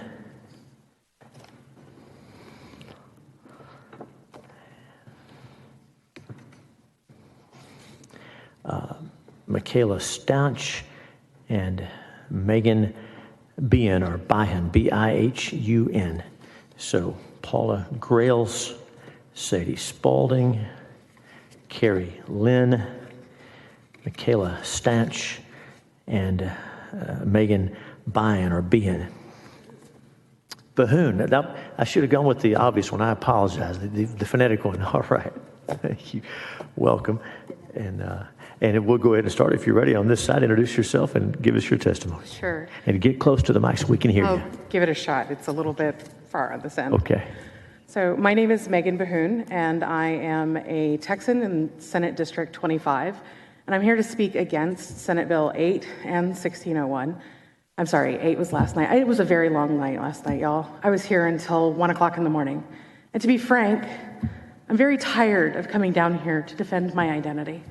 I'm very tired of coming down here to defend my community, because I've been here all week with you, and I know many of you are here with me until 1 o'clock, 2 o'clock in the morning. I live in San Antonio. I have to drive here, then I have to drive home. My son misses me. He sent me a video message in the middle of last night's Senate hearing. But you're not here to protect him. You're not here to keep our family together. You're here to continue to attack the identity of people in my community. You're here to continue to tell us that we have to conform to what you believe is a gender ideology. And that is what you believe. Because you're telling us in this bill that we have to dress in a certain way, that we have to perform in a certain way. Am I going to be in trouble singing happy birthday to my son in a park if I'm not dressed correctly? Each member of our community faces these things. Drag is a beautiful art. It's an ancient art. Shakespeare's full of drag. I was here earlier this week for the book ban, and we were talking about whether or not we can put these things in front of our children. And we talked about Shakespeare's being great classical literature. Full of drag. Full of gender nonconformance. Yet here we are, seeking to ban these performances in our communities, take our libraries out of providing these experiences to our children.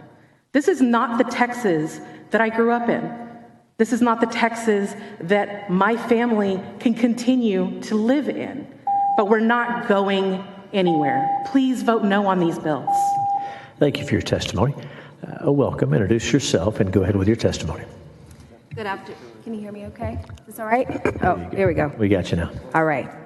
Good afternoon, Senators. My name is Carrie, and I'm the CEO of a drag entertainment company, and I'm in opposition of SB 12 and 1601.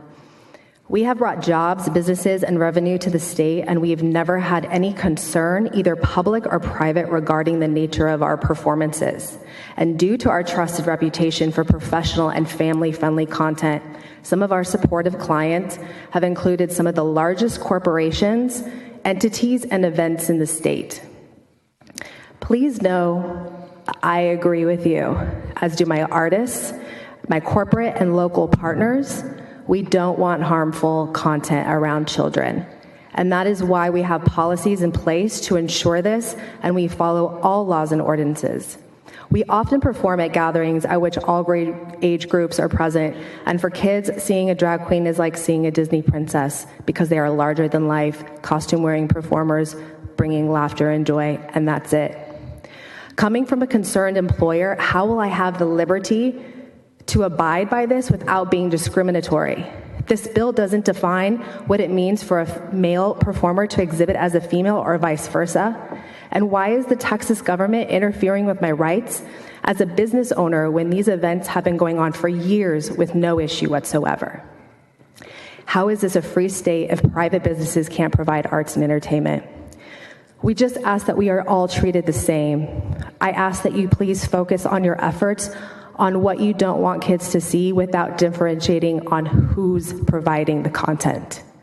We want to protect children. My company, and largely drag as a whole, has demonstrated that we can do this without stripping away any sense of parental guidance, over-legislating, and putting marginalized communities at risk. As much as anything, I'm here today to ask you to tamp down the rhetoric. You must know that these types of bills and the negative narrative and misinformation has put people in harm's way when protesters show up regardless of the content of these shows. And I really hope that we can work together to change that for the safety of everyone. Thank you for your testimony. Thank you. It's up to you, Mr. Chairman, but if you want me to wait for everybody, then that's fine, and we'll do that. I was just going to ask. Senator, go ahead, Senator Bernadette. Thank you, Mr. Chairman. So, I'm so sorry, ma'am. Your name was? My name is Carrie. Carrie. So, Carrie, you say you have a business that has these shows, the performances, correct? Yeah. And you have corporate partners, and they're age appropriate. So, if this bill goes into law, the new definition, this sexually oriented, my concern is that you're aware that sexually oriented businesses are designated by many cities as to locations that they can be in. They're very limited in their location. Is your business in San Antonio, Austin, Houston, Dallas? Just that it doesn't make Texas. Okay. The reason I'm saying is Houston has no zoning. It wouldn't matter. I'm not sure about Austin. San Antonio has zoning, and they explicitly zone against sexually oriented businesses. So my concern is, and I'll ask the chair, and sexually oriented businesses typically are something akin to a strip bar. Your shows are not strip shows, are they? Absolutely not. Like I said, we have like family-friendly policies in place. We request that our performers are fully clothed, such as jumpsuits, gowns, leotards. You must wear tights. No costume mimicking thongs or any type of other revealing costume, and no music that includes profanity. And I keep hearing references to these videos, inappropriate videos, and I'm not going to attest to those, but aren't there a few inappropriate videos in any industry? And are we really building legislation based on a few inappropriate video references? Because I can provide you thousands to counteract that where the content is not in question. How long have you been in business? Almost 3 years. 3 years, okay, thank you. Thank you, Mr. Chairman. Thank you, Senator. Welcome, introduce yourself, give us your testimony. Hello. Okay. Hi, my name is Michaela, and I work as a civil engineer. I've been working for about 6 years, and I review construction contracts all the time. And if I presented this bill to my boss, I would have a lot of problems come performance review time. The language here is so unbelievably vague as to what it defines as a sexually oriented performer, as a business. The SB 1601 is only 1 page long. Also, my timer's not going right now. I don't know if that's important. Is that supposed to? I have no idea what's happening. Apologies. Anyways, SB 1601 is only 1 page long. And it also struck me as odd because as a teenager, from the time I was 12 to the time I was about 18, I volunteered every single summer at the Friendswood Public Library's youth and young adult programming. We have story times every single week. And when I think back to those summers, honestly, there's very few things that differentiate between a clown or a Disney or a princess performer and a drag queen. Honestly, the drag queen's makeup is just a little bit better than the clown's. As well, the language here is just a male performer exhibiting as a female. And earlier, Senator Hughes, you referenced Peter Pan as an acceptable form of performance. And I'll have you know that in 1955, Mary Martin won the Tony on Broadway for performing as Peter Pan, as the titular character of that musical. She was an adult woman in her 20s, performing as an adolescent boy. She very much so fits this definition that you've presented in SB 12 and in SB 1601. A female performer who used clothing, makeup, and similar physical markers who sang and danced to exhibit as a male and not even just a male, again, an adolescent boy. Peter Pan is a teenager. Honestly, I thought that I was gonna get beeped after that, so that was wild. Anyways, again, Mary Martin, and traditionally, when you perform Peter Pan, it is performed with an adult woman performing as an adolescent boy. So why is Peter Pan the example as an acceptable performance when a drag performer reading a book fully clothed, as Ms. Carey has talked about her business, is not? What is the difference here?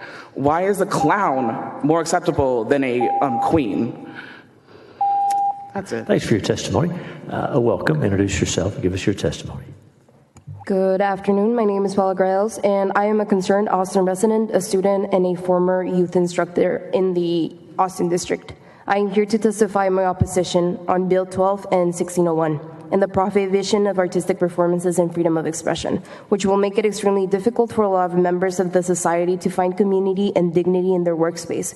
Drag itself is a category of performance, and by sexualizing the whole concept, it is not a comprehensive evaluation of the performing art.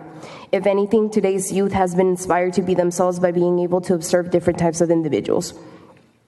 According to NPR.org, 45% of LGBTQ plus youth have considered suicide.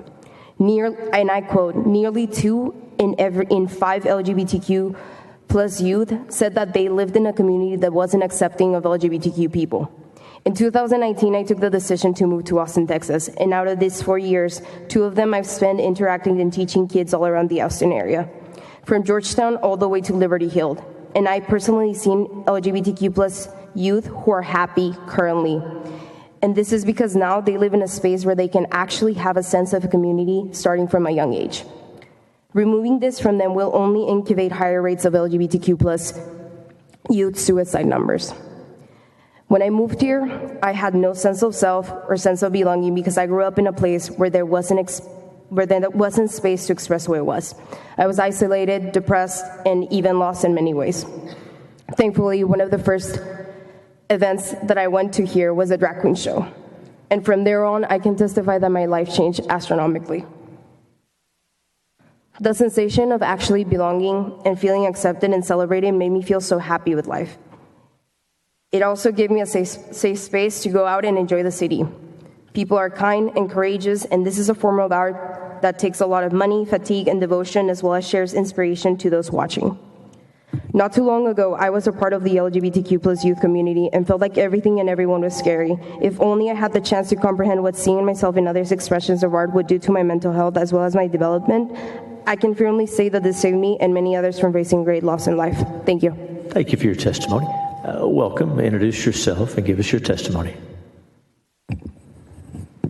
Hi, I am Sadie Spalding. I grew up in the Southern Baptist Church, so those of you who also grew up in some kind of church might appreciate these verbs, but for all of the testimonies, if you witnessed them by looking at the people who spoke, thank you. If you didn't, what's wrong with you? These are real lives, real people. Sorry, that was off script. I'm very, very upset. But here's what I wrote.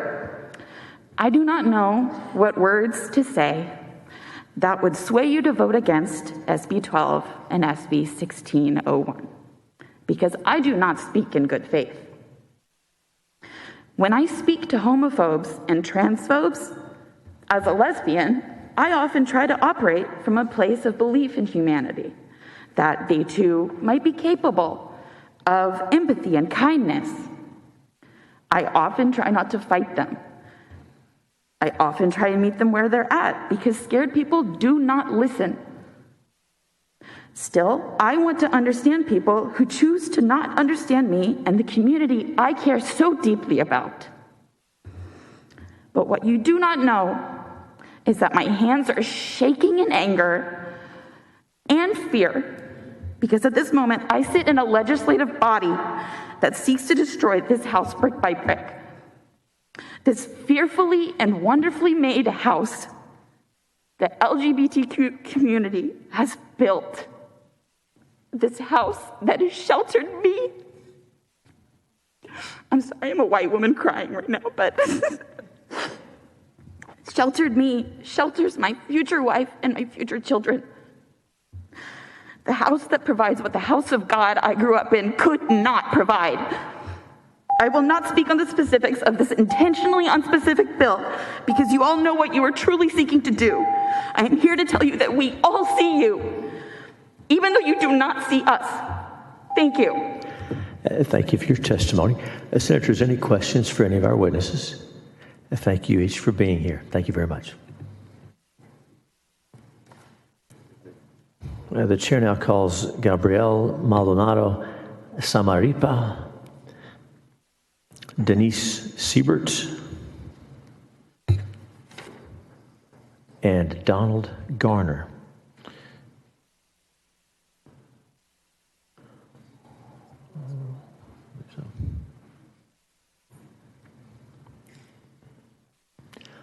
Well, we have all three. We'll begin over here on my left, your right. Introduce yourself. Give us your testimony, please. My name is Denise Seibert. I'm representing myself.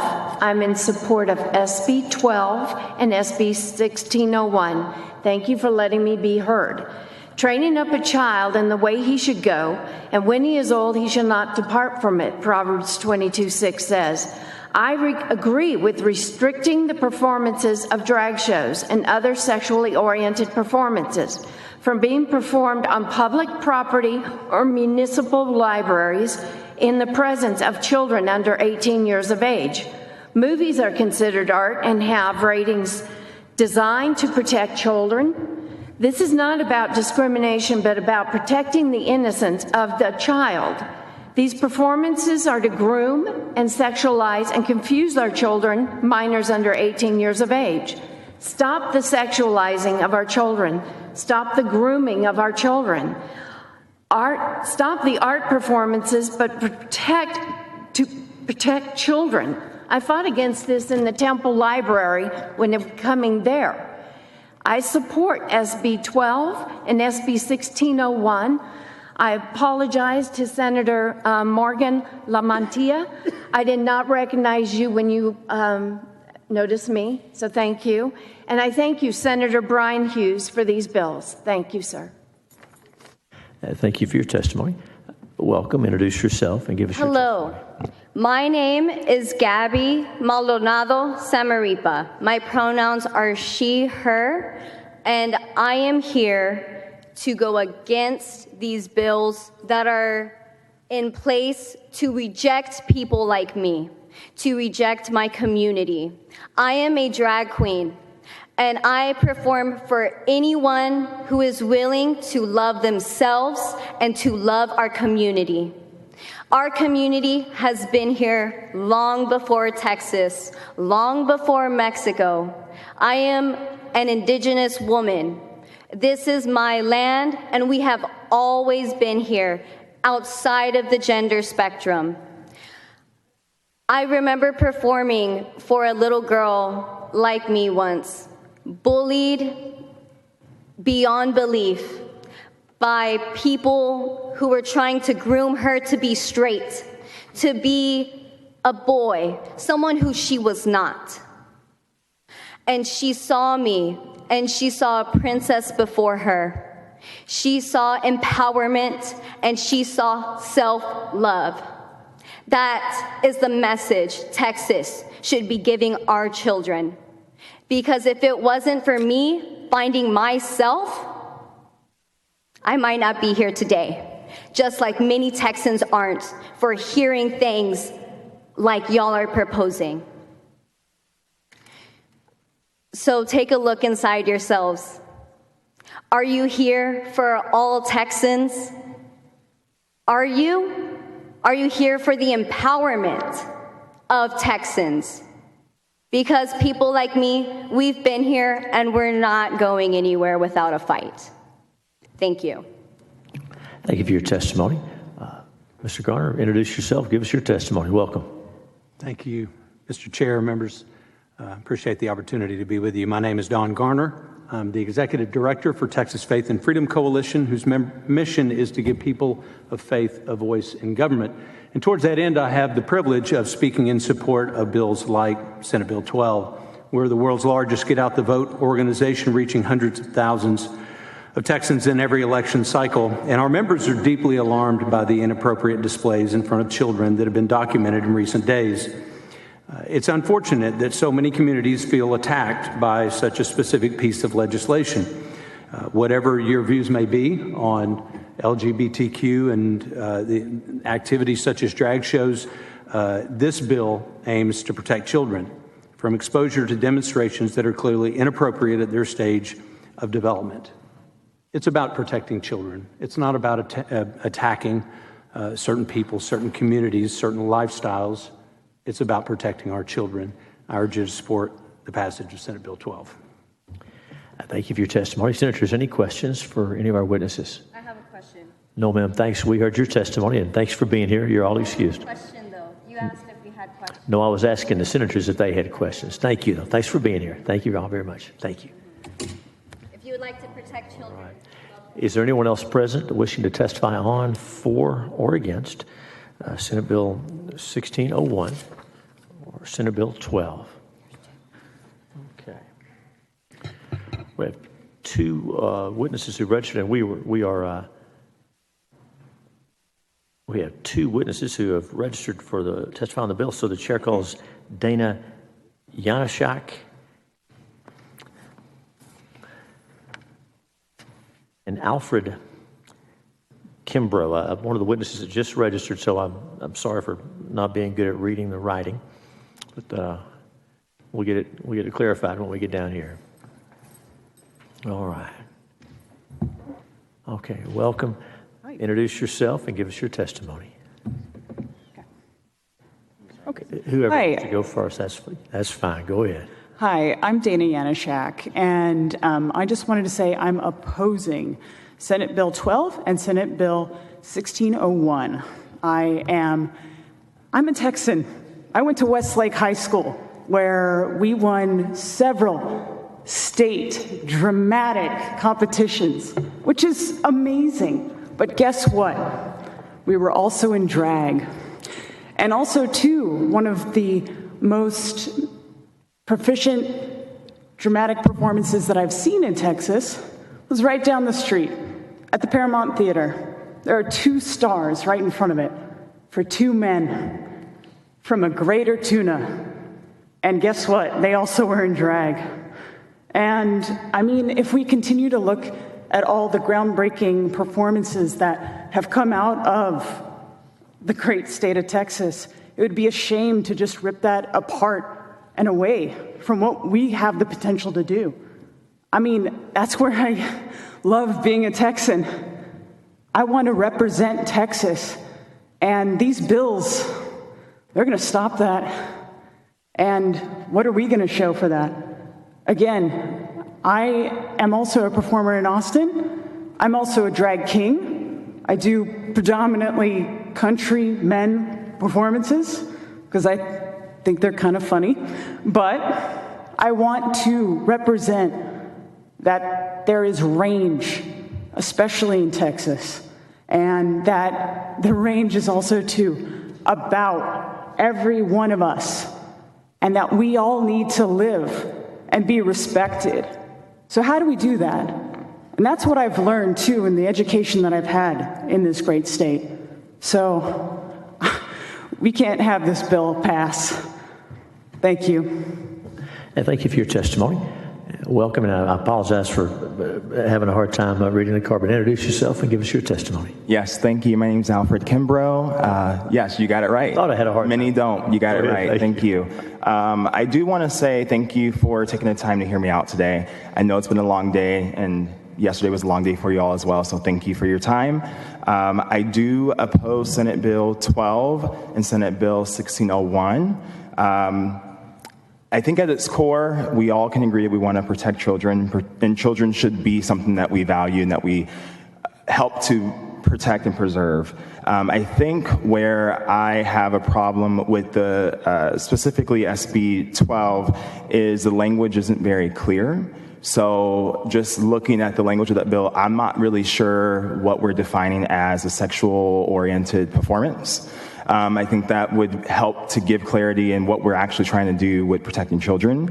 I am also a drag entertainer, so myself, I can speak for myself only, none of my performances are sexual in nature. There may be some performers who are, but that's not what I do. And as Carrie alluded to earlier, there's a place for family-friendly performances as well as nightclub performances, and I think this bill could be a little bit more clear to identify what that is so that we know how we're going to actually protect children. I do want to just briefly say thank you, Senator, I'm going to butcher your name, Lamatia. I've been here since 9 a.m. this morning, and throughout the day, you have been paying attention to everything that has come out of every person's mouth, and I haven't seen you on your phone or doing other things. And I think part of it, having a democracy and actually caring about people that you serve, is making eye contact, not rolling your eyes when they're speaking, and not being on your cell phone. So I do appreciate those that do pay attention and that do care, even if we disagree. I appreciate you. Thank you. Thank you for your testimony. Welcome, introduce yourself, and go ahead with your testimony. Hi there. It looks like I'm going to bring this thing home.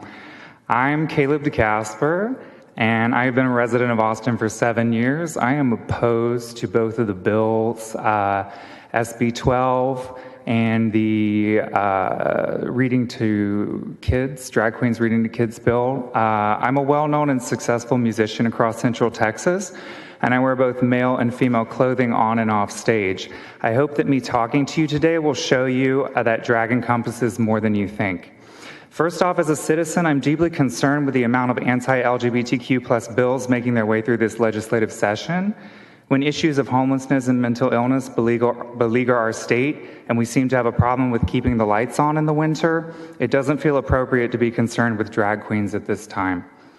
As a small business owner, I have a concern that if this bill goes through, the fact that I wear high heels and makeup on stage, just like Kiss or Motley Crue do, would severely limit my options for doing business in this state.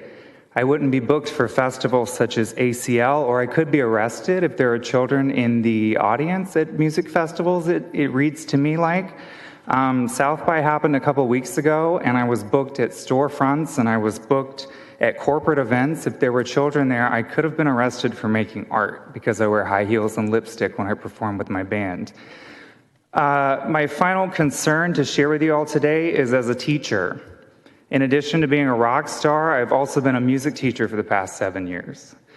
I have inspired countless children to follow their dreams and grow their talents, and yet it seems to me, it reads like the authors of these bills seem to want to reduce me to a villain who wants to hurt children, and that's not the case.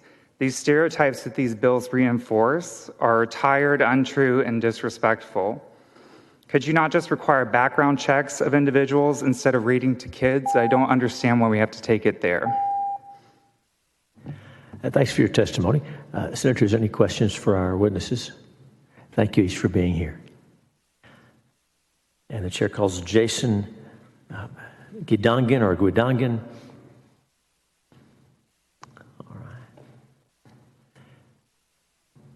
I guess by trying it twice, I'm guaranteed to get it wrong once, but close. But please welcome, introduce yourself, and give us your testimony.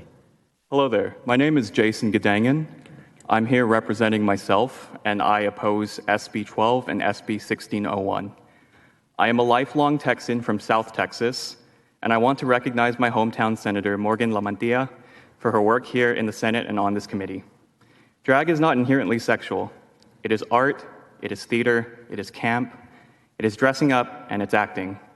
It's embodying and bringing to life a character to entertain the public, to escape reality, experience joy and laughter for an hour or two. It is like any other art form, varied and expressive. Something as innocuous as Shakespeare, Mulan, or the Powder Puff game for charity at your local high school. I understand the desire to protect children from sexual harm. This bill is not it. Drag queens are not dangerous. You know what is dangerous? School shootings, bullying, abuse of parents. Let's focus on that instead. At best, this is a piece of heavy-handed and overreaching legislation. And at worst, this is a disingenuous and cruel attempt to scapegoat the LGBT community for political gain. I fear that this might be the latter. The way this bill is written, anyone who explores conceptions of gender through clothing, makeup, and other physical markers risk a misdemeanor charge if they perform in a public area and they appeal to someone's prurient interest. That is just plain wrong. Do you find that a man with makeup and earrings singing Beyoncé is inherently sexual? Appealing to your prurient interest? That sounds like a problem you need to resolve yourself. Don't make it ours. We have the second largest prison population in the world, second only to China. We don't need more reasons to make people criminals. It's not criminal to explore your gender and be yourself. Please vote no on this piece of legislation, and please work on something instead that improves the lives of Texans instead of making ours harder. Thank you. Thanks for your testimony. Senators, any questions for the witness? Thank you for being here. Thank you. And that concludes public testimony on Senate Bill 12 and Senate Bill 1601. Public testimony is closed. Senator Menendez. Senator Hughes, unfortunately, we had other committee meetings during the day, so I wasn't able to be here when you laid out your bills, so I was hoping that you might be able to answer a few questions. I'm glad to. Thank you very much, Senator. I appreciate that. I've just had an opportunity to read your bills here for a little bit and a little confused about, I'm curious, I have a legal question. Does the bill not violate the federal sex discrimination laws by allowing a woman to do this but not a man? Senator, the laws like this about affecting children have been upheld. As you know, the whole concept of sexually oriented performances and appealing to the prurient interest in sex. Those terms have been litigated for a long time, and at the federal and the state level, and especially when children are involved, there's a higher level of protection, as you know. So I don't disagree with protecting children. I've heard many people discuss that. I was trying to look at the definition of certain sexually oriented performances that are prohibited, and then you have on Section B, after you have a Section A, someone who's nude as defined by the Business and Commerce Code. Section B, a male performer exhibiting as a female or female performer exhibiting as a male who uses clothing, makeup, or other similar markers, lip syncs, dances, or otherwise. How is someone being dressed in clothing that is traditionally regarded for one gender or another, how is that sexually oriented? Senator, are you on Senate Bill 12 or 1601? I'm on Senate Bill 12, page 3. I'm reading lines 15 through 18. And I guess the where it kicks in is the and on 19 appeals to the prurient interest in sex. The and is, you're exactly right. That's the operative term. So what exactly, how do you appeal to the prurient interest in sex? Is that a legal definition? It is indeed. And as you may know, this has been litigated very heavily, even in the United States Supreme Court. The Miller test is where you find that. It's Miller versus California, 1973. And it's a three-pronged test. First of all, whether the average person applying contemporary standards would find that the work taken as a whole appeals to a prurient interest. And so this has been in U.S. jurisprudence for, well, all of our lives anyway. So, okay. If this bill becomes law, would this have the potential to catch other businesses that maybe many families wouldn't, attend? But I've heard, because I've never been, it's, my understanding is that, let me see here, prurient. Now, do they use the definition from the dictionary and having the tendency to excite lustful thoughts? Is that what the definition? Well, Senator, if my understanding under statutory construction, if a term isn't specifically defined, then it takes on its normal and customary meaning. And in this case, prurient interest, again, it's in U.S. federal statute, case law, and many state laws as well. I guess I'm trying to figure out how they would differ from what it appears as the subject of your legislation in, let's say, a restaurant like Hooters or Twin Peaks, who my understanding is these places have lingerie Friday at Twin Peaks. And I'm assuming that since it's a restaurant that families can take children, but maybe if your bill comes into law, they wouldn't be able to at that point. I'm not sure. Well, Senator, that's a good question. Under current law, Chapter 43 of the Penal Code deals with public indecency. And it deals with the sale, distribution of harmful material to a minor, deals with inducement of a child to engage in conduct or sexual performance. It talks about children present where sexually oriented performances are taking place. So there are already laws to address the situation you're describing in those situations. Obviously, there are things that happen where there's adult businesses, where there's exotic dancing going on, and things like that. And so there are already places that children are not allowed, even with their parents' consent, depending on the activity.